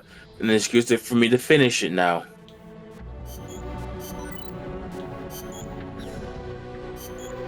Also, I put into development a device called the Soliton Radar. The radar from Metal Gear Solid 1 and 2. Oh. Instead of an actual radar instead of sonar. And it is not efficient to use it until it's fully upgraded because it drains batteries super fast.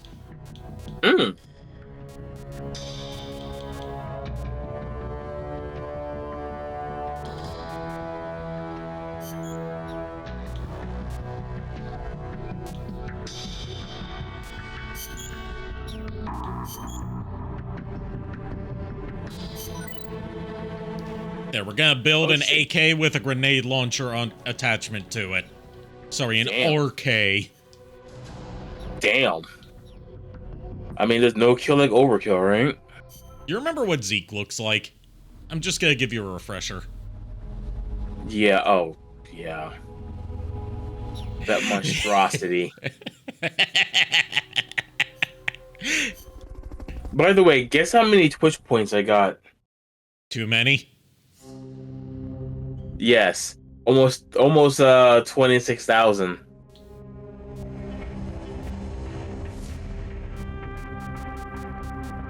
So over 9,000 at least. Mm-hmm.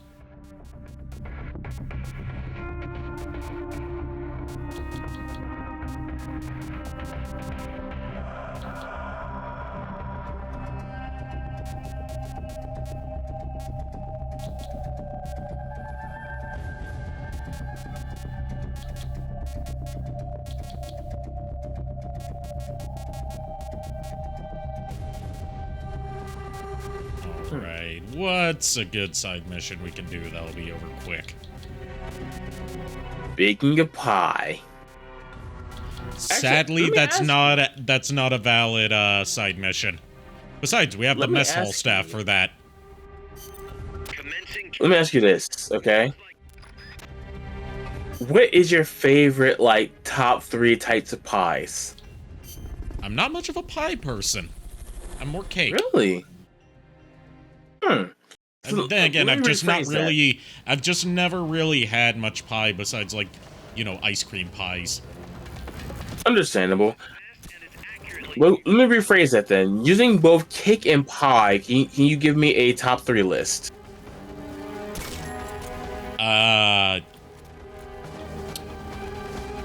In no particular order. Now that's what I'm talking about. Proper cheesecake. Mm-hmm.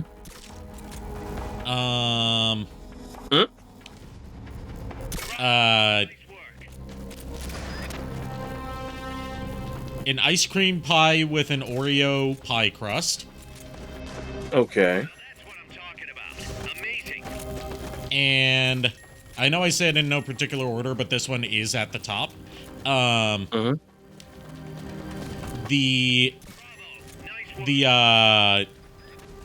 Oreo cake that my sister made one time. Ooh. For me, I've only had like 3 types of pies. Well, 4 types, but for pies, it is. I'm a big fan of apple pie, especially made with cinnamon. Number 2 for me would be blueberry, and then cherry. I don't like pumpkin pie, but like it really depends on who makes it, I think. Oh, excuse me. Let me rephrase that. It is actually apple pie tied with sweet potato pie. Okay. Yeah, my grandmother's sweet potato pie. Everyone else's just tastes very bitter for some reason. They don't add enough sugar. Interesting. Yeah, for cakes, again, I'm gonna go with my late grandmother's chocolate cake, because when I say it was the right amount of sweet mixed with bitter, it was perfect. The regular cake was like very spongy, and I've only been able to replicate it once, but that was because I got the ingredients from her, like the measurements. But I lost it. The last time I made it, I was about 14. Since I've got you here and we're in kind of like a down moment on Peace Walker, just kind of killing time until Zadornov inevitably escapes again. Yeah. Like every week, every Saturday, he escapes. I've got a joke for you. It's another Norm Macdonald banger. Once again, may he rest in peace. You already know I am a Nor fan.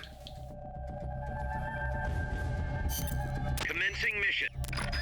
Which actually on my Facebook, I shared something he was in where they actually referenced Pokemon in the show. Interesting. Yeah, I'll show you after stream, okay? Anyway, a frog goes into a bank. Mm-hmm. The frog goes up to the lady at the counter and he says, the lady says, "How can I help you?" And the frog says, "I'd like a loan." Okay. The lady says, "I'm not sure if I can give you a loan. You're a frog after all. Can I have a name, please?" And the lady at the counter, she's, you know, wearing a name tag. It says that her name is Mrs. Whack. Yes. The frog says, "My name is Kermit."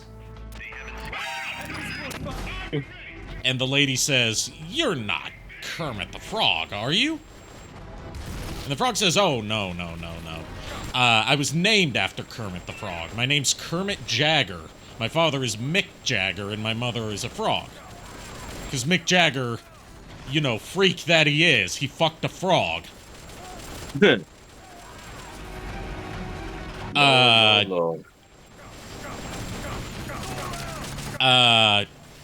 And Ms. Whack, who, by the way, her first name's Patricia.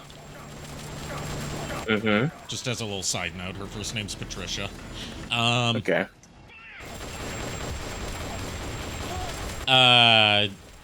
She's like, well, Mr. Jagger, what would you like this loan for? And he says, "I'd like a loan to buy a lily pad." Mm-hmm. And, Ms. Whack says, well, in order to get a loan for anything, like, I'm still not sure if I'd be able to give you a loan for a lily pad, let alone for the fact that you're a frog. But in order to get a loan for anything, you need to have collateral, right? Yeah. And she says, "Well, Mr. Jagger, do you have any collateral?" And, Kermit says, "Yes, sure. I have collateral." He pulls out this, I'm motioning with my hands like I have my hand tracking on tonight. But I don't. Pulls out this tiny little shiny plastic, or porcelain, or some sort of, you know, glossy material elephant. Yeah. He hands it to her and he says, "This is all the collateral that I have. Will that be able to get me a loan to buy a lily pad?" And, Ms. Whack, she, picks up the, elephant, and she looks at it, and she's like, "I'm not sure if this is going to even count as collateral. I'm gonna need to check with my manager about this first." So, she goes up to the bank manager, and she says, "There's a frog named Kermit Jagger who wants a loan to buy a lily pad, and he just has this as collateral. But I don't know what it is, and whether it counts as enough collateral to give him a loan to buy a lily pad."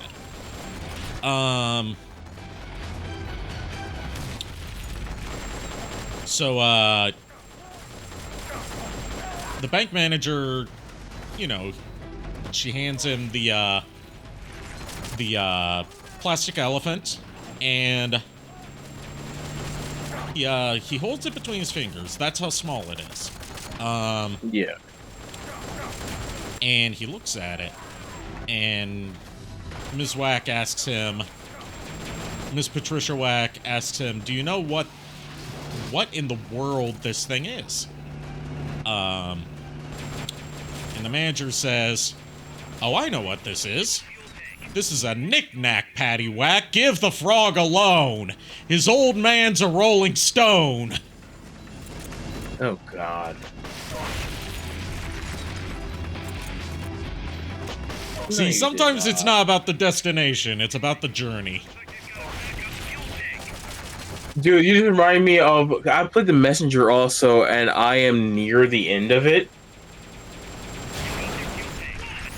And there's literally a story that's like that. Do you care to know about that story? Yes, because I'm probably not going to play The Messenger. So go ahead. So there was this village near this mountain, right? And they were constantly getting attacked by werewolves, and then they figured out it was werewolves because it happened every full moon. They lived in terror constantly. And yes, I'm using the voice I actually gave the shopkeeper for this, just to add, some continuity. Okay. Continuity is very important, Continuity is very important. So there's this couple, a man and his wife. They decided to go up to this mountain to try and figure out what's going on, see if they can possibly defeat this werewolf. And, cliche as every story goes, they get separated. And this leads the man to fight for his life against the werewolf. So they start fighting. And the werewolf gets his hands around his neck. Starts strangling like a motherfucker. Like, he almost looks like Tree Fitty. So, the hunter ends up chopping off the hand of the werewolf and able to run back to town. Just running full on sprint with the claws still attached to his neck, right? Yeah. He finally gets back to town and he sees his wife with a bloody arm where the hand should be. And around his neck it transformed, and a hand with a familiar ring he had bought a few days ago was there. The end. That's literally the story in the game. I had Hex in my chat, and he loved the other demon that basically steals your money if you die. So yeah, you can tell Hex had a blast, can't you? Yeah.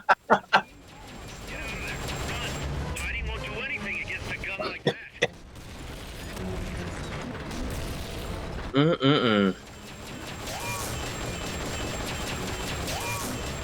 was another story that I can't remember, but the shopkeeper is the best character in this game, and you see why he's my favorite character.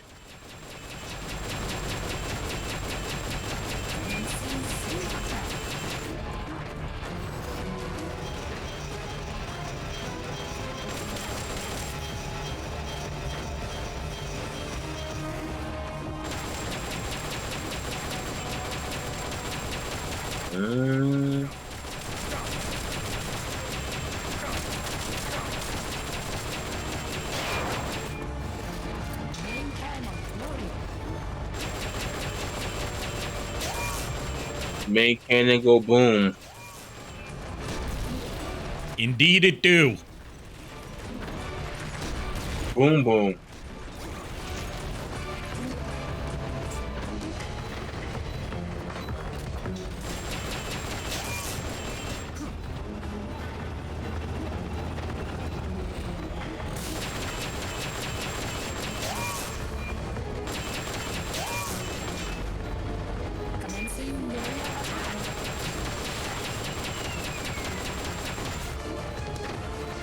Actually, I am curious about something because I think I want to check my stats for my streams. I think I did for almost 5 hours. Yeah, you were on there for a while. Hold on, where is it? I was just on the analytics for it.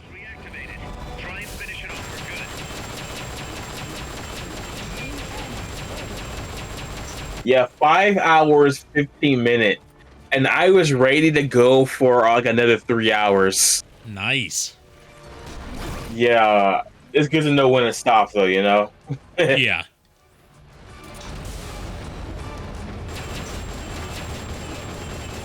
And for this month, I actually have at least the highest amount of people checking out my channel, at least. Impressive. I'm happy for you. Thank you. Yeah, I'm at about 5. Engagement is up from the 18th to the 19th, from February to no, which is nice. My average is 1.3. Nice. Nice.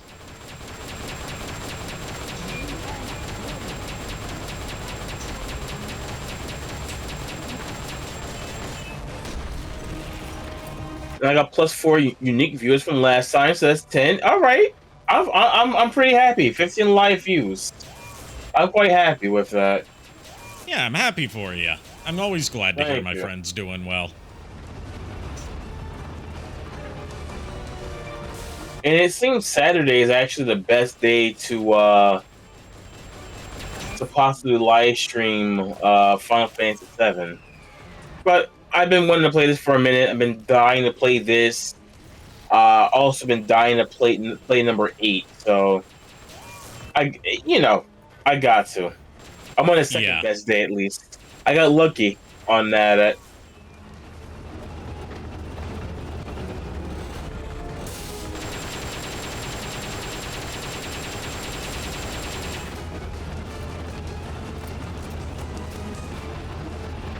I hate this tank. Why? It needs more guns. Yeah, not nearly enough. I mean, there's a gun on the chainsaw, but why not? There's a small gun on the big chainsaw. There needs to be a big gun on the big chainsaw. Yes.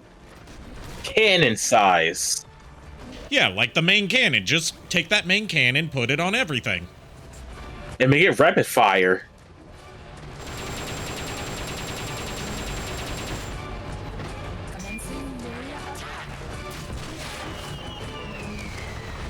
Also, wouldn't it make sense to have like 4 to like 8 spinning guns to make sure you can't get near?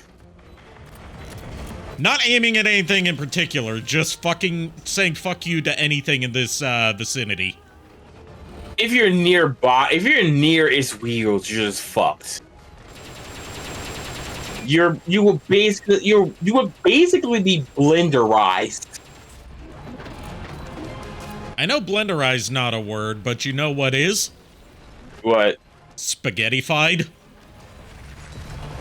You wouldn't be spaghettified. You would be. You want to know what spaghettification specifically refers to? The black hole. Yes. You know I'm a science nerd.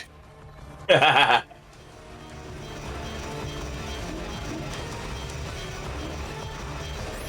that little sweep thing. There should be like anywhere from 6 to 8 of them just circling constantly. Well, keep in mind this is just the Mark II. There's still a more advanced one after this. Yeah, you know what? The Mark 1 should have had this. I'm calling up the first design.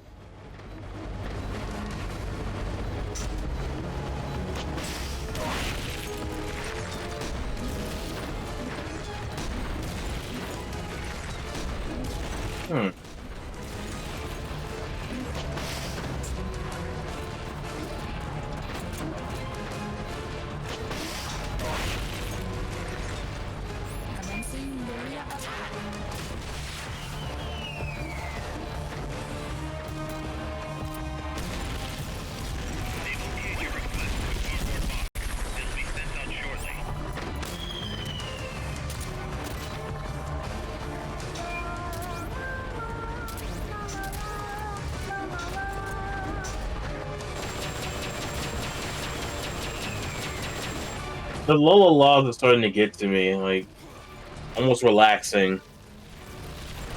Yeah, it's called Dissonant Serenity. Or at least, not the name of the song, but like, the concept. It's like something horrific or really unnerving that has like really like calming stuff aspects to it. Yeah. Usually in terms of audio. So like, you know, giant AI-powered death machine that sings a lullaby. Yeah. Or giant ass warrior with like a giant ass axe that ends up sounding like a chipmunk. No, that's not Dissonant Serenity. That's irony. Oh.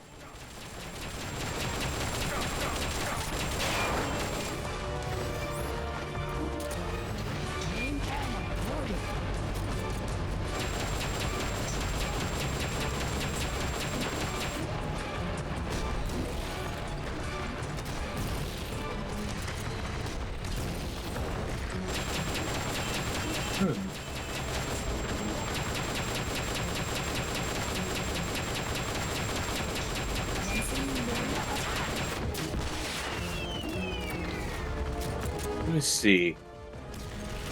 Hey Ari, have you tried shooting the canister harder? I don't know. I don't know if I can make my bullets go harder. Have you tried the horny bullets? Stop.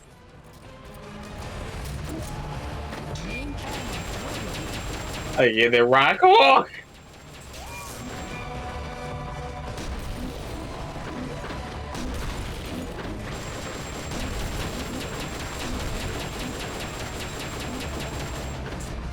The cannon's one weakness, being right underneath it.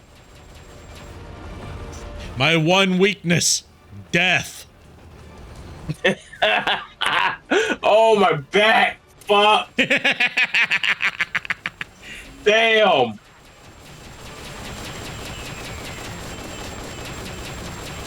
Motherfucker! Jesus Christ, with a fanny pack!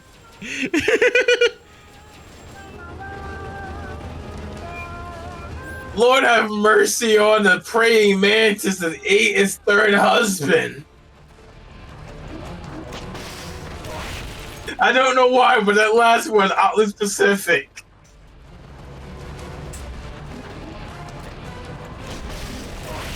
You know what? The more oddly specific it is, the funnier it is. That's why. Oh, fuck, my back hurts. I'm trying to stretch and... Ooh.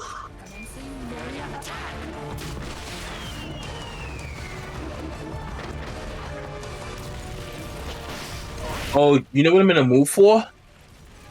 Besides pie and besides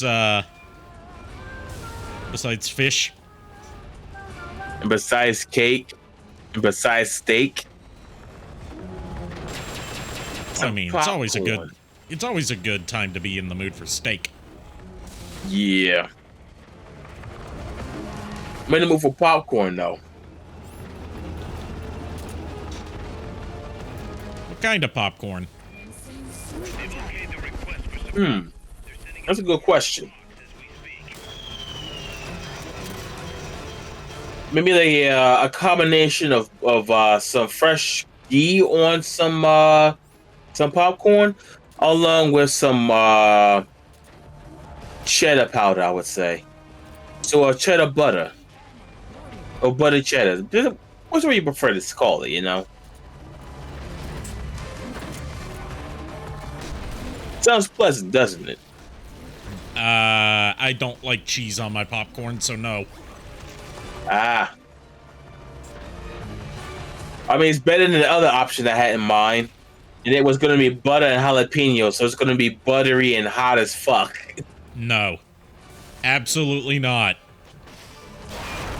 I know you can't handle the spice, but trust me. No, that just sounds like a horrible combination. It's not. It's actually quite pleasant. The place I get it from, and also when I bought the actual powder, it's not that spicy. The one at the place I get is probably spicier because it's like their special blend. Oh, it's a powder? I thought you meant like putting actual jalapeno peppers on it. Oh no, that sounds evil. That would just overpower everything, you know? I'm talking about like the powder, like the seasonings.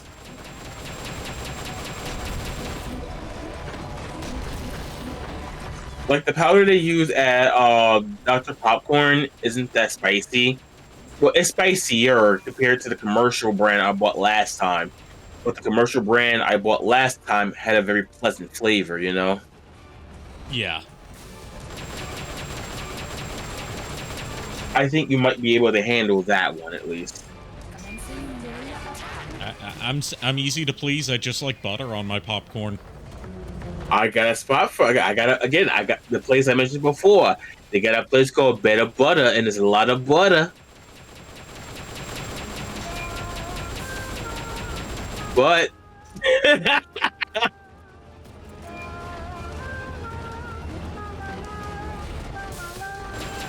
I'm not mistaken, this tank is actually inspired by a Soviet tank, isn't it?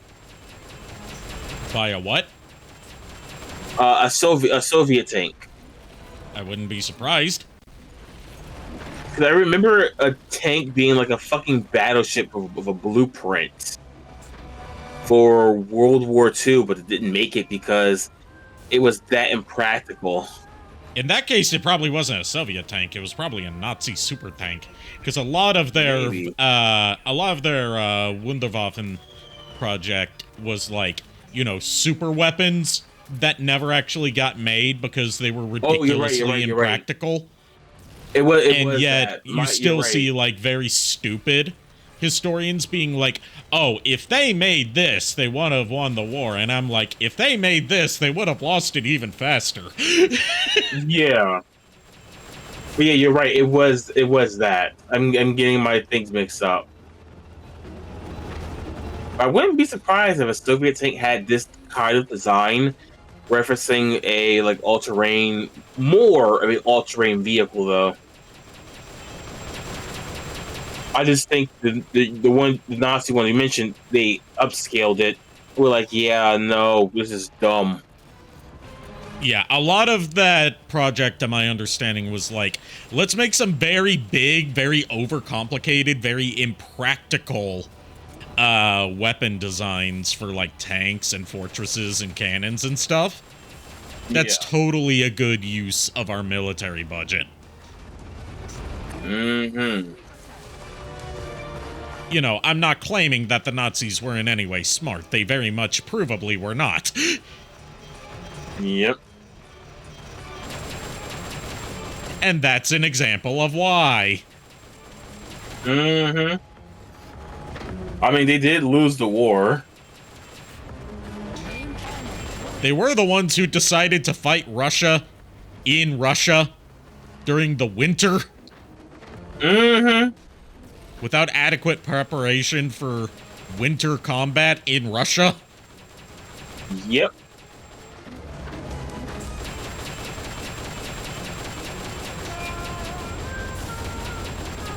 Like, I don't want to get into history, but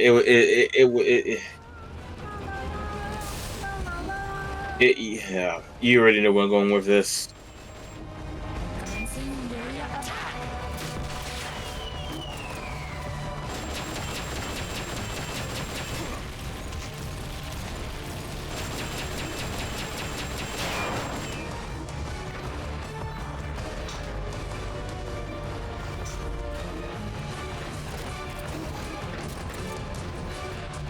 Uh-oh, what happened? What, no sweep attack? You're just gonna shoot at me?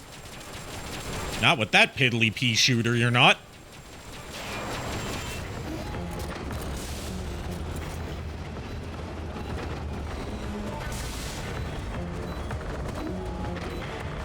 Oh.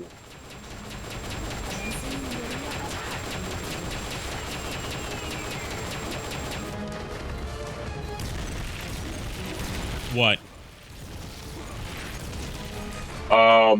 Let's just say Kanye said some stuff about Jay-Z and Beyonce's kid that's against TOS.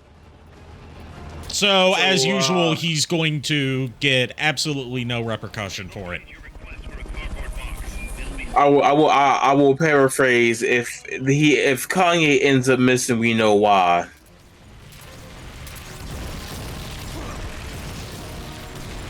I'm just paraphrasing with another comment, but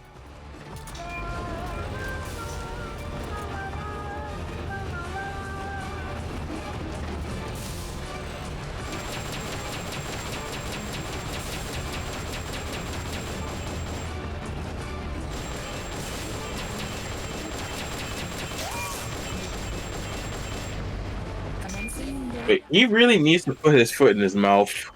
He needs to... What he really needs is to take his fucking medication. Well, he was getting high off that shit, but basically, with nitrous. Yeah. So his brain cells are already gone. Yeah, but also he's bipolar. And he refuses to take medication for it, because he thinks it'll make him less creative. If anything, it'll make him... Oh, God. Because he associates the mania part of bipolar disorder with creativity. And it's like, by that logic, someone who's high on meth is creative just because they banged together a few pieces in a hardware store and created something. They don't know what it is, but they created something.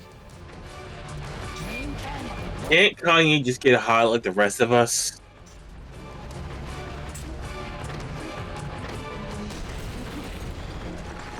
It's also far cheaper.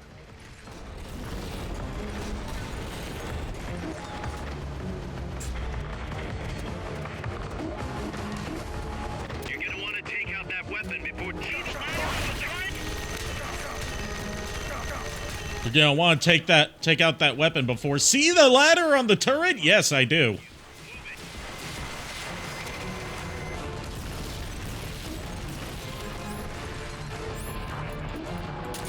I didn't see that thing until they started shooting me in the face at point blank range. Thank you.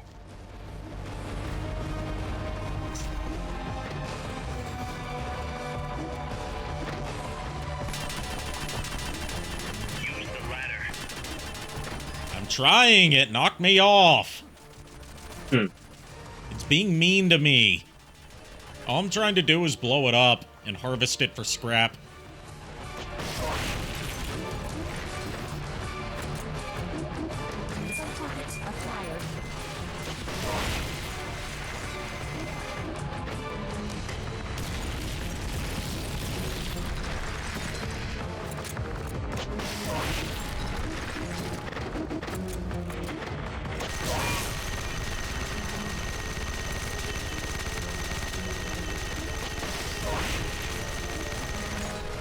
Blow it up. No. Nail. Blow it up. Blow it up. I'm trying, Lord Guru. Try harder, Nail. Harder. We already know Guru would definitely say try harder. Yes, he would. They would probably also say something like, I can do this in my sleep.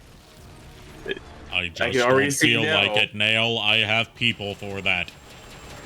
Yes. Lord Guru, you only have me. Yes. You are people. Mm-hmm.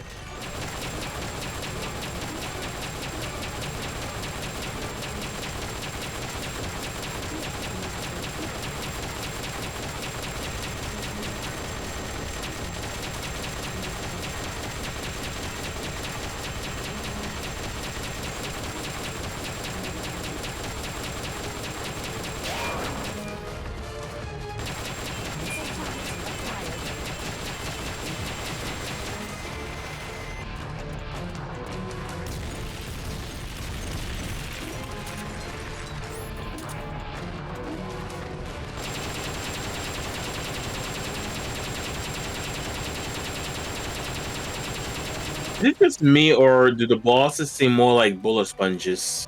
This is an upgraded version of the boss, so it's supposed to be a bullet sponge. But the counterpoint to it is that it's more likely to drop rare parts. Okay. Also, you know, you're supposed to be fighting these with a team of other players, and I'm playing this whole game solo. Oh, yeah.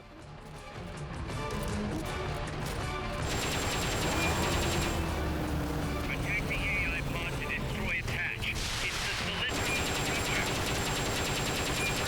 Hurry up and get in the AI pod.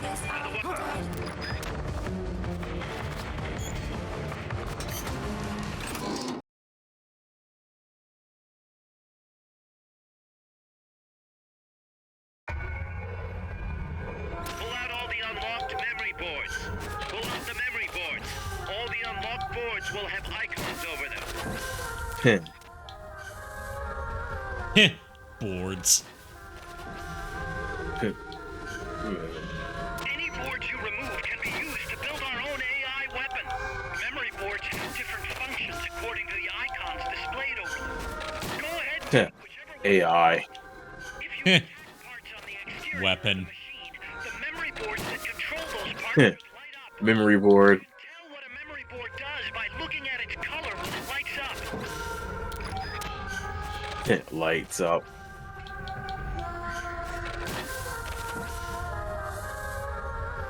And now we play the waiting game, because there's no way to just skip this. La la la la la la la la la la la. Wah. Lionel joining the love.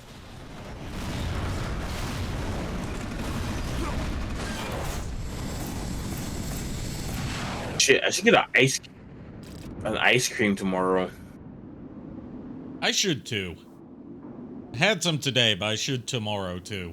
And by tomorrow, I mean today. Oh shit, it's today. Yes.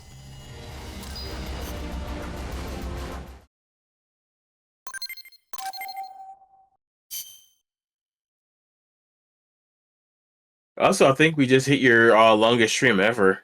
Nah, I've done longer. Zadornov's done it again. Oh, there we go. Snake, Zadornov's done it again. Give me Fucking hell. Snake, listen. Zadornov's done it again. Come on. We know. No, this is like multiple times that's happened. What the hell? You know, this is the 5th time right now, right? No, I'm saying like this conversation's supposed to be spread out across multiple instances. It might not be worth keeping Oh. him here if he's not gonna join us. You may be right. Yes, just kill him. You should have done it. Okay, I'll think it over. Let's hope he's just playing hide and seek. I've added a new mission. Go get Zadornov. So we're finally gonna kill him?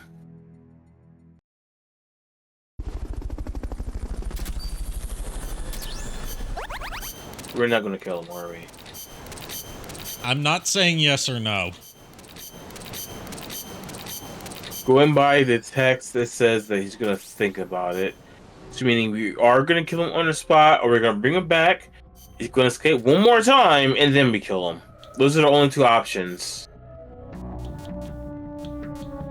And given that this is Metal Gear, whenever there's 2 options, there's always a third.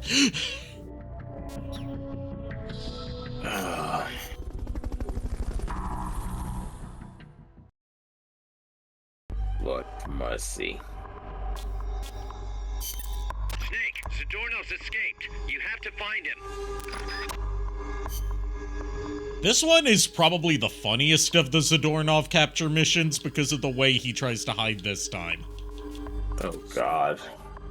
Also, would you like to see the tuxedo that we unlocked last time? Yeah.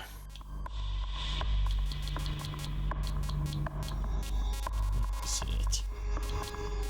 There it is. Oh boy.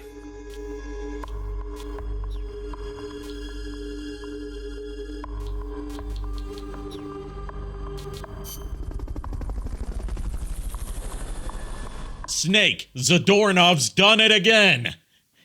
Why didn't we shoot him the moment we captured him? Right in the face, point blank range. Back here with Fulton Recovery. Oh god, I'm right.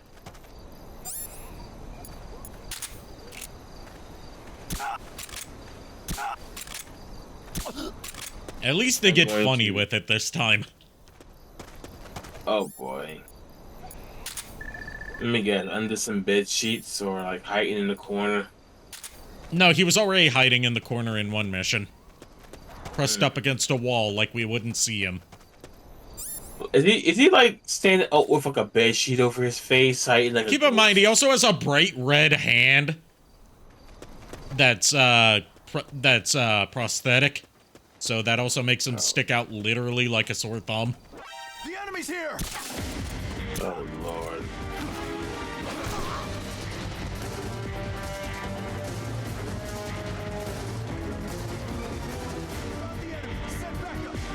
Negative. We can't spare reinforcements. We'll have to make Oh. do with This looks familiar, doesn't it?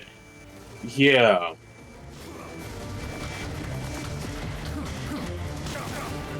Oh my Hold on, god. let me take out the trash first.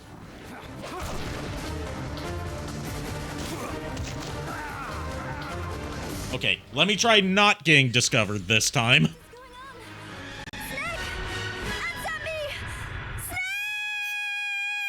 I keep forgetting that Cecile is part of this game, given that she just kind of doesn't do anything in the story after she's rescued and helps you find the AI lab. and bring him back Yeah. with Fulton Recovery. She's still there on the base. She just doesn't, like, play a part in the story anymore.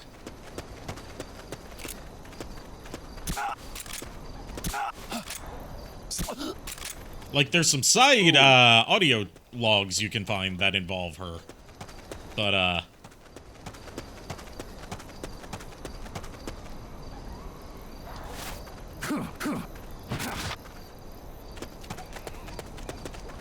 yeah, he's hiding in a cardboard box. He's using one of Snake's greatest strategies against him.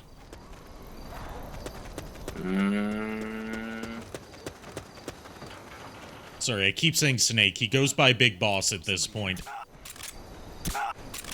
Been a dick 3 times in a row. Ooh.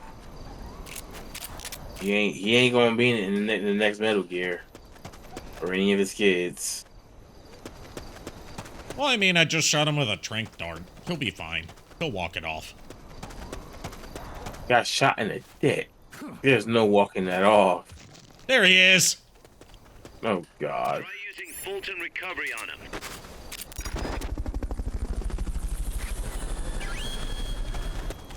Head for the recovery zone. We'll pick you up there. You did it. Keep it up. That's too funny. Yes.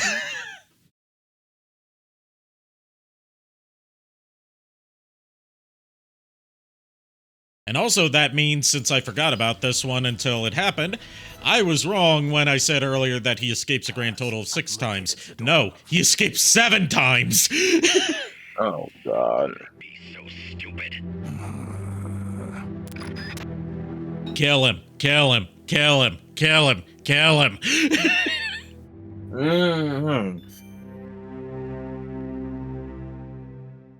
I'm gonna BRB real quick. I just need to get some water. Okay. Need to get a bottle of water? Yes, I'm quite parched.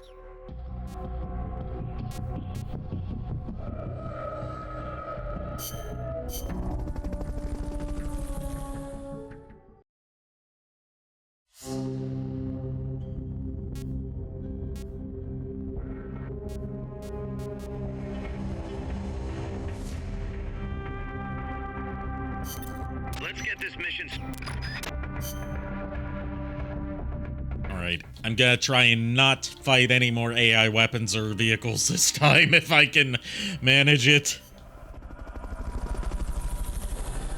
I really screwed myself over by doing a lot of the easier side ops early in the game.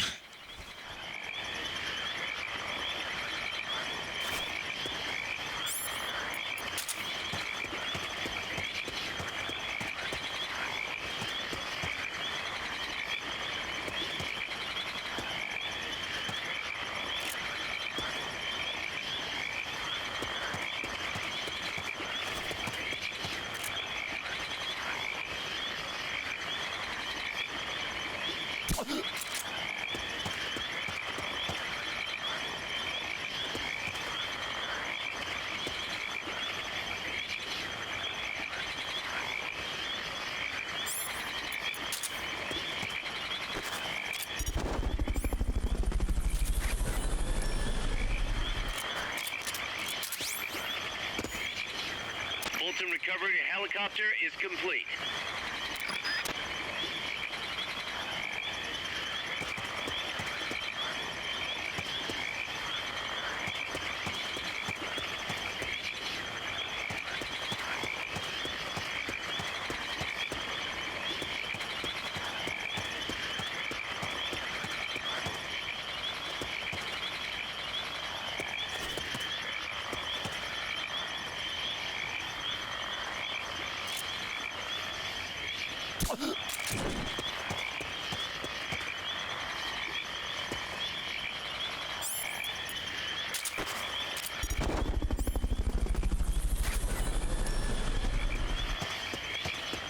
Alright, just need to be Fulton recovery subject both sneaky and observant. What's the worst that could happen?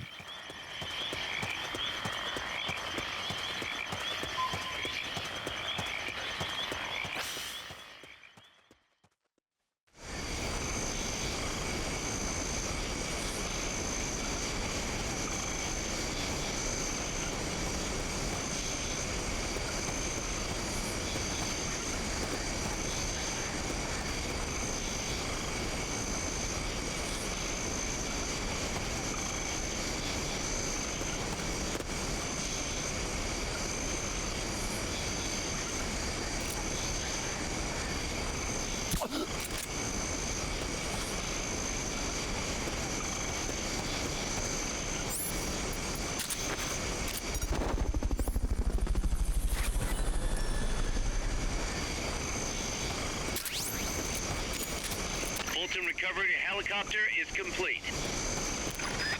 It's over there. See if I can line this up right. Not quite.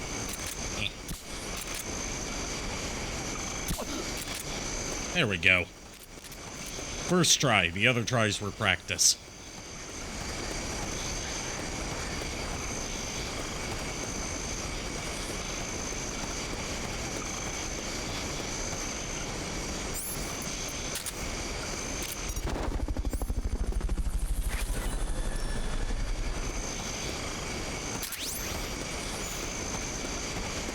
Somebody there? Here he is! Oh, no the fuck you don't. You're going with me. Whether you like it or not.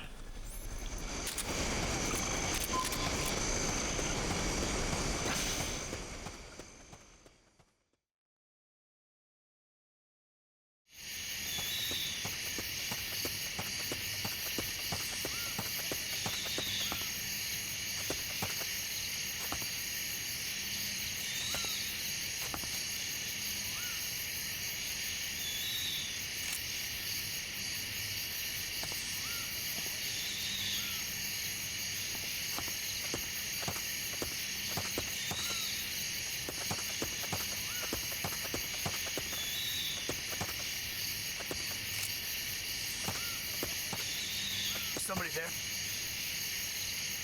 Huh, no. He's here!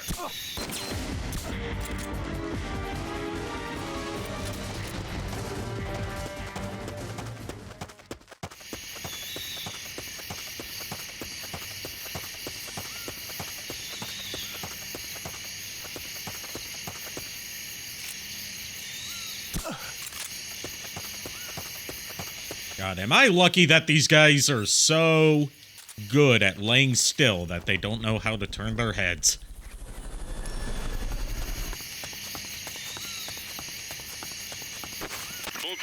Seriously, the guys with ghillie suits always catch me off guard. It's the one time their camo actually works.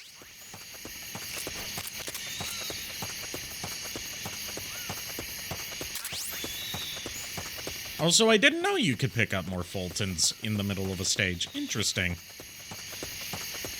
I keep learning new stuff about these games that I've played over and over again. And only happens when I'm on stream.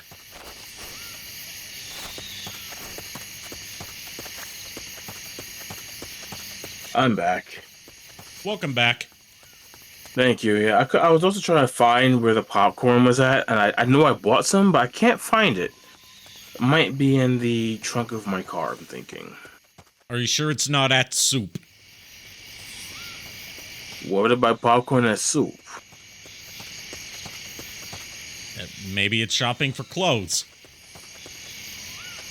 What would I go to soup for clothes when I can obviously find pots for paninis at soups? I don't know. That's a question for the popcorn. God, a panini sounds so good right now.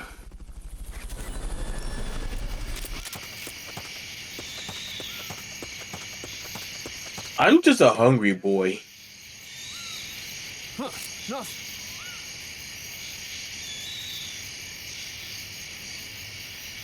Somebody there? Excuse me.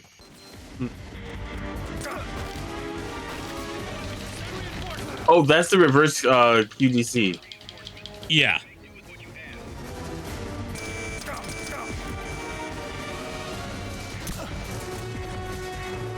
Unfortunately, I have to tranquilize and then Fulton every enemy in this stage.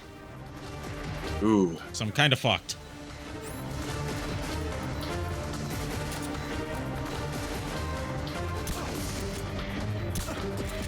Hold on. I might not be fucked. Huh?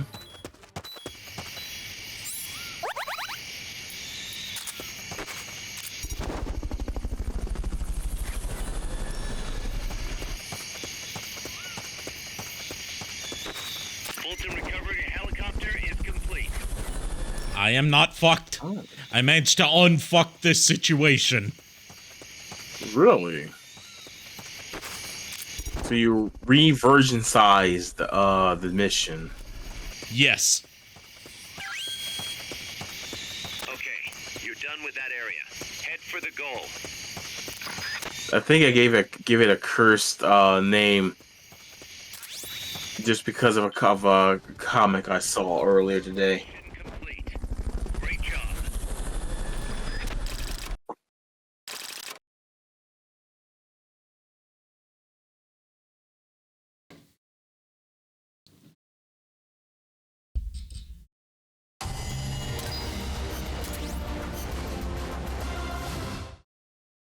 Please don't make us play too many side-ups just to get the final Zadornov capture mission. There we go. Happen again, Snake. There we go. Zadornov? What's he got, an escape fetish? He clearly has friends on the inside, but we've got no way of knowing. Persistent bastard, I'll give him that. Where is he this time? That's the thing. He must have found and gotten rid of the transmitter. We've got no idea where he is. Snake, think you can find him? We can't just let him run around. Makes us look bad. I'll say. Since we can't locate him, I'm afraid I can't add a new mission. You know what to do, Snake. So there's a trick to this, and it's a really smart trick. He's still in the base, isn't he? Yes.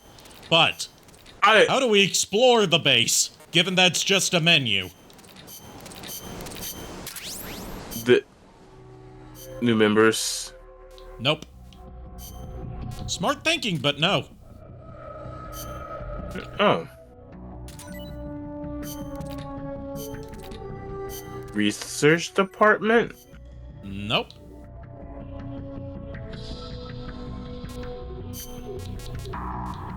The attack department. No, it has nothing to do with the menus.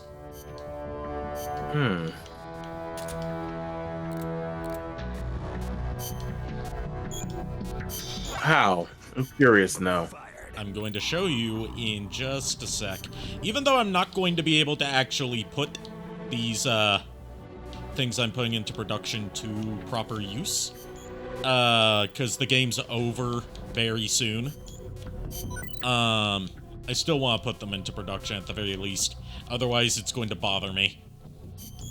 I got you. It's a OCD thing. Yeah. I'm that way with some things. You already know. With a few things, I'm that way.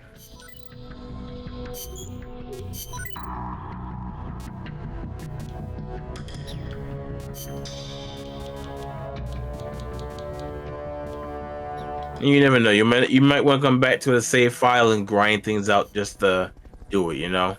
Yeah. Yeah, Snake. So, one of the first side ops we get is target practice at the Mother Base shooting range. Oh. As a special...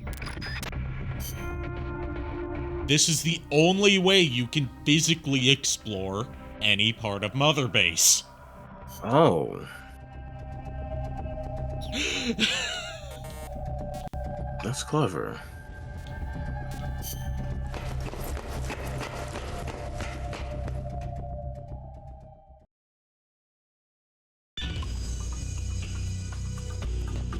Welcome to the shooting range. Just the place for a little target practice, huh? When you're done, head over to the exit. And you can hear him laughing. Mm. So he's around here. There he is. Wow, he does stick out.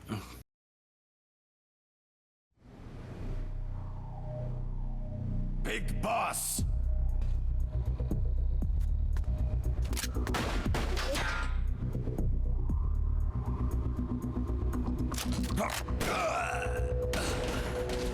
Finally.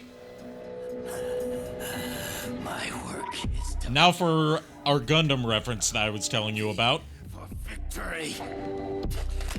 Rocket. Peace.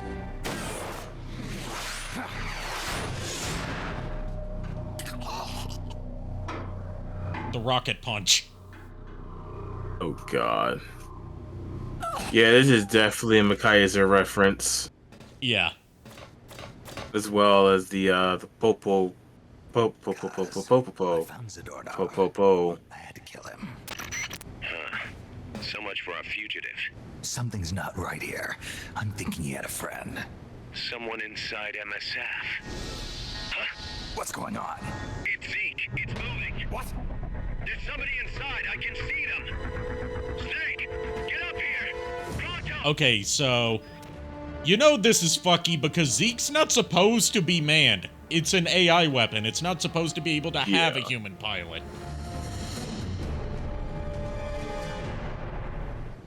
Did he somehow transmit his hand via Wi-Fi? No, it has nothing to do waves? with Zadornov. But that sounds like something Kojima would do, like Wi-Fi hand waves.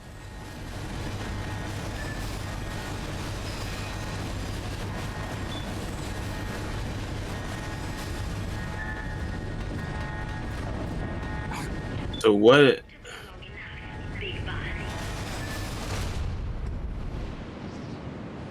You recognize that voice? It's Paz!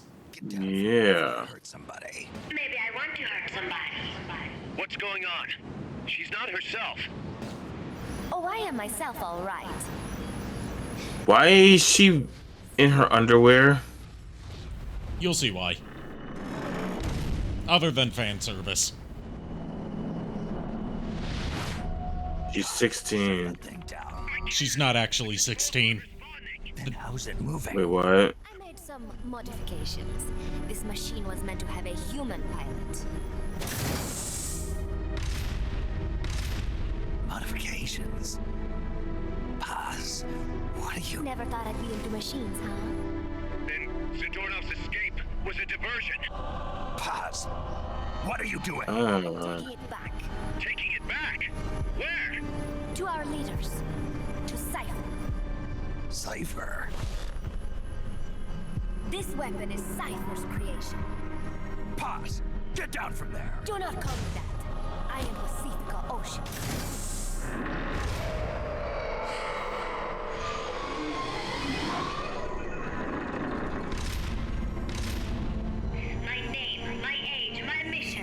Cypher gave them all to me. My entire life has but one purpose. To carry out Cypher's plan. The nasty tobacco. The angel of peace scrap. The whole teen with a dream routine. I am through with all of it. Pause. So have you noticed how her accent changed? Yeah. Everything has gone exactly as planned. Now the real Peace Walker project is finally about to reach its goal. The real project.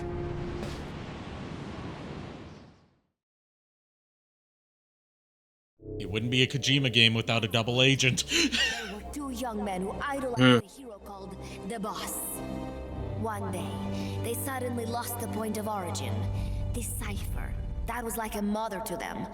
Unable to come to terms with their sorrow, they each decided to carry on the will of their hero. But they could not agree on what that meant. In the end, they became bitter enemies, and the zero from which they both started... So is any of this sounding familiar? Are you putting two and two together? You have been on the wrong path Yeah. ever since. Cypher is a proto-form of the Patriots. Yeah. You obey the will of Cypher. Where does an army without borders call home? A state without borders, of course. A world... And for the record, PAS, or rather Pacifica Ocean, is actually like 21 or 22. The age of electronic... Oh, okay. The NSA, CSS, and... Doesn't make the date with PAS any less creepy, but still. Yeah, so... amongst itself will be united in a world governed by electrons. QDC by accident. The will of its people, all while they remain blissfully unaware. There will be no one to oppose them. For the first time, the world will be ruled by a single will. Until the new order is in place, you and your army will be the force that protects it. You will be Cypher's deterrent, pulling the wool over the eyes of the old order with your charisma and military prowess. Accept our offer, and we will allow you to retain control of MSF and Zeke. That's an offer. The boss threw down her gun, and with it, her life's calling. You, her disciple, have never been able to do that. You are too afraid to let go. I was made to fight. I am a gun. Is that so? Then what do you call this? Is it a gun too? You are a lousy liar. Admit it. This thing is a monstrosity, a product of your own fear. But not Cypher. Cypher thought... You already defeated one Zeke, so... Control. No, we haven't defeated Zeke, we defeated Peace Walker. Control. You mean Peace Walker. Control. Didn't Big Boss... No... How many Metal Gears have he defeated? This is the first Metal Gear. Oh, my bad. Zeke is already in nuclear strike mode. What? I'm taking the weapon you built and using it to launch a nuclear strike on the east coast of the United States. You're insane. Well, I see you, buddy. We are about to show the world just how dangerous... This is why she's in her underwear, because the pod that she's in fills with water. Become pariahs, and you will be wiped off the face of the earth. Rather than heroes, you will be seen as a well-armed extremist cult. I didn't think you were actually leaving. Nuclear aggression. You think the connection got lost? World order. Was that on purpose, or... Defined by fear of extremist cult influence. Do you like the picture I am painting? Big boss. When all is said and done, peace is nothing but a fantasy.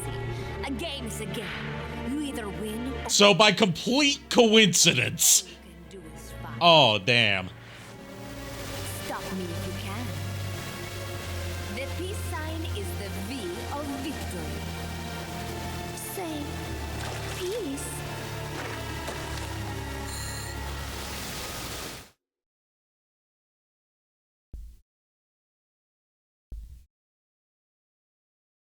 Somehow I there got we go. kicked from the call. Yeah, I just took a picture showing you. It kicked me from the call. That's weird. The No, timing it kicked was me, not you. Whatever it takes. Dude, that's so weird. Dude, that's so weird. No. I thought it was funny that happened right as you said, well, see ya, buddy. Yeah. Dude, it's like as if Metal Gear actually came. That's a fucking highlight. Yes. Discord glitch made it so much better. Yes, clip that.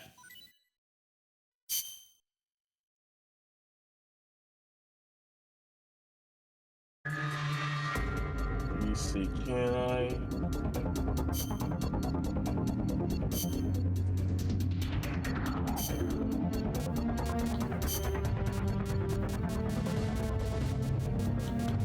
I don't have the part where it clipped me out. Aw. Yeah, it's basically too long for a minute anyway for all that to happen. Yeah.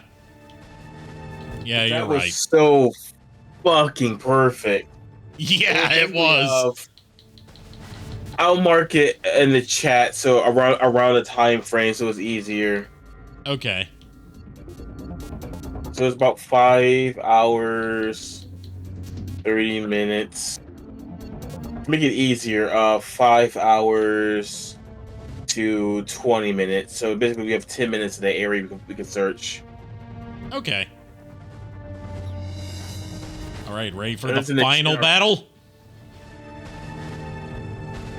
Are we gonna throw Zeke into the water? I mean, we're gonna be fighting above the water, so that is a possibility. Hold on, does this mean that pissing on Zeke would be a way to beat it? There's no piss button, remember? Hmm. This isn't Postal 2. Do you think the protagonist from Postal 2 could survive any of the Metal Gear games? Yes. Oh god, that's scary. This is actually He canonically survived a nuclear apocalypse. He could totally survive a Metal Gear game. Lord have mercy.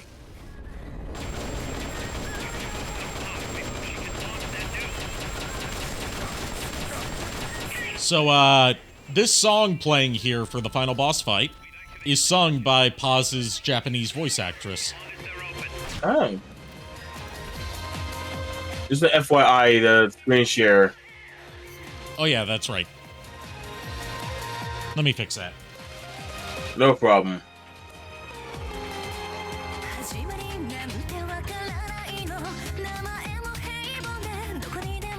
There we go.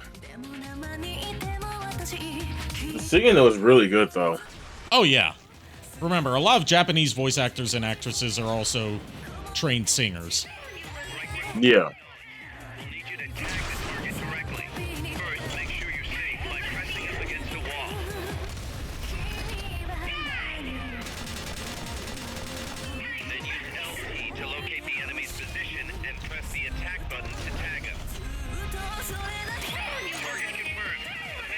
So, we get to finally use the powers of Mother Base against a boss. Ooh. In that, we can call for support, and we can call for strikes through these panels. Okay.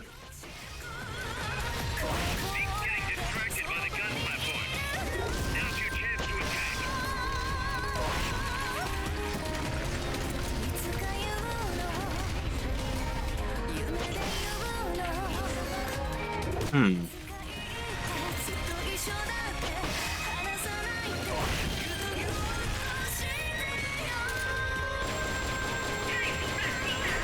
Also, this is a fight that has variable difficulty depending on what parts you have equipped to Zeke. Oh.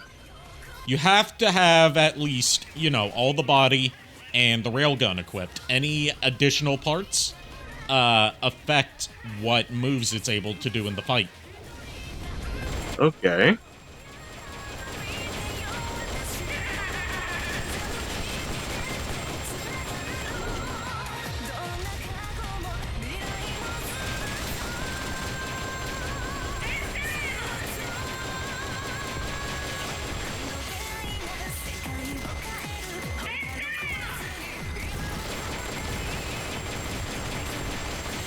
Guessing that's the sonar panel right there, right? Yeah, that's the radome.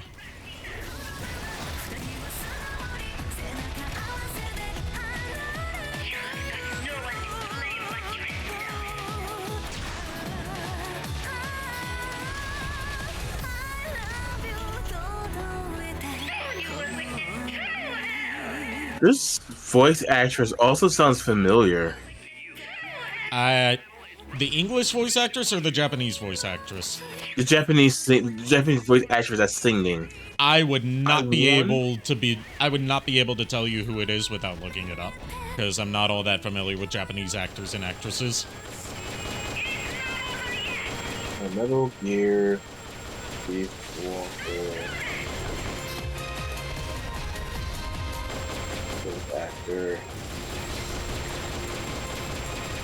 I'm gonna check right now. Oh, I know why. Why?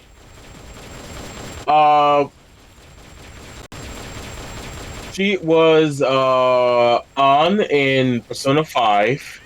Okay. Seiko being the granny lady from Denadon. Okay. She was Hinata Hyuga. Oh, Hinata! Yeah. Rana from Star Ocean Second Story R. Gonna find one that you might be familiar with. Sailor Moon, but we haven't seen that one. Both of us haven't. I know for a fact. What else? Let me see. Oh, Chila from Dragon Ball Superhero. Meaning, that means she was also Chila in Broly. Yes. Digimon Ghost as Siren Mom.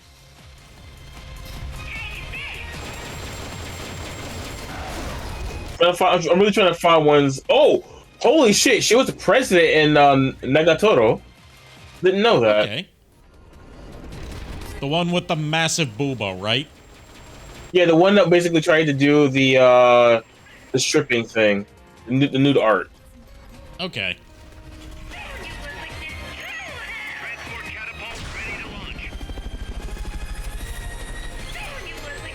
Oh, she was in a Pop Team Epic episode of Popuko. I mean, part of the appeal of Pop Team Epic is it's got like all the biggest voice actors and actresses in it. Yes. As Popco and PPME. Yeah. Depending on the segment and depending on the episode. I figured that would be one that you would be happy to hear about. And they kept that over into the English dub, which I really appreciate. I appreciate that too, actually. Oh, Hana and Grand Blue Fantasy. Oh, Tiger and Bunny Rising, Keisha Graham.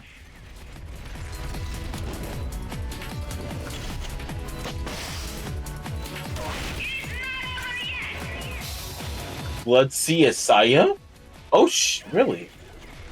That surprises me.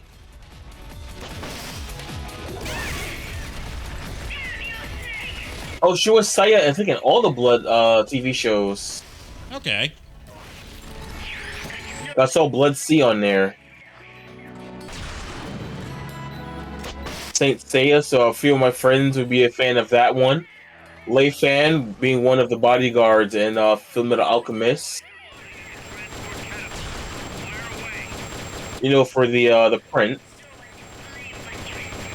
Zorio Vampire as Mocha. Oh, Mocha! Yeah, that one I definitely know. Wait a minute, there's a two. Oh my god, there's a Wild Arms 5 that was made in 2006. Yeah, it's the last Wild Arms game. Yeah, I need to play them, honestly.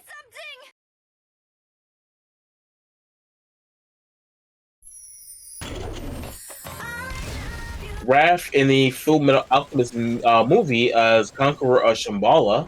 Which means she was also Raph in the 2003 series. Yes. We're finding some interesting ones here, though. Yeah. There was a few characters in Fullmetal Alchemist, like in their game, Harmony. Oh, F-Zero as Lucy? I'm not too familiar with F-Zero. To my knowledge, she's from the 03 TV show. She's one of the black characters. Remember, famously got screwed over in terms of being aired in the U.S. Yeah, we never get a chance. I never even seen it. They never even dubbed the whole series in the U.S. because Yeah. it kept getting preempted by other shows and kept getting its time Yeah. slot shuffled around. Tales of Symphonia is Colette. Okay. I haven't played Tales of Symphonia. Yo. Samurai Deeper Kyo, which I need to watch. The only thing I know about Samurai Deeper Kyo is that its Game Boy Advance game was the last Game Boy Advance game to be released. Really? I have the... Which also makes it one of the rarest Game Boy Advance games. Oh, wow. I have, like, 2 of the mangas for it, I think. Oh my god, Sister Princess, no! No! Sister Princess? Huh? Sister Princess? Yes. Think of the word that rhymes with princess that starts with an I. That tells you all you need to know. It doesn't happen, but you know, it's Sweet Home Alabama.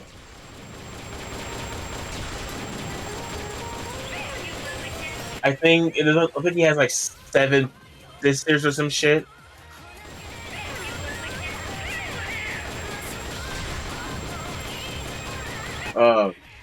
Oh my god, Flint the Time Detective as Sarah! Oh my god, I haven't heard that name in a long ass time.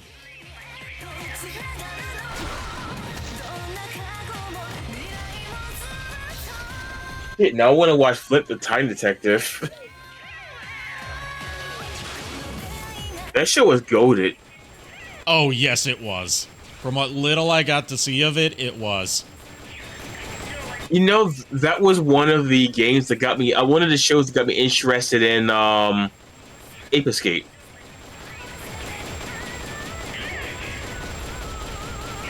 It makes sense too with the time aesthetic. Yeah.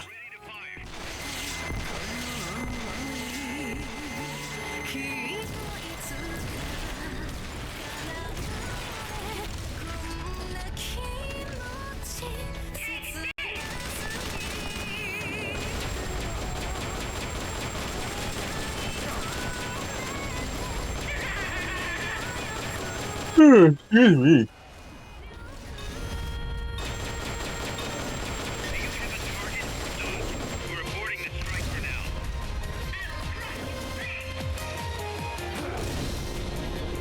So, snake power scaling right here.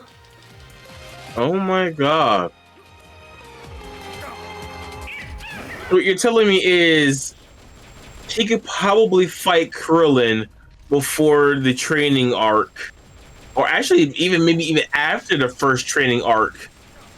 When he entered the tournament with Goku. There's a chance Snake could have beaten Krillin. Holy shit. Yes. Or at least Big Boss. Solid Snake, no, because he can't hold off a Metal Gear like that. Yeah. He can also hold on. You can also do that with Cocoon if you get underneath it. Oh god.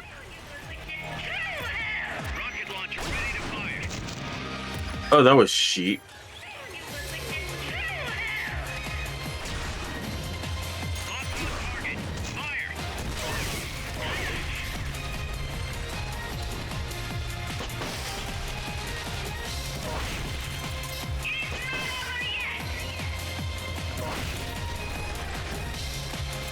Oh, nice. You got 2 bars off.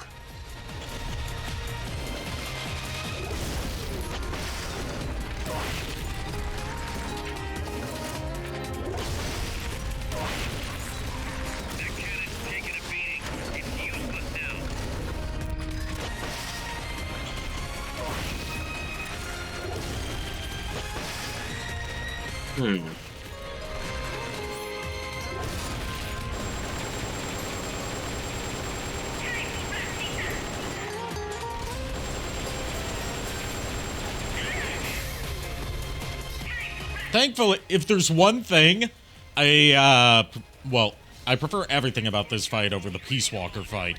But if there's one thing I especially prefer, it's that there's no ticking clock element for like, oh, you have to stagger the mech before it fires its nuke. Like, there's not that ticking clock element to it, where if you just happen to run out of ammo at the wrong time, you're screwed.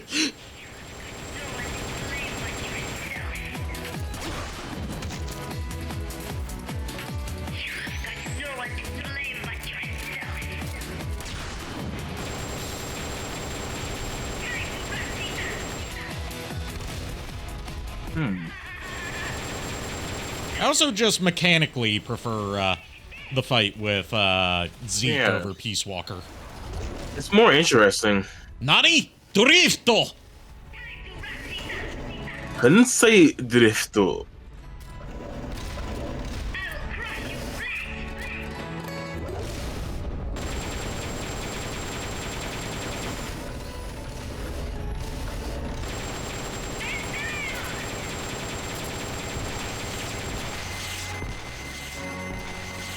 Oh. Run, Snake, run! Not like that, Snake! Don't run into the explosions, run away.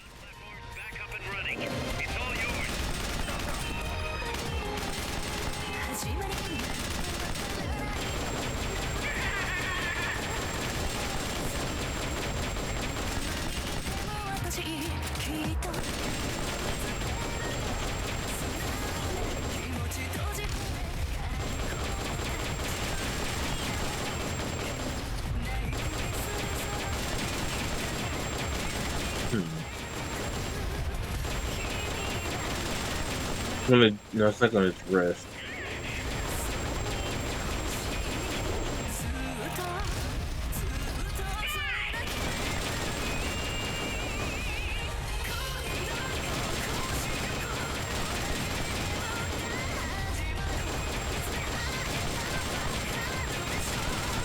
Oh, I forgot that.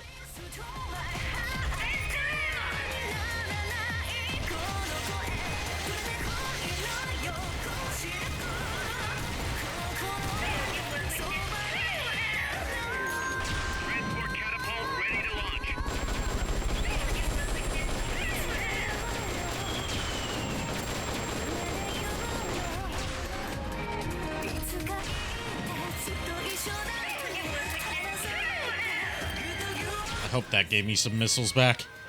Yes, it did. Nice.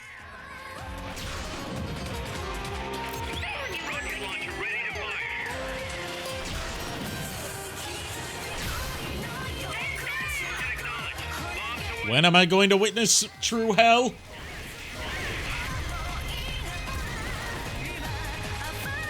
Is it soon or later? Mm-hmm.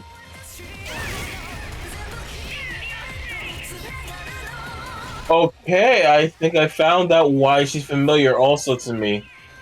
Aside from all those legendary roles? Yeah, remember, okay, I don't think I mentioned this, but I was thinking Disgaea. She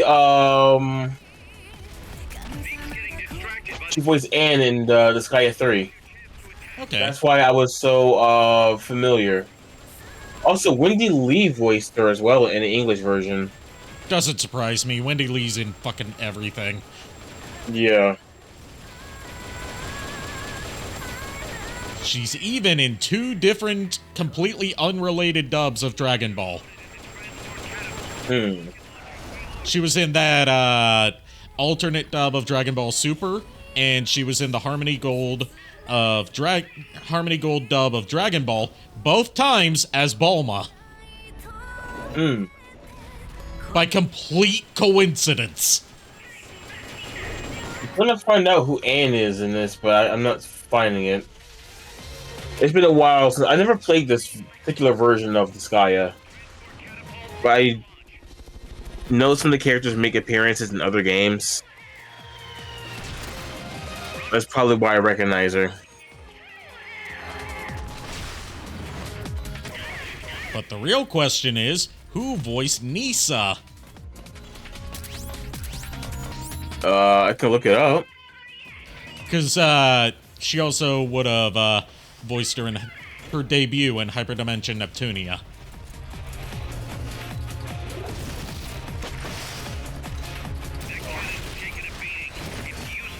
With the English one being Michelle Ruff. Oh, Michelle Ruff. Okay. I knew it wasn't Wendy Lee because Wendy Lee voices Blanc. Yeah, so Michelle Ruff. Japanese voice actress Kaori Mizuhashi. Now I'm curious about her. Anyway, Zeke is defeated. Ready to see the finale? Yep. Because holy hell, was that a good fight. Oh, Laharo from Phantom Brave. Zeke is out of my control. Oh god. This is where it ends. Listen to me, Big Boss. As long as your army is needed, the world will never know true peace. The peace you will know will be fleeting, illusory. They will use you, disgrace you, and then finally discard you like they would a cancer to society. This is the path you have chosen.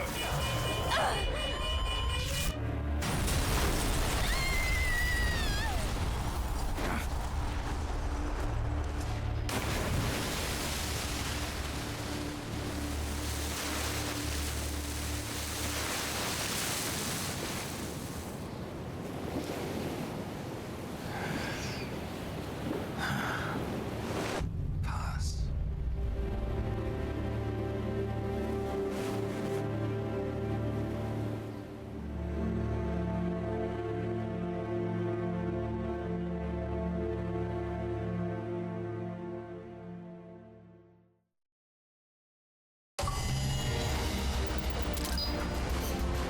All right, now you ready to see the actual ending?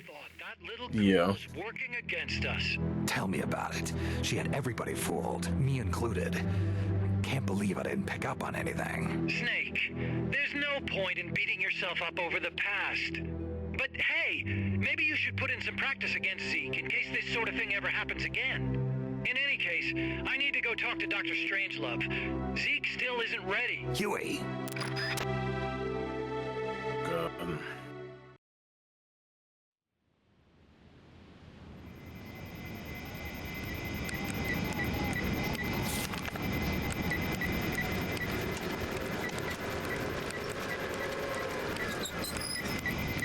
How's it going?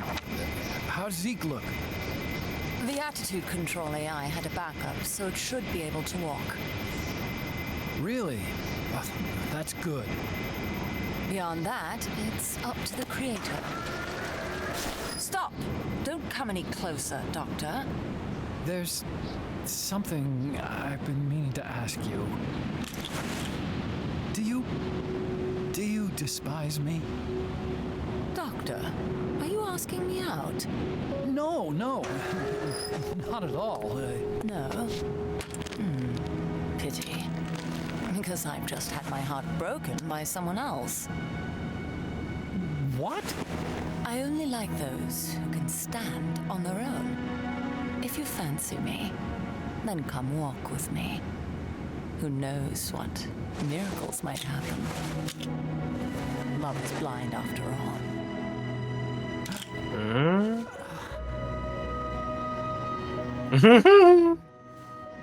I'll be waiting.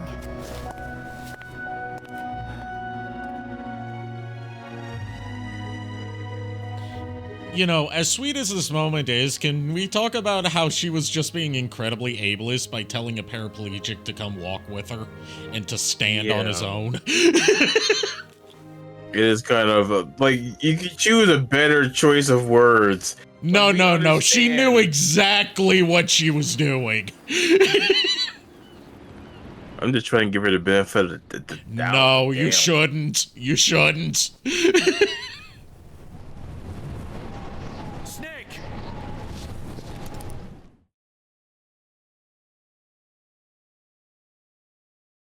We have a banana streaking on deck. We have to deal with it.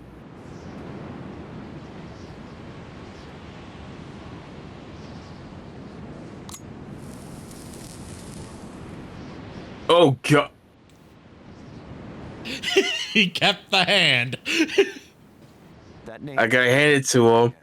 That's a hot idea. It means empty. It also means zero. A world of electronic intelligence built on codes, and at the center of it all, a zero.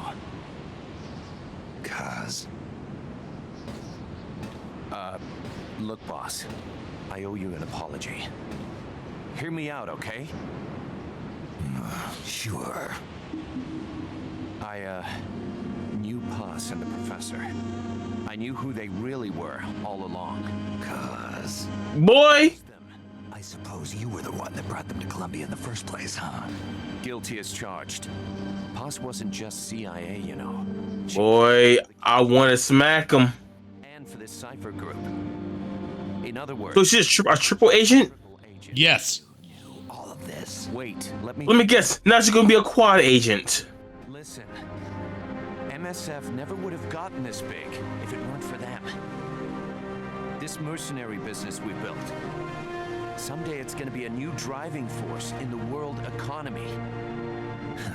Is that your goal all along? The Cold War is not gonna last forever. Sooner or later, it's gonna give way to an era of regional conflicts and terrorism. A paradigm shift from counter-communism to counter-terrorism. In the new age, armies won't be tied to states, and war will become a business. We'll be a valuable commodity. There'll be clients all over the world who need our services. MSF is only the beginning. What we're creating here is a revolution in itself. Am I right? Cuz, it's not going to be that easy. What do you mean? This whole Peace Walker thing has left our mark on the history of the old order. We've put ourselves on the radar of intelligence agencies and governments east and west. The whole world probably knows about us now. Including that cipher outfit. We've let ourselves interfere with the times, with the Cold War system of deterrence. We're an army without a flag. We weren't supposed to take sides in international affairs, but we did. I see your point. So what happens to us now? We'll be hunted. Not everybody's gonna be happy with us, huh? You're damn right. We upset the global military balance of power. And these people would rather our army without borders not exist at all? They're gonna come knocking real soon. There's no turning back now. We're a wrench in the old system of deterrence. As long as the times refuse to change, we're gonna make a hell of a racket. Then who are we gonna fight? The establishment. Anybody who tries to restore the old balance wants to snuff us out of existence. Which establishment? You're not far off. It won't be a particular country or ideology that hunts us. Who then? We're gonna be fighting the biggest beast of all. The Times. We're gonna be fighting the New York Times for their shitty coverage of transgender issues. And killed her. Oh, God. I know that hasn't happened yet, but just trust me on this. Will the Times erase us? Boss, what are you talking about? Shut up. It's gonna be a lonely I have a vision of the future. Good or evil. No winners or losers. It sucks. Business. The question Yeah, it does suck. now is, can we survive long enough to see the 21st century? Maybe. I'm with you, boss. We'll see how it turns out together. They're a gay couple. You can't tell me anything different. They basically are. Speaking of gay couples, there's a chubby ogre and a muscular ogre in The Messenger. And my headcanon is that they are in a gay relationship. Yeah, they do a lot of tag team moves on you as well.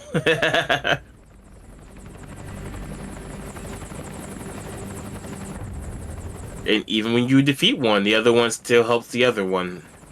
Which is kind of cute.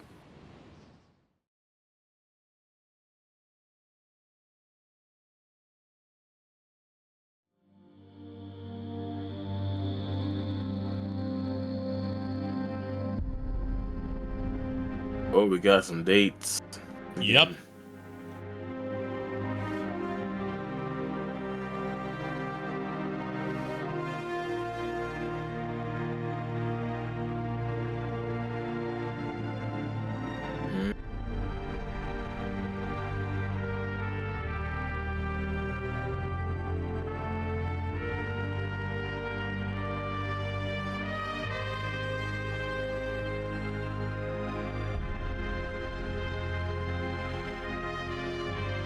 Berlin. I forgot the Berlin Wall fell on my birth year. Oh, that's cool. 1995, Big Boss triggers the Outer Heaven Uprising. Which is the plot of the original Metal Gear. 2005, Miller is found assassinated in his home by an unknown assailant. Which you may remember happening in Metal Gear Solid 1. Yeah. And that unknown assailant was Liquid Snake. Ah.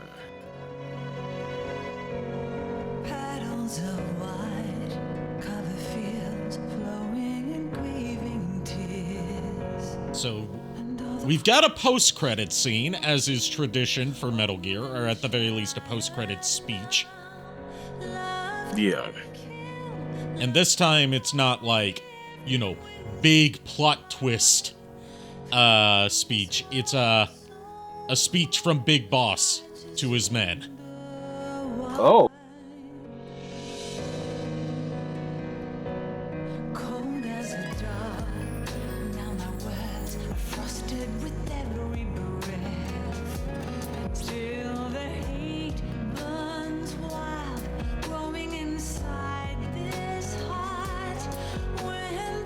Now this is my longest stream, at least in one session. Yeah.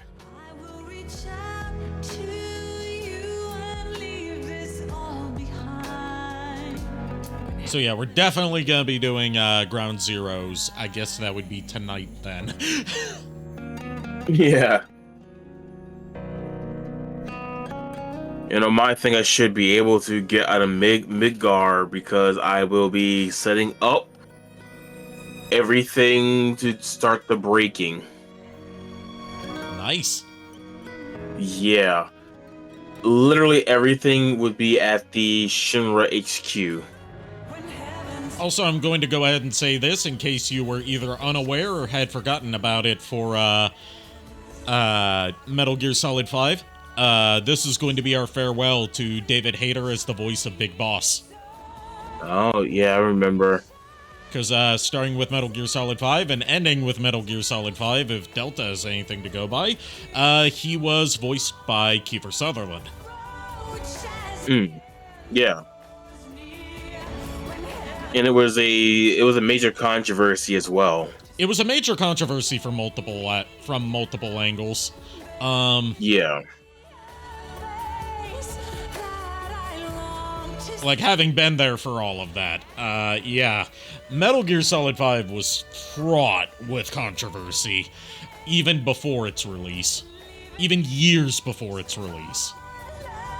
Yeah, it was delayed, like, what, 3 times or 4 times as well? Like, from what we know, part of the reason that Konami and Kojima parted ways was because, like, while Metal Gear Solid 5 is really good, and while it was released in an obviously unfinished state, as in the story does not have an ending,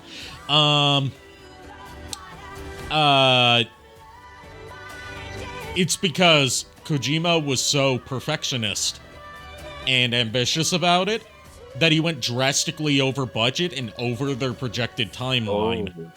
That eventually Konami stepped in and was like, you have to ship something or you're going to bankrupt us, motherfucker. Yeah.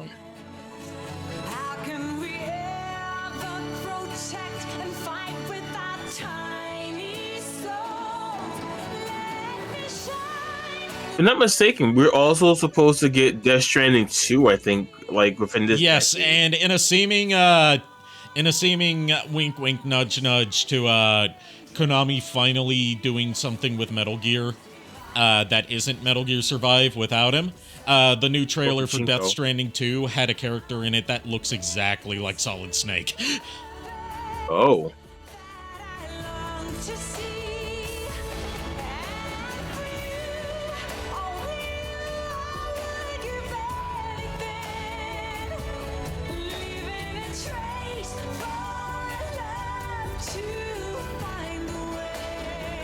Or, you know, it could just be a take that at the people that want him to keep making Metal Gear, as he has done several times before, even in Metal Gear. Yeah.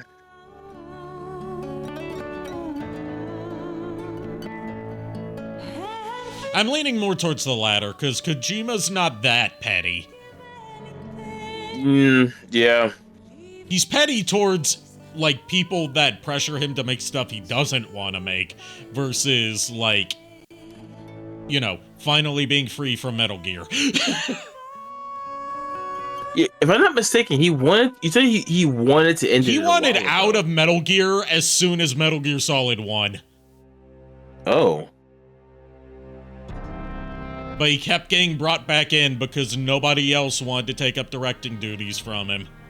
And because eventually, as it came to Metal Gear Solid 4 and Metal Gear Solid 5, he started getting death threats from people if he didn't continue to direct Metal Gear. Jesus Even after Christ. he had tried over and over and over again to finish Metal Gear and just leave it behind, giving it so many conclusive endings. Jesus Christ, that's crazy. Yeah. There's literally a scene in Metal Gear Solid 4 where they're being chased by an armored personnel carrier called an MGS, and he says, we've gotta outrun, one of the characters says, we've gotta outrun that MGS.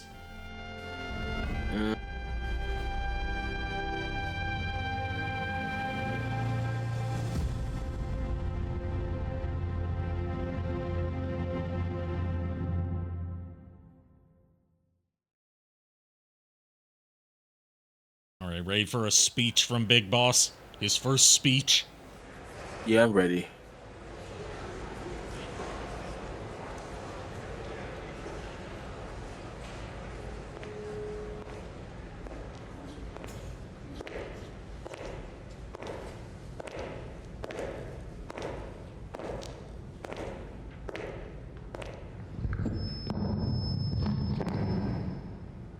We will forsake our countries. We will leave our motherlands behind us and become one with this earth. We have no nation, no philosophy, no ideology. We go where we're needed, fighting not for country, not for government, but for ourselves. We need no reason to fight.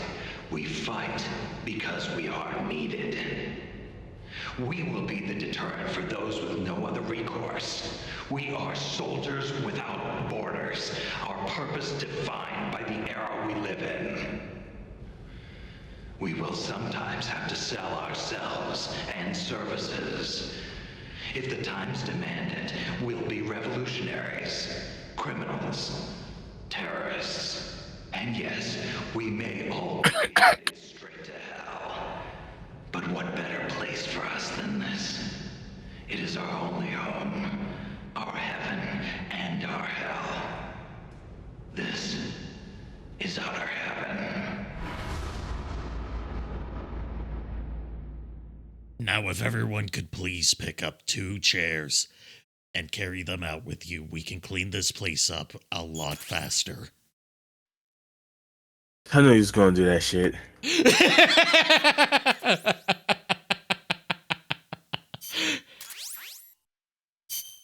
At this point, I'm not even surprised.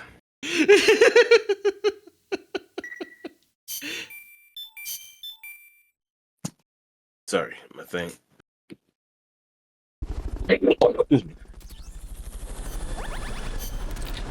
So, that was Metal Gear Solid Peace Walker.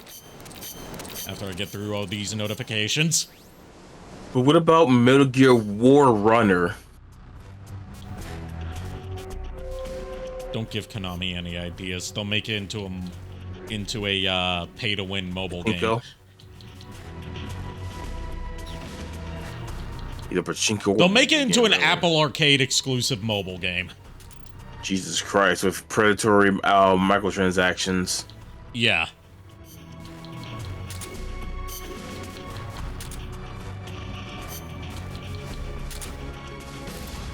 Okay, it'll be a mobile pachinko experience. That's what it'll be. You're fired. Except unlike real pachinko, you can't exchange anything for real prizes. Yeah, what you probably end up doing is probably buy Metal Gear parts. Yeah, those Metal Gears like bring back either other soldiers or build your base up or.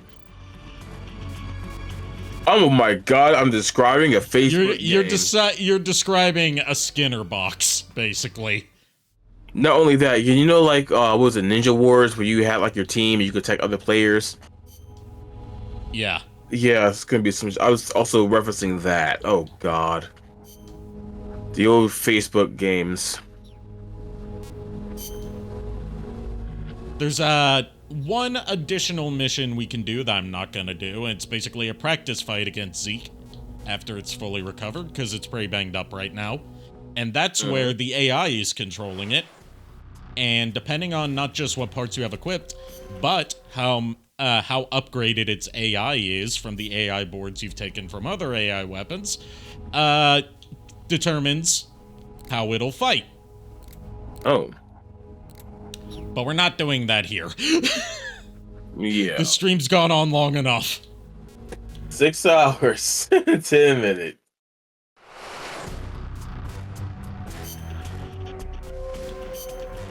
Please, let's save.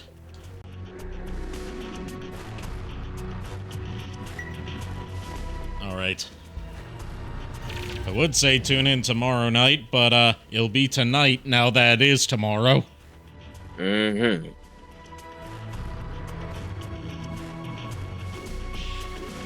Thank you everyone for tuning in. Thank you to JKR and Kier for holding out as long as they did with this. I'm glad we finally have Peace Walker finished.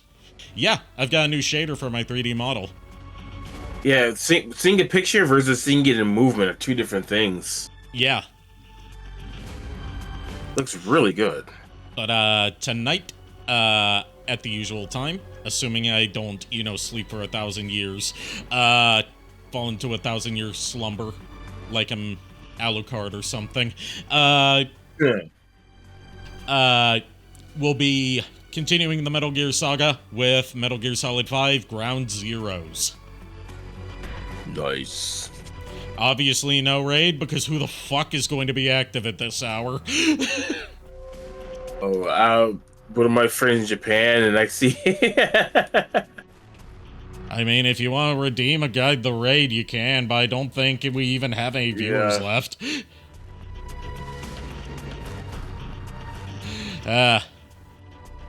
Thank you, everyone, for tuning in.